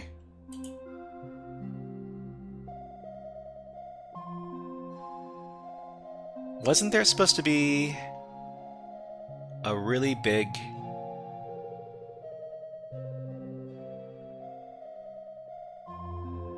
Yeah, okay. Well, I guess... If you know, everybody, if you know what really big cybersecurity company is in Calgary, let me know. It's either Calgary or Edmonton. So yeah, we don't know who the... So could it be Logan Paul? I don't know if Logan Paul... I mean, we could check. We can fast track it really quick.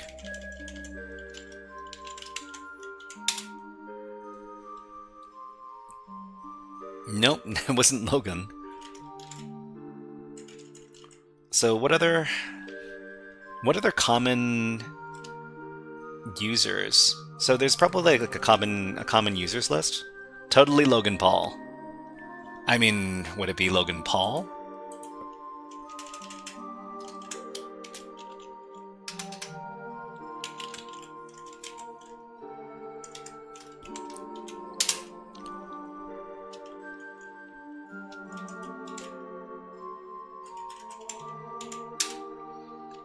But otherwise, we could look at some common usernames.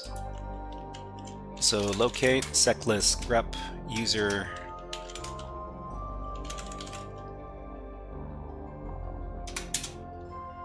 Okay, default username, common, well, I mean Spanish, 1000 common usernames and passwords. We know that the website is Spanish, and the developers are probably Spanish. So top usernames shortlist. This one could also be pretty good. Username Logan, password Paul. I mean, we could try.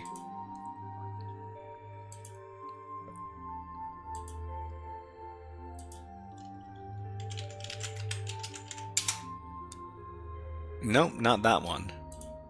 Okay, but we've got our list. We'll give it a users list.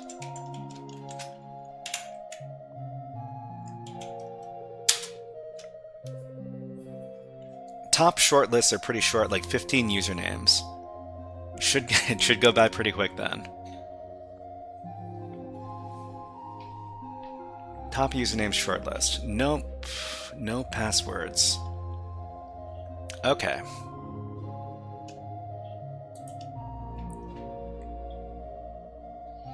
We could also sub in the Spanish, most 1000 common usernames and passwords in Spanish.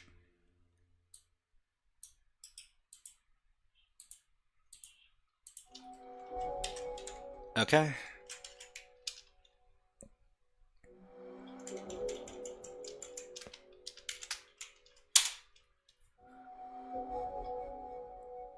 There's a company that's just called Calgary Cybersecurity. That's really funny. Oh, wait. I think I remember now. Yeah. Big cybersecurity company. It's the one that the people from Smashing Security. So if you don't know, Smashing Security is a really fun cybersecurity podcast. And yeah, so over here.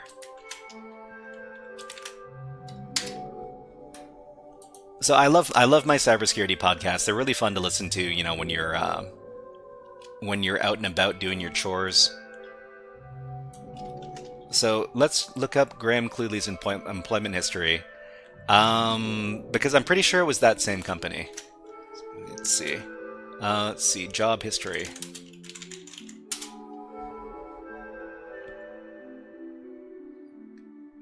Okay, Sophos. I think, yeah, it's Sophos that's out in Calgary.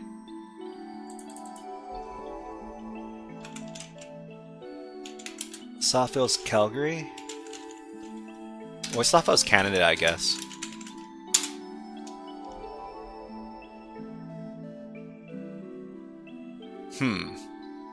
Doesn't say. Oh, wait. It's in Vancouver? It's in my city? I didn't know. I didn't know that they were here. Some good OSINT. I mean, I don't know. Was a company called Seek Into? Seek Into? I'm not... No. I'm pretty sure it was, let's see. What big cybersecurity companies are associated with FireEye? AI will... Mandiant. Mandiant? I'm pretty sure it wasn't Mandiant. Let's see. Stasik says, what are some other good cybersecurity podcasts? Yeah, so if I were to recommend some cybersecurity podcasts, we could do Smashing Security's one, Darknet Diaries. Darknet Diaries is another good one. And what else? So sometimes I listen to Barcode? Barcode Cybersecurity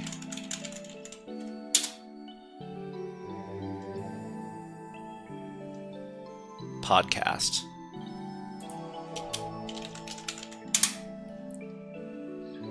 Yeah, over here.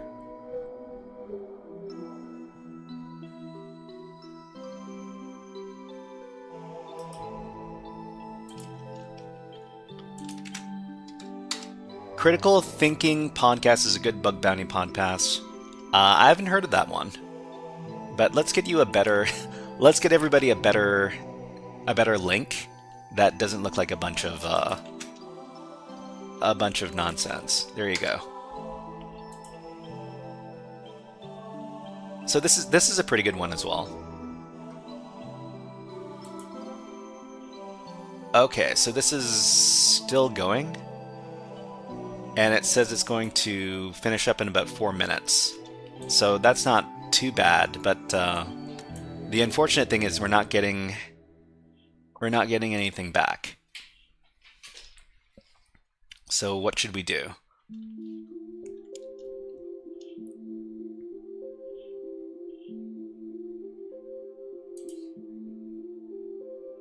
But yeah, that's what let's see, Trellix and Mandiant are two main companies associated with FireEye. Mandiant. I'm pretty sure there's a Mandiant in Vancouver as well.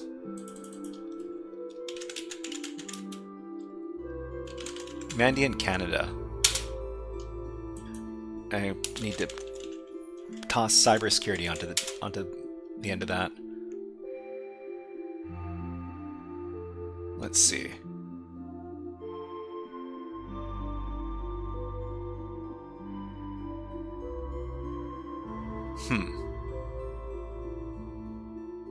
Yeah, I guess not here. That's fine. Okay. Unfortunately, we weren't able to brute force anything good here. I guess we need to use a bigger list, or a better list anyways.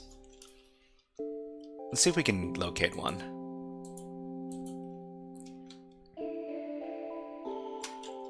Locate.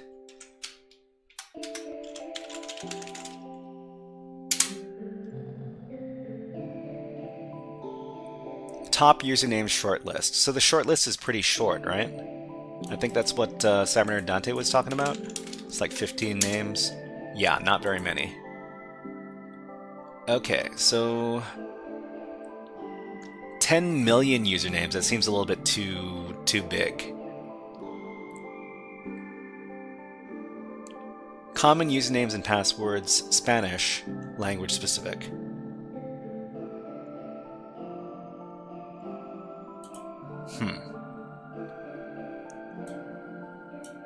I mean, I'm not sure because they don't hint at any usernames. I guess it wouldn't be too bad to get a little hint. What if there's another page other than the index that isn't protected? I mean, we looked for one. Hold on. Okay, let's do another one. Let's do dirb first of all, just to double check. All responses for this directory seem to be code 401. Use mode -w if we want to scan it anyways. We do want to scan it anyways. Nope, we need to put that at the end. Okay, nothing. Server status. I mean, that doesn't help us. Okay.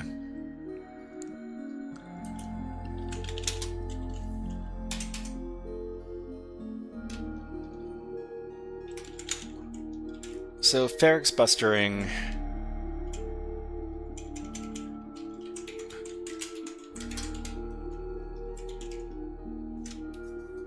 One found? Well, I mean, we found... All we found was the server status, and the server status was, like, code 403. So that doesn't really help us. Text files, zip files, HTML files. What else could we look for? Back files. SQL files.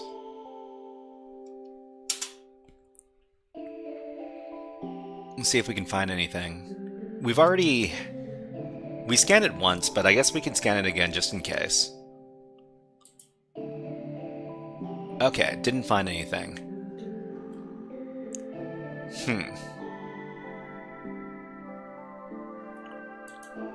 So we should probably check the syntax of the payload just to make sure that there's nothing.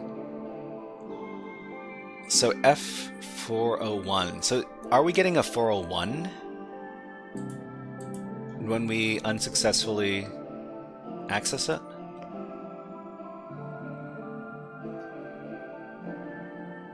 Yeah, this is 401 unauthorized.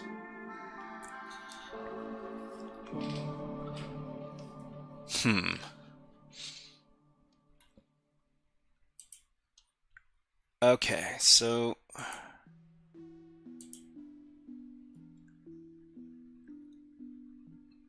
So when we brute force this stuff over here, it's just all these special characters are being... They're messing the application up. But I'm pretty sure we don't get anything out of this. Oh, we got ads running on Twitch. So we ran them on YouTube, and we put on some more birds.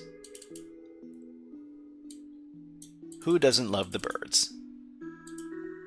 Okay, so enjoy the birds. We'll be back in about 60 seconds. Just have to have a little water break.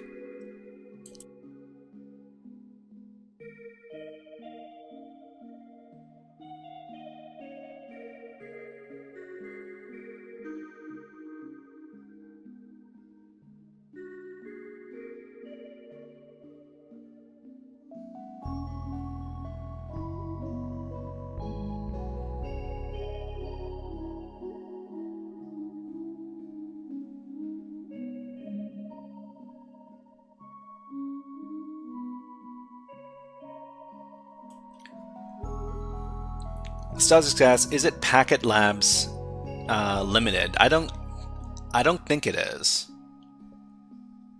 But I might be mistaken. I'm pretty sure it was Sophos. But it turns out that there's no Sophos there. Did you scan for HT access or robots.txt? I mean, we could do it manually right now. I'm pretty sure any one of those tools would have picked that up, but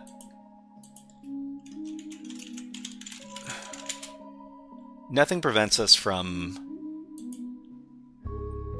trying to access those.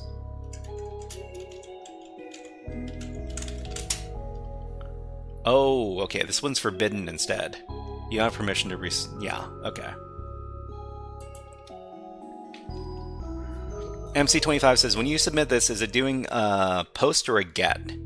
I mean, basic auth is mostly get requests, as far as I know.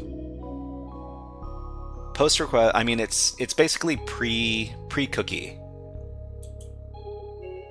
when they were actually using this as a security mechanism. Yeah, all this stuff is just malformed.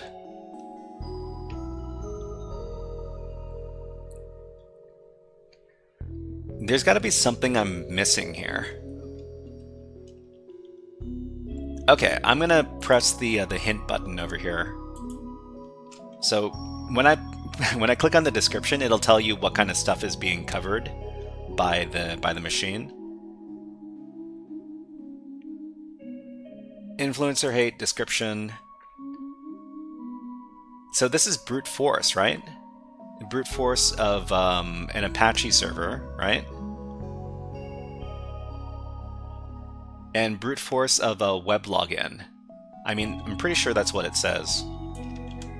I don't really speak Spanish, but let's translate this. Brute force an Apache web form and another form of brute force on a web login form. It's all brute force. So we just need to figure out how to get the brute force working. It says brute forza. It says brute forza? Oh. Okay. So we just need to figure out how to get the brute force working. Let's see. Common credentials specific Spanish. I was about to translate. No worries, no worries. No worries. Okay, so I guess we could just go back to using... We just go back to attacking just the admin. We'll attack the admin. We'll just use rocku.txt.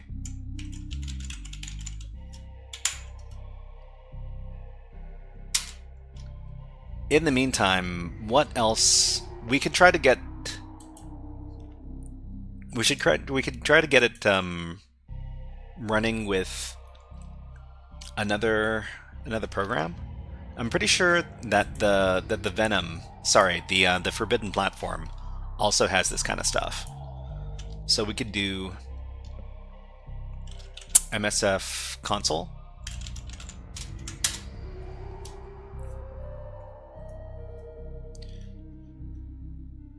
And then we could look for basic auth.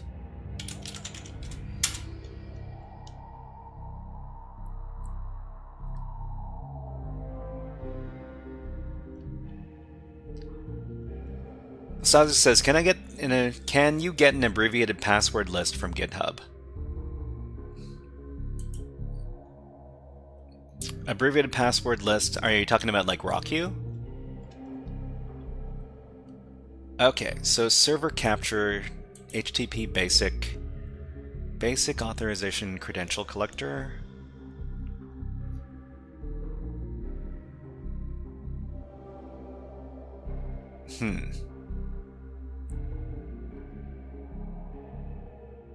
Yeah, I don't think we've got one here. So abbreviated password list from GitHub. Well, I mean, we could try searching for something, maybe basic auth.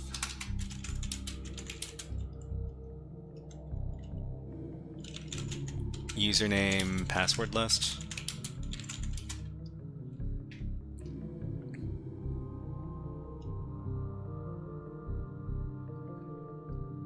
Okay, so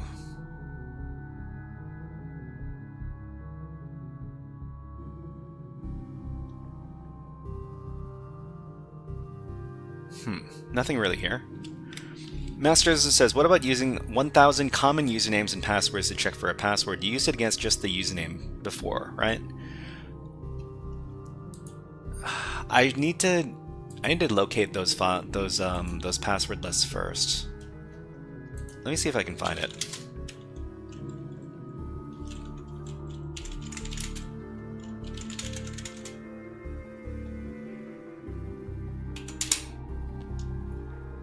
Okay, default usernames.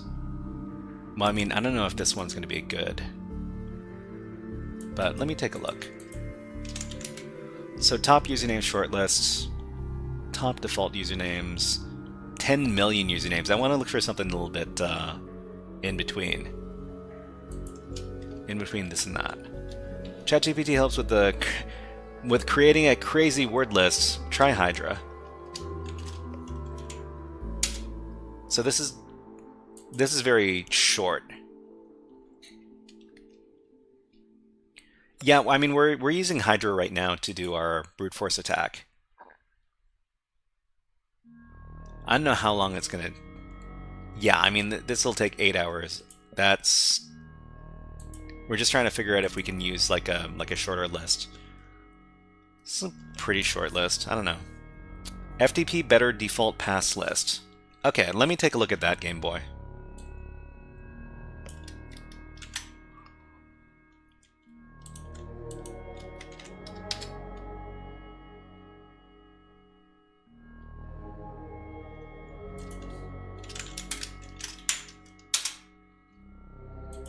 Okay, so these are...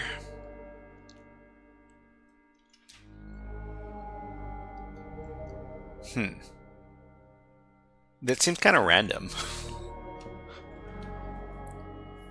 Pass it through to your GPU. I mean, I kind of wish I could, because it'd be yeah. That's the one unfortunate thing about using VirtualBox.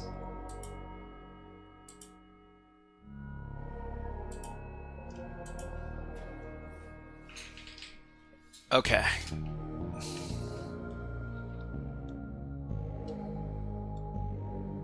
I mean, we know the way in. We just need to find the correct word lists.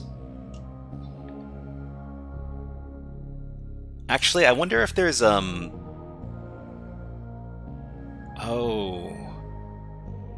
usernames and passwords. This would never have worked because it's got both.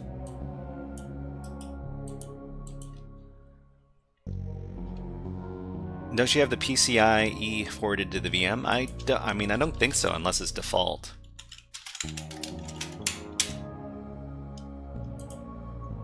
Okay, so this is...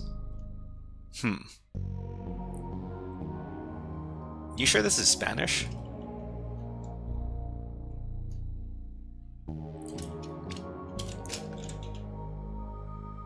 Usernames and passwords. I mean, we can try using this for both.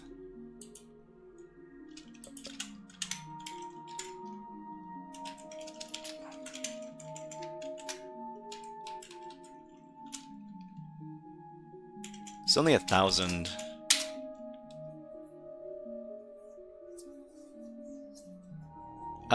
Game Boy. I mean, yeah, sure.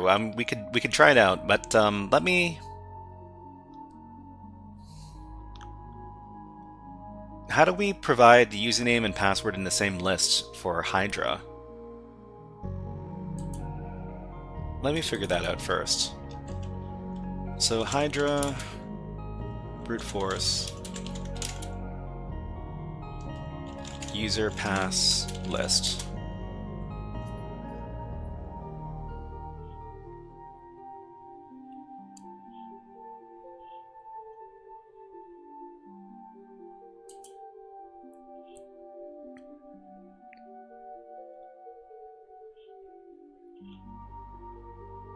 Hold on, maybe I can just look this up.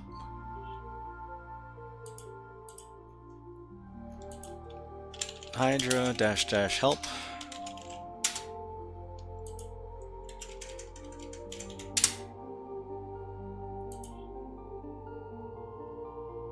Okay, so colon separated login pass format instead of LP options. Okay, so we can try this. So use C and then file name.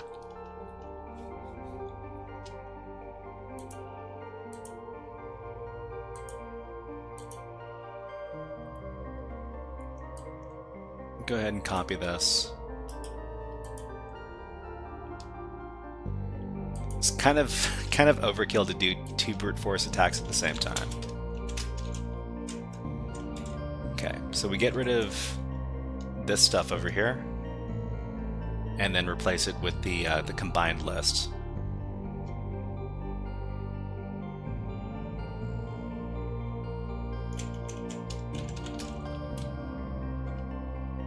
Okay, and then we get the combined list. Just a second.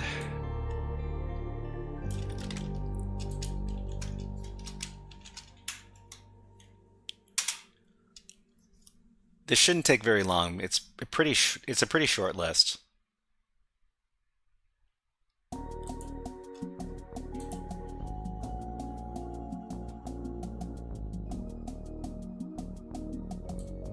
So it looks like this is going to take 18 minutes.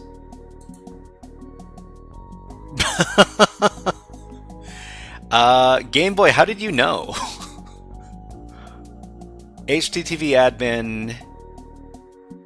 HTTP admin. That's funny. That's funny. Anyways, I'm gonna have to remember that.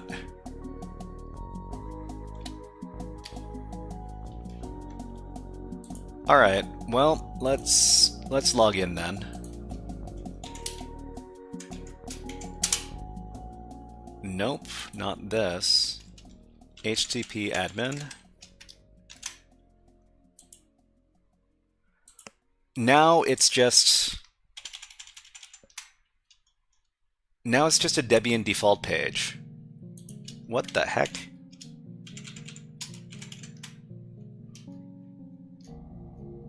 This doesn't even help us.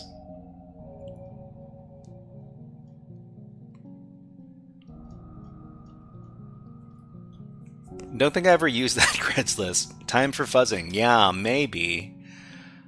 Okay, so, I mean, what we really want to do is we want to...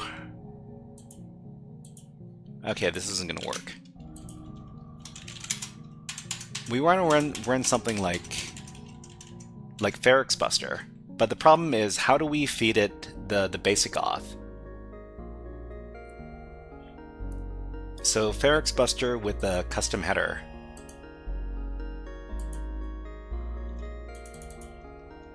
So Ferrix Buster custom header. Command line interface, same goes for... Okay, you know what? Let's try asking the AI, maybe it can help us out. Use wfuzz. I mean, do you know how to use wfuzz with custom headers?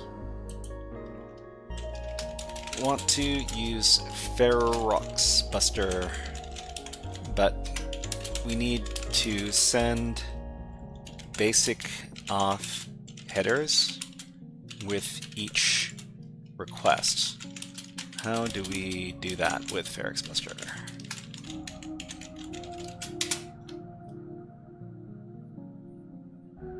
Okay, so H or headers. So let's see, Ferrix Buster -H authorization basic something something. Okay, so I mean, if this works, then that's great. Let's give it a try. Or it might be hallucinating it, who knows. If this isn't working, you can check the request in Burp Suite and then send the request with FFUF. Oh, that's true, that's true. Yeah. Stasa says, what did I miss? I jumped out of the van for a bit. Yeah, so we managed to figure out what the password was for the basic auth, but now we need to feed it into our tool over here called Ferrix Buster. So let's see, we're going to give it a custom header, basic, and we need to give the username and password. We know that the username and password is this. So it would echo... I don't know. This is all base64 encoded. So it would be HTTP admin and then the password here. And then pipe it into base64. So hopefully this is the correct base64 basic auth.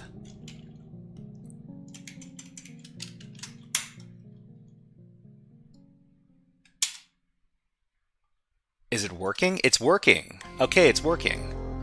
So there's index.html, there's login.php, then there's some other stuff. So we know there's a login.php, so we can just go there. Alright. Let me change up my music.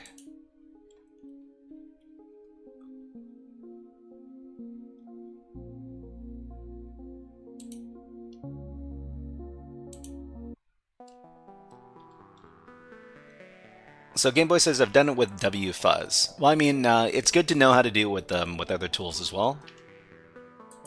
Okay, so... Whoops. Where are we? So login.php. Okay. So I mean, let's translate this. It looks like private area something something.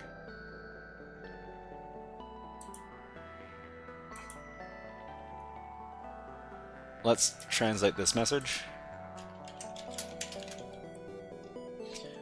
No entry if you're a cybersecurity YouTuber? What? Only people with 500 years of real-world experience are allowed here, who hate people who make cybersecurity videos and perform imitation magic with influencer voodoo dolls every night. If you've ever said, "Hey guys, welcome to my channel," close this tab and purify yourself with man chmod. So this is kind of funny. Hey guys, welcome to my channel. Does anybody know which cybersecurity influencer says that?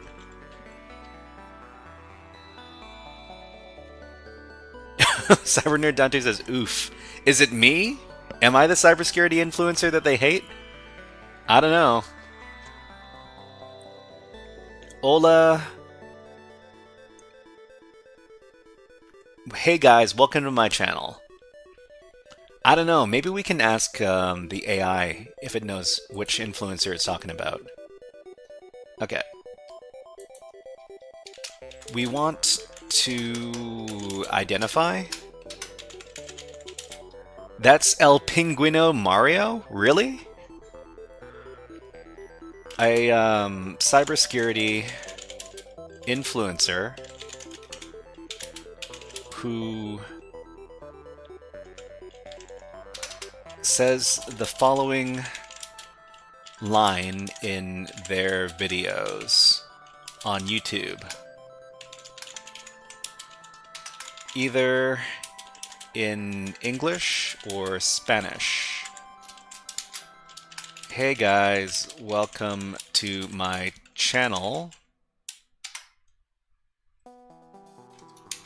Or Hola cracks. I don't know what that means. Why did I put this on a separate?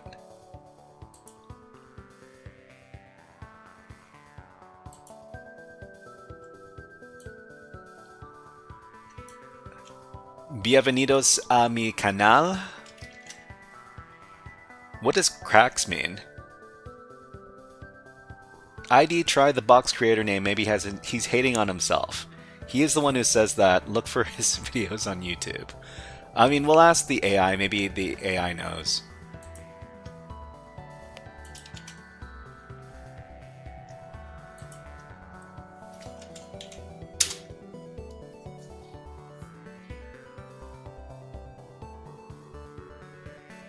It's saying it can't help me. You know what? You know who can help me? DeepSeek can help me, because DeepSeek never says no.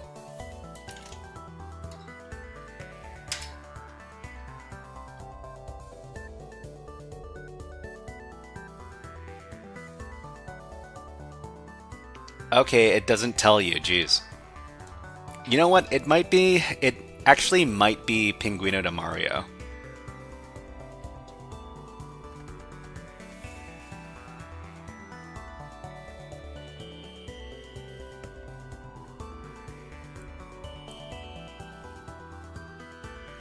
All right, you know what?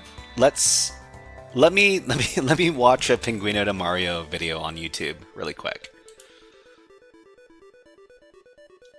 All right, just a second.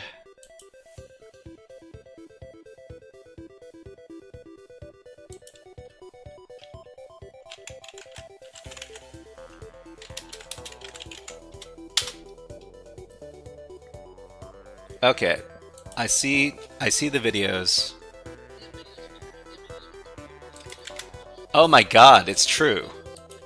It's true. Guys, go to the channel. That's the first thing he says.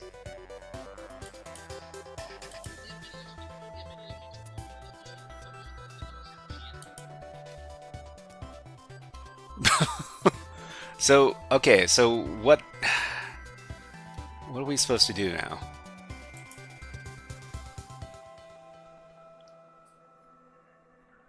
Stazzy says, enjoyed the stream and thank you for all the cybersecurity tips and info. Looking forward to catching the next one. I got to hit the gym. No worries, Tazix. Yeah, come by when you have time, and let's play you out with a little keyboard cat. See you next time.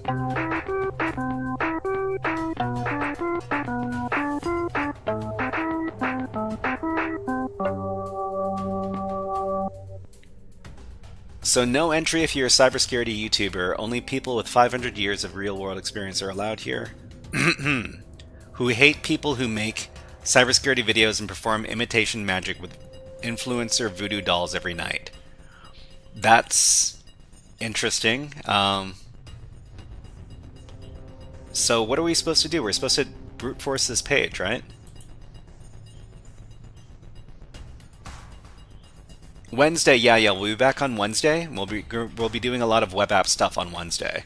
Not that we're not doing web app stuff right now.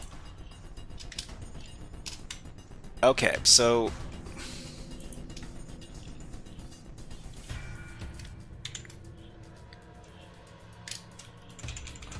whoa, what? Super admin required? Mega password required? Super admin mega password?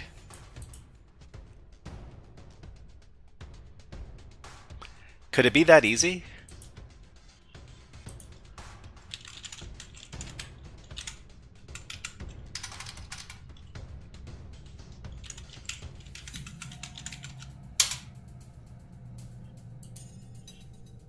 Credentials incorrect. Okay, so they're not the correct credentials. So, I mean,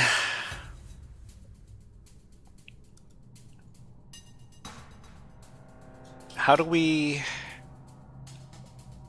It just showed the tooltips as you click the box. Yeah. Super admin mega password. These are not the correct credentials. But I'm pretty sure this is not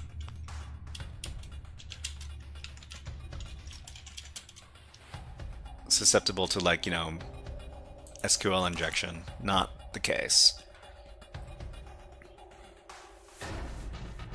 I mean, wouldn't it be really funny if it was actually Mario? And the password was like, I don't know, Pinguino?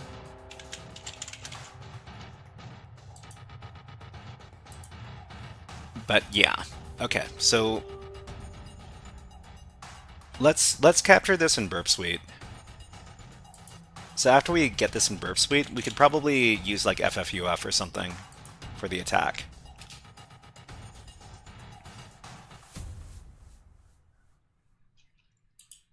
Good old Burp Suite.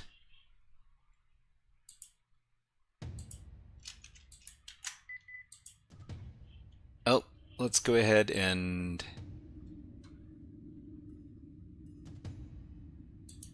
start up the Burp Suite browser.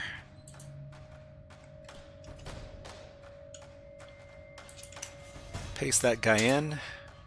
It wants the username and password. So let me get that thing one more time.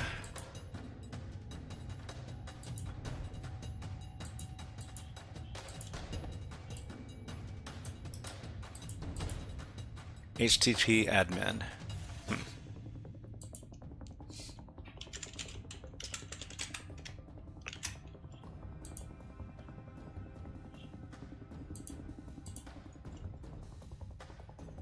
Okay, so we're just gonna record one. So test and pass. Okay, credentials incorrect. Great. Let's go back to Burp Suite. We'll get the post request.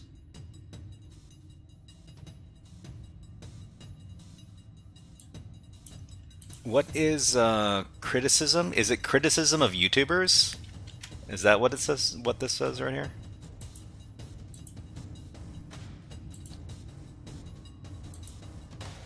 Hold on. Criticism of YouTubers. Okay, okay, sure.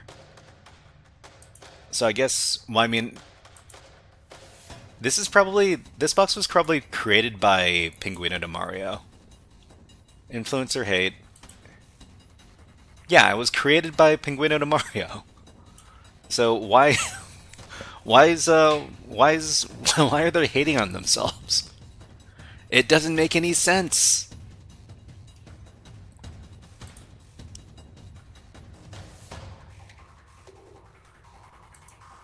Okay, so yeah, we've got the this stuff over here. We can just copy this to a file. We'll call it, I don't know, request.txt.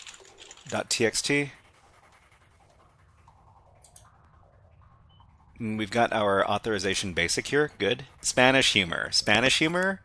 Is this Spanish humor? You tell me. You tell me. I mean, I'm not Spanish. Okay. Um.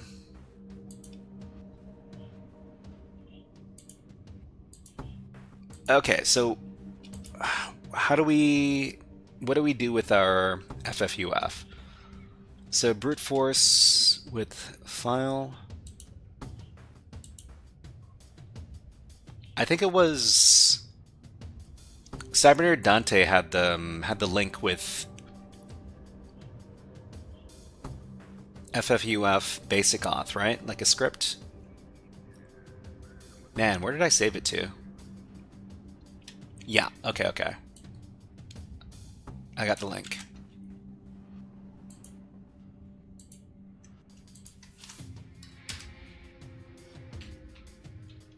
Okay, so FFUF payloads, FFUF basic auth.sh, basic HTTP basic authentication. It's a second bit login page basic auth as well. So you need to send the basic auth with the request to the login page. So, oh, no. Okay, sorry. You're right. We don't need to do this. It's not basic auth. We've already finished the basic auth portion. Okay, so sorry, we've got ads running on YouTube. Sorry, Twitch, and then we do them on YouTube. And we put on, I don't know, it's time for my favorite video. My favorite video. Enjoy the birds. We will be back in about 60 seconds. Just have to have a little water break. See you in a minute.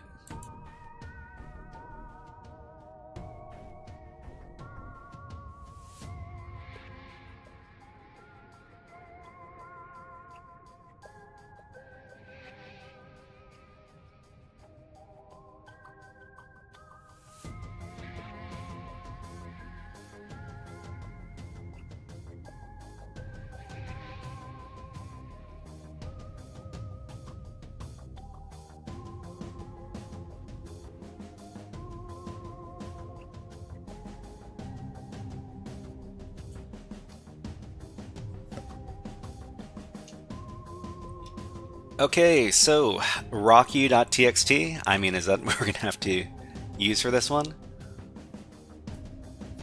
Okay, so let's put the birds away and get back to the hacking. Man, they're so cute.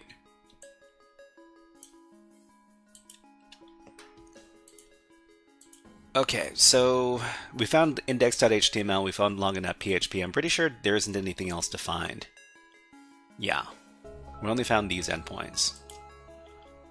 So login.php, is it going to be Mario? Or is it going to be something else? It's going to be Mario or it's going to be admin. I'm not too sure which one. I haven't done brute force login with FFUF in a hot. Actually, no, I think I have. Wait, history FFUF.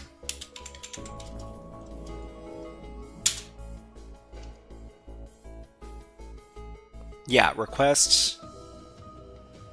Okay, so in order to do this, we need to edit our request file.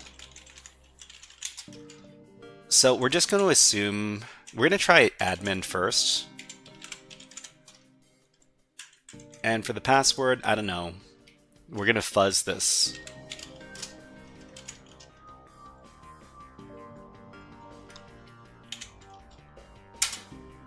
Okay, so this is the command we would use over here.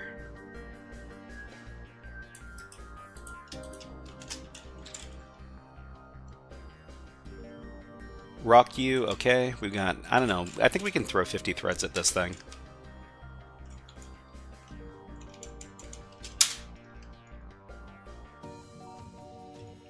Okay, so it looks like everything's going to be size 2866, so we're going to filter on that. So these are all coming back status 200. I'm pretty sure the size of the response is going to change if we get a valid one.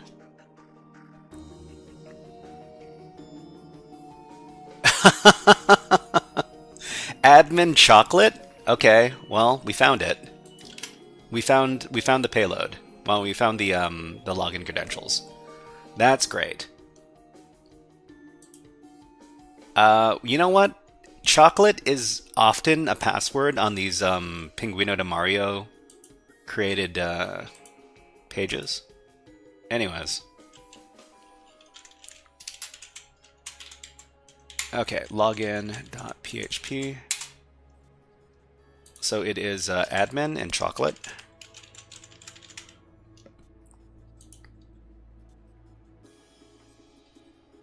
Login is correct. What? Are they telling us the password?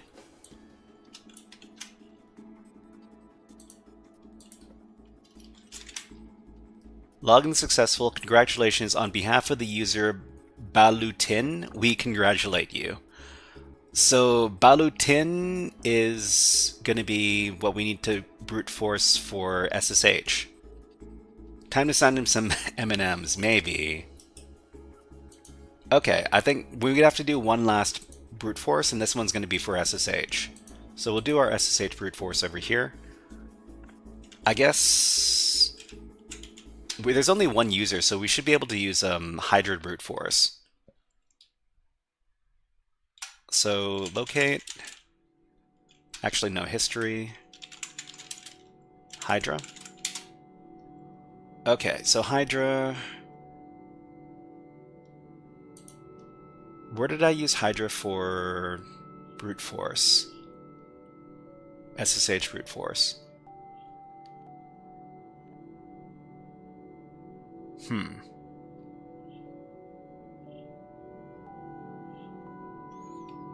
Okay, let me find my my Hydra SSH brute force. You know what? Thank you, Game Boy. Thank you.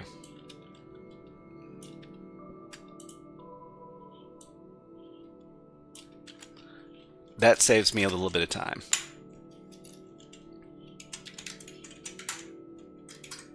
Oops. Okay, .0.2. Yeah.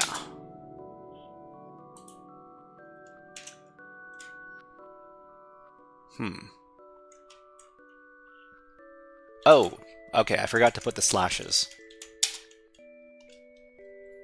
Hydra old school tool. Yeah, I see that, MC25, thank you. I mean, I guess we could crank up the threads. We can do up to 64 threads with Hydra.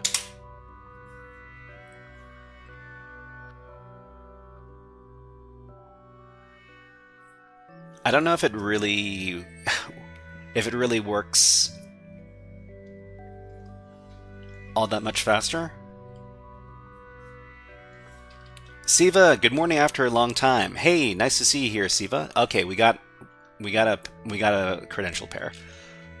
And Edwin says, Yo Shy Hat. Hello, nice to see you here. Yeah, we just did our third brute force attack today. That's great. I guess we can just log in as the Balutin user with the password Estrella. Okay, so shell access. Let's get out of here. SSH Balutin at this IP address. Okay, so The problem with the Dockerlabs machines is that they all use the same IP address for SSH, and after a while, SSH doesn't really like that because SSH doesn't want to have more than one host associated with the same IP address. Okay, Warlos. Hello, nice to see you here, Warlos. Cyberdome, you should delete the Hydra restore file because I think it's starting from your last attack. Oh no, I mean, I think it was fine. It was fine, no problem. Yeah. Okay. Found Estrella. Great. Great, great, great. Let's log in with SSH again. Estrella. Is Estrella a name, or is Estrella like some sort of cake or something? Because it sounds kind of familiar.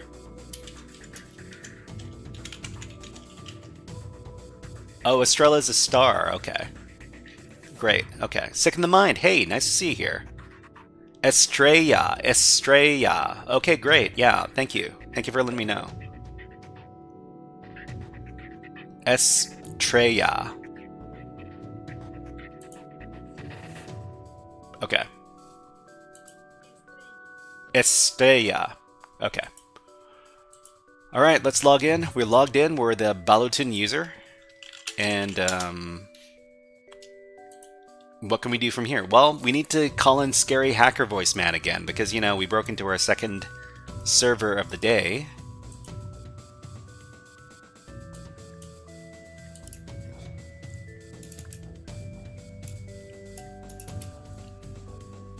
Hey there, influencer hate administrator. It's me, Scary Hacker Voice Man.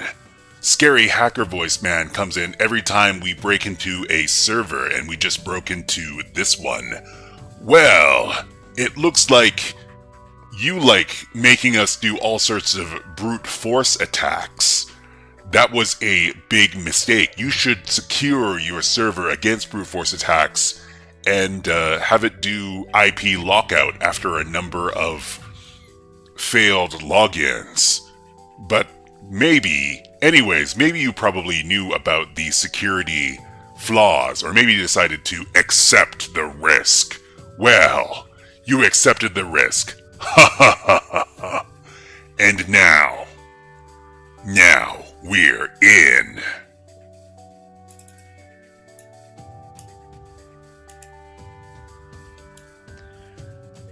Okay, so we're in now, and we just need to figure out how to elevate our privileges over here. We're in, yeah. Alright, so there's no sudo command on this box. Alright, well, what else is at our disposal here? So, there's probably going to be some sort of, okay, so there's a database? Huh, what is this?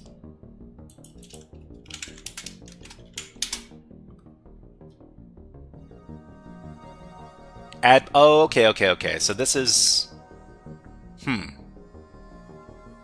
this is the database file for the application. Time to shellcode. Yeah, I hope so. What is E2EE? Crear is create in Spanish. Oh, okay. Create database. So create database, database.db. I guess we should also check this out as well. So let's take a look. So it's just admin chocolate. Admin chocolate. Yeah, just admin and chocolate. So what about the htaccess file? Okay, so the htaccess file says this has the error message. Okay. Alright.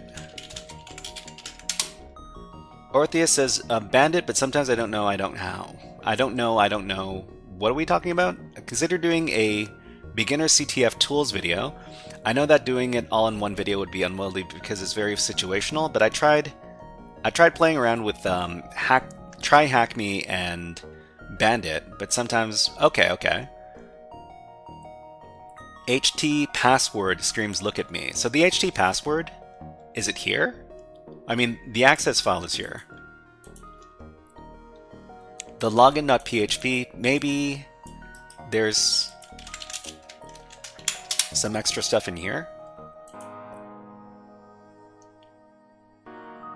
Okay, I like that they have an emoji in here.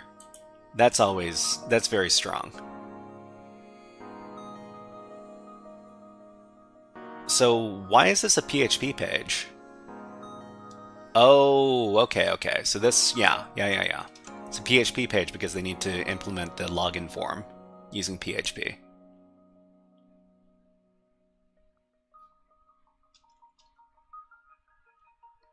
Okay.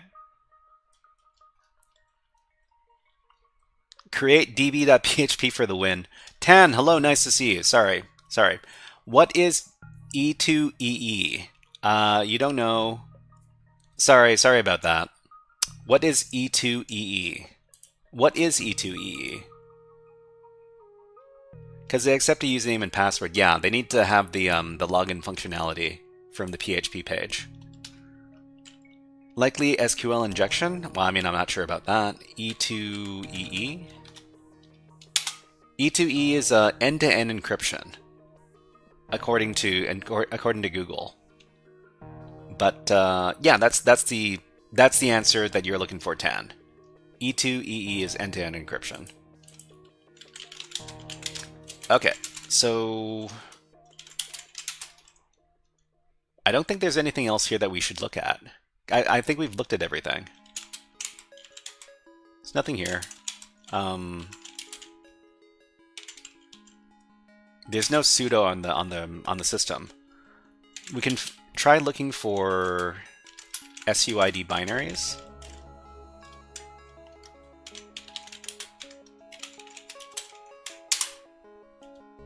Okay, so these all look normal. I don't think we're going to be compromising anything with these. Warlow says, what is your topic or what is your goal on the server? So the goal on the server now that we've actually managed to get initial access is to elevate our privileges until we're the super user.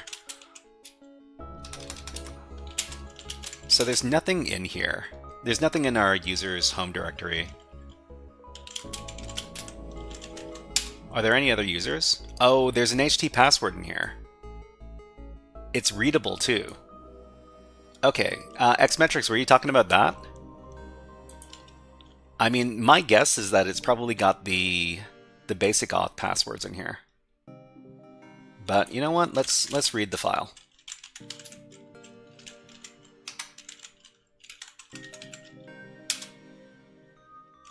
Yeah. So this is HTTP admin. What kind of encryption is this? Didn't look at create. Oh, you know what? I missed that detail. I missed that detail from the create database. Okay, let me read it again. So var www html.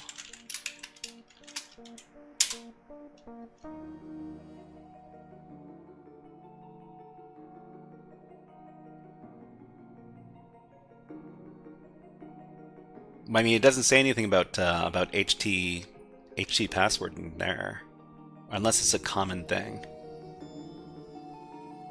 Now use that in the login.php. The login.php? Hold on.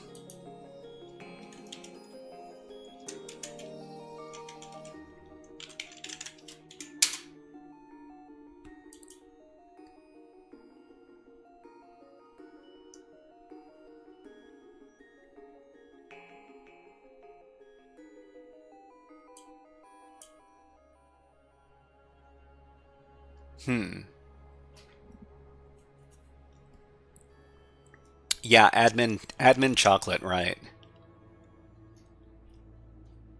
Okay, so let me read that thing one more time. So there's this password here. I mean, HTTP admin, what kind of encryption is this?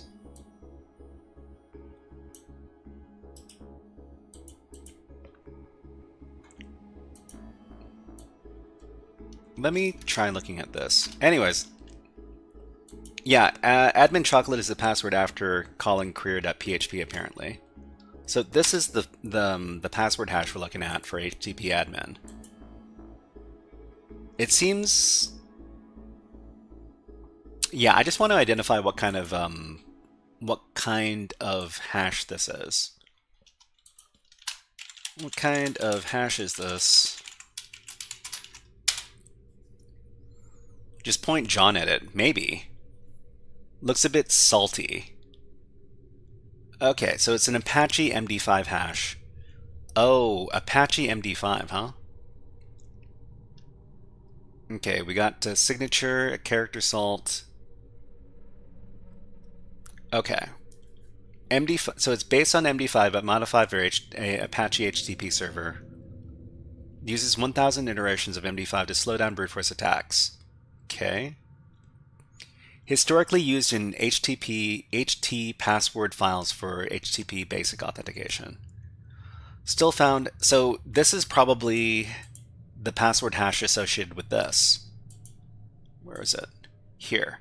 So FHTP admin. Yeah.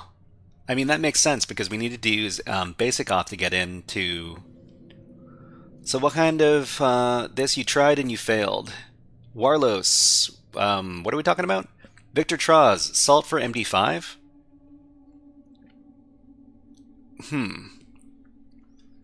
I mean, can we just, let's see. So nano hash.txt. We'll put in this thing. Can we just John this?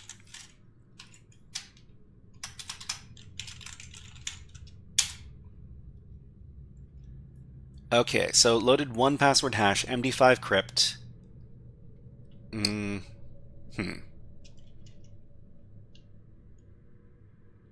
Actually, you know what?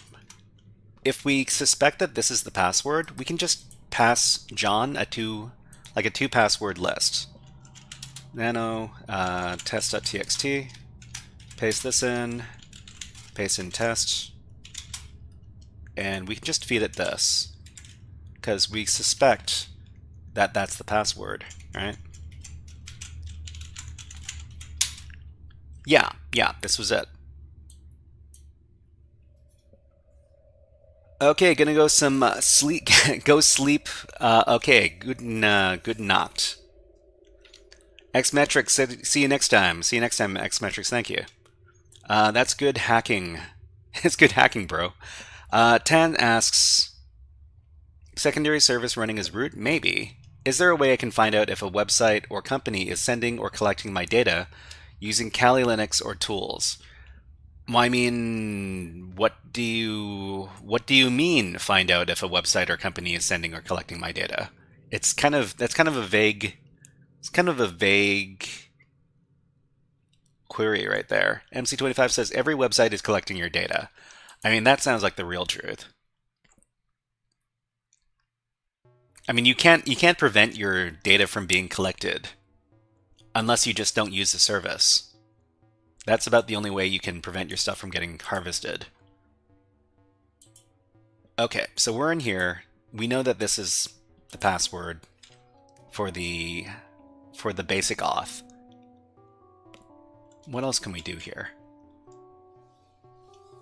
Zaki Roleplay says, recommended website for learning hacking. It really depends on where you're at, Zaki Roleplay. Zaki Roleplay, let me know what kind of hacking you want to learn to do, and how much experience you already have. Because after I know that, I can give you some recommendations. Warlos says, fine, I will help you if I can on the next topic. Warlos. Yeah, I mean, listen, I can use all the help I can get. Use Tor if you don't want to be collected. I mean, using Tor in it, well, I guess you could. Okay, so let's step into the op directory. There's nothing here. Sometimes there's some stuff in the temp directory. Nothing here. Sometimes there is a cron tab. There's nothing here. Very hard to hack NASA.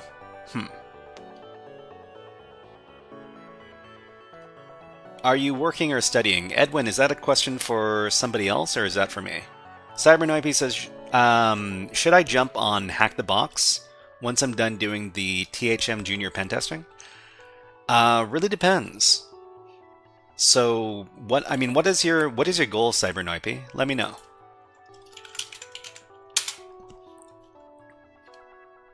Junior pen testing, are you paying for TryHackMe to do all the stuff inside of junior pen testing? Okay, so just because I don't have a lot of time left, I'm gonna try using. I'm gonna use my script. So the script is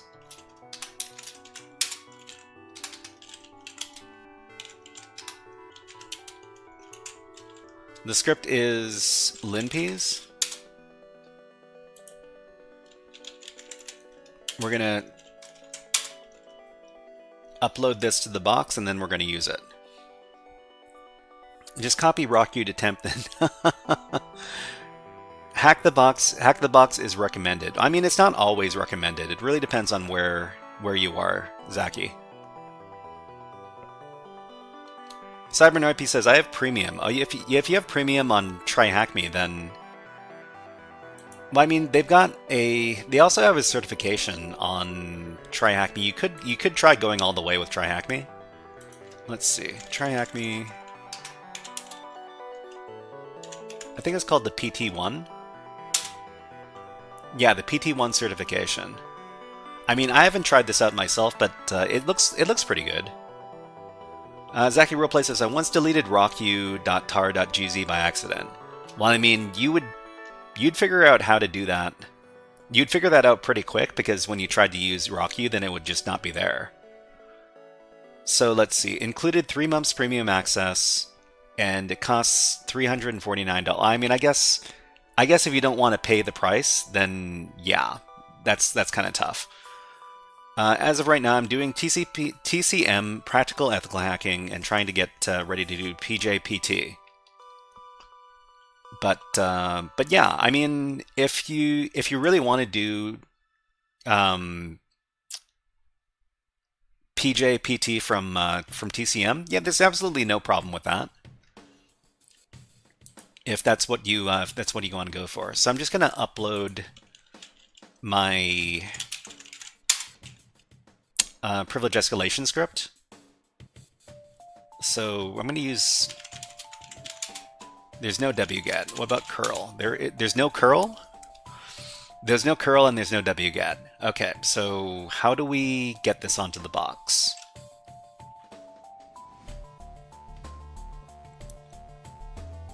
You got SSH. That's true, that's true. We can secure copy. So I think what is the format? Secure copy, yeah, okay.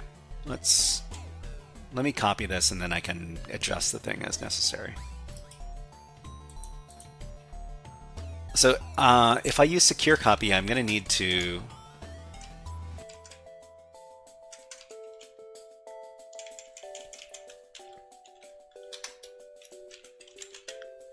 home, the Shy Hat, downloads, limpeas. I think it's called limpeasfat.sh.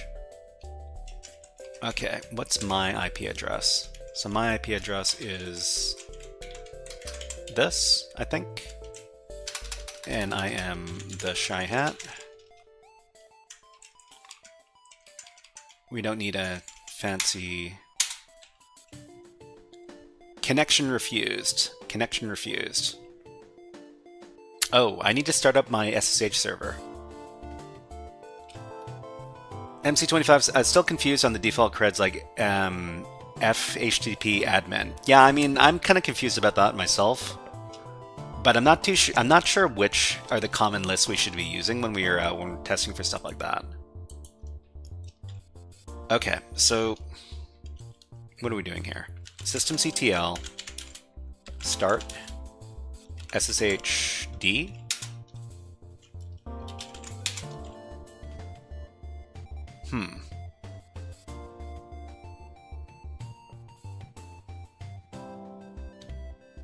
Is it a different command, or is it just SSH? Oops.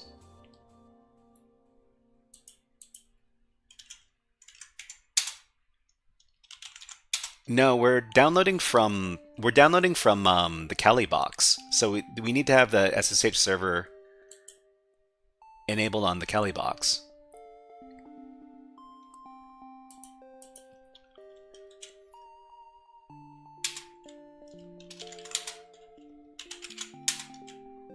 Okay, done. Great. Yeah. I mean, we managed to get it working. So let's go ahead and run the thing. So chmod linps, then we run linps. Thank you very much, Agent Orange 2014. Thank you very much for following on Twitch. Thank you. Let's give you a fun video redeem. How about some why not curl or wget? There's no, they're not on the box. They don't exist. This is a Docker container, and usually they strip out everything that's not absolutely necessary.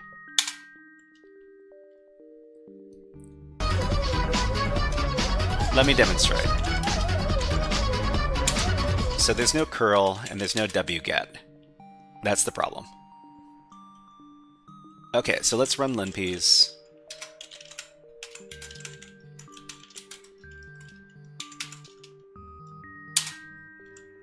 Okay. There's only there's only bash. I don't know if there's only bash or not. You know, because everything else has been brute force, I think it might be brute force for getting the root user as well.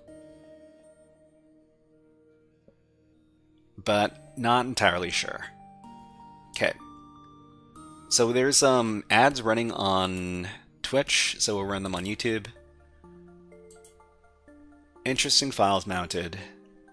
So I'm pretty sure that it's going to be brute force for the last part of this as well. Okay, so root is running this stuff.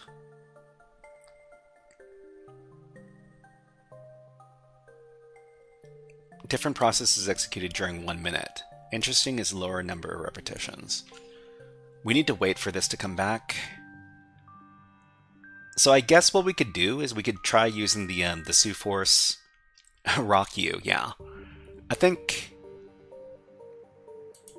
in this case, we'll get ready for this. Where are we? Here. Actually, let me do another tab. Okay, so cat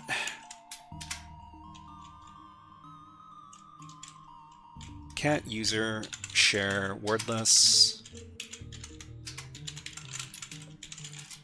rocky.txt. We're going to actually no, we're going to head. So head 3000. We're going to get the first 3000 words out of rocky.txt. We're going to output it to rocku3000.txt. Whoops. Okay, and then ads.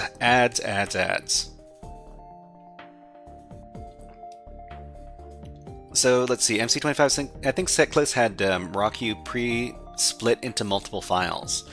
I haven't seen that before. Time to rock it. Let's take a look at what's going on here. So cron tabs.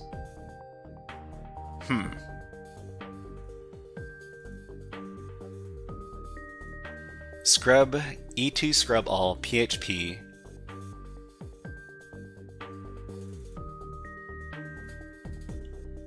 I don't know if I should be paying attention to these.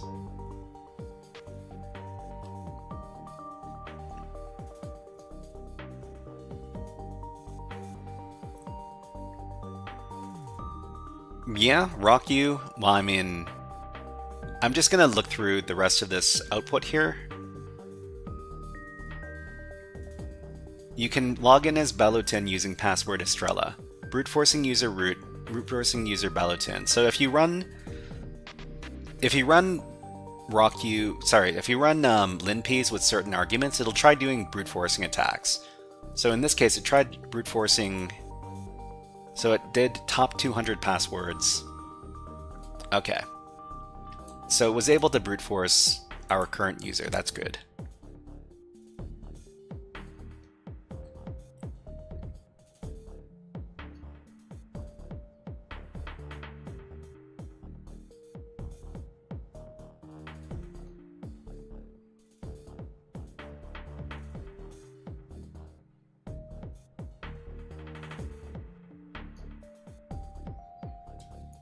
Okay, so we'll do more brute force attacks in just a little bit. So SSH, it's funny. Oh yeah, we've got a SSH directory, of course. Yeah, var backups. Use grep. Well, I mean, I'm just gonna.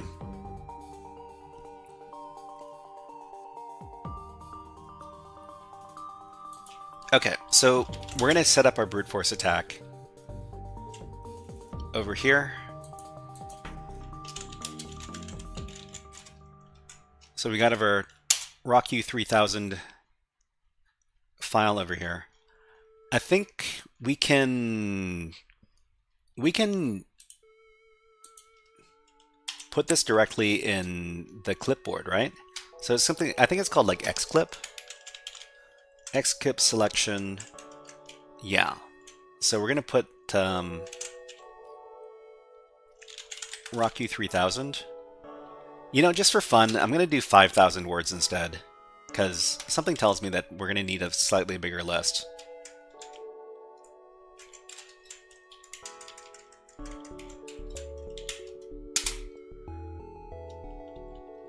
Can we access the ID?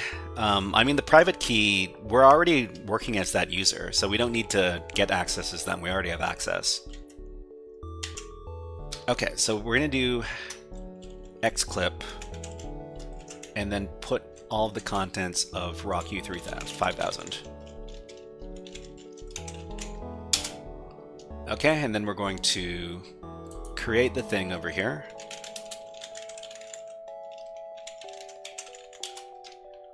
Paste it in, done, and then we're going to get the brute force script.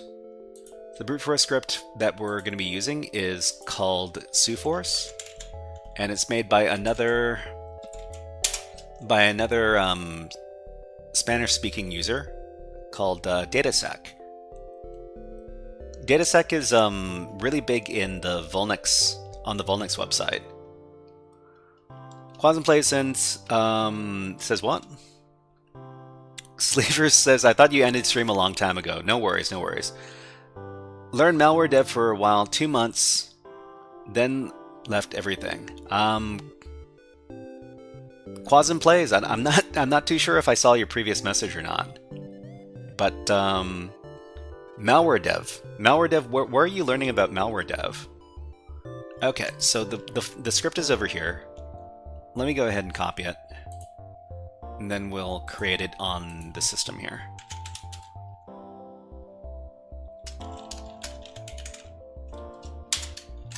Okay. And then we'll run the thing. Suforce. User is root, and word list is RockU5000.txt. No, can't run it because we didn't chmod.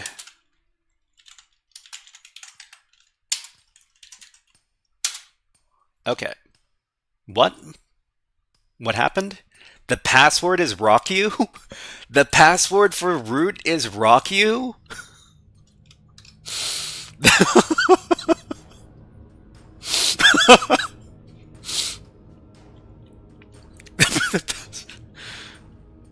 Oh man. No worries, Edwin. No worries. Defus Game Boy is straight up copy pasting a what? Why not brute forcing root SSH in the first place and skip all the other stuff? Stupid box. Okay. I mean, I kind of suspected when that specific word list came up, so I don't know.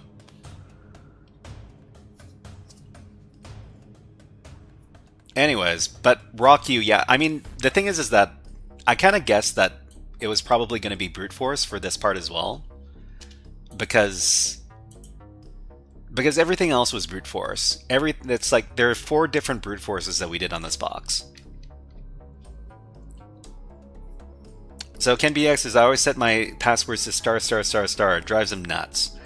Sever says, I tricked ChatGPT into writing malware development study course. Malware development study course? I mean, I don't know about that. Anyways, so, okay. Switch users to root. RawQ is the password. Could we have done this from the outside? I don't know if we could have done this from the outside. Let me check really quick. So SSH root at.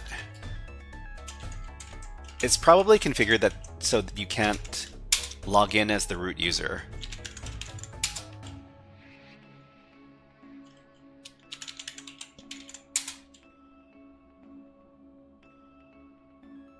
Yeah, it doesn't let you.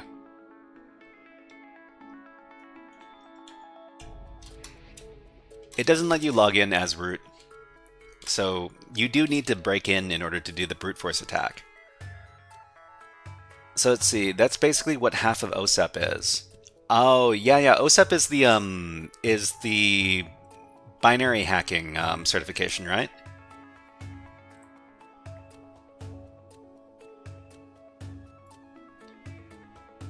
Okay, always fun to do stuff like this, especially with obscured usernames. Oh, that's the experienced pentester cert. Oh, okay. I must have that confused with something else. But sick in the mind. Thank you for letting me know. Guess you gotta keep in mind that C-Force is getting more common. I mean, it is a pretty cool tool, and it does let you do some great little brute force attacks, and there are no what is it called? There are no consequences to doing brute force attacks on the local host, unless they've got something set up so that it'll block the account. I don't think. I feel like boxes would have an SU lockout limit. I mean, do they? That's a good question. Okay, so we're the root user now. We can just wander on into root, and there's their SSH. There's an SSH folder here in here, but nothing in it. Okay. Let's see. .1 EX says OSEP is the concept of pen testing stuff. Okay. Quasm, let me take a look at your message. Now I start again from anew, okay, and been learning for malware dev for 2 months now. Let's see, .winx, you can use PAM to set an SU limit. Let's see, make Discord, will you live there? Well, I mean, the Discord it's coming, and probably in like a couple of weeks, maybe 2 weeks. In 2 weeks we should have a Discord server. But let's go ahead and look for somebody to raid. I guess we can celebrate. Hey, we can celebrate that we did our second box today. And let's see. Here we go. What are you? I'm system root. Okay, so we probably need to get going because I need to have some dinner. Really hungry over here. But let's take a look at what's going on Wednesday. So today was really fun. We managed to play some of The Witness. We've solved some great puzzles. And then we demonstrated some stuff over the Hades CTF labs. We did some Nebula. We did 2 boxes from Dockerlabs.es. But on Wednesday, we're going to have another stream, and we're going to do web app stuff. So we're going to be doing Hack the Web. We might be replacing this with The Witness because it's such a fun game. But we're going to be doing some demonstration of web apps over here from Walking CMS. We're going to be doing some web app demonstrations. We're going to be coding our own web app using PHP, and well, we're going to be learning about web dev. That's going to be a ton of fun, and we're going to be doing some PicoCTF web app challenges, some new stuff that we haven't done before. Well, will I stream on Discord? Well, I'll probably give announcements for when I stream on Discord, but I'm not going to be doing the streaming directly there. Okay, .winx says, for standard distributions, most end users nope, joking about leaving messages. I would brute force a word list to leave the message in the logs. I mean, who checks the logs? Do they check the logs on a regular basis? It's a good question. Okay, so that's going to be on Wednesday. We also have another stream on Friday, but let's just concentrate on the Wednesday stuff. So yeah, next time is going to be on Wednesday. It's going to be all web app all the time, and it's going to be a ton of fun. So let's see if we can find somebody from the InfoSec streams list too. Time to send El Pinguino de Mario a chocolate. Yeah, that guy loves chocolate, from as far as I know. But let's see if we can raid somebody on Twitch. And it looks like...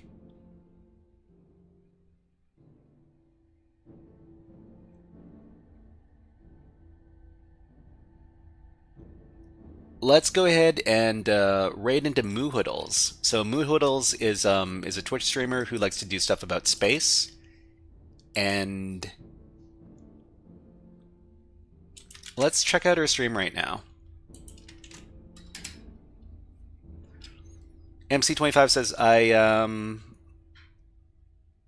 if you're running, .1ex says, if you're running a server you care about, you typically pull in the logs in a system for parsing the pattern recognition for the elk stack. Or at least that's what the group told me to join last night did. Okay.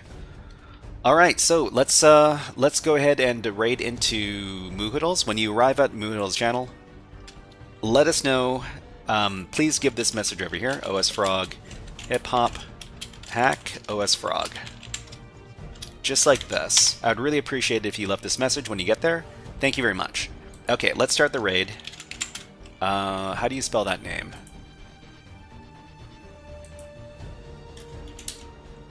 Certainly don't want to misspell the name. But yeah, aside from that, everybody, we will see you on Wednesday. Hope to see you there, and we're going to be doing lots of web app hacking. All right, everybody, ready? Please provide the raid message. 3, 2, 1. HackerFrogs out.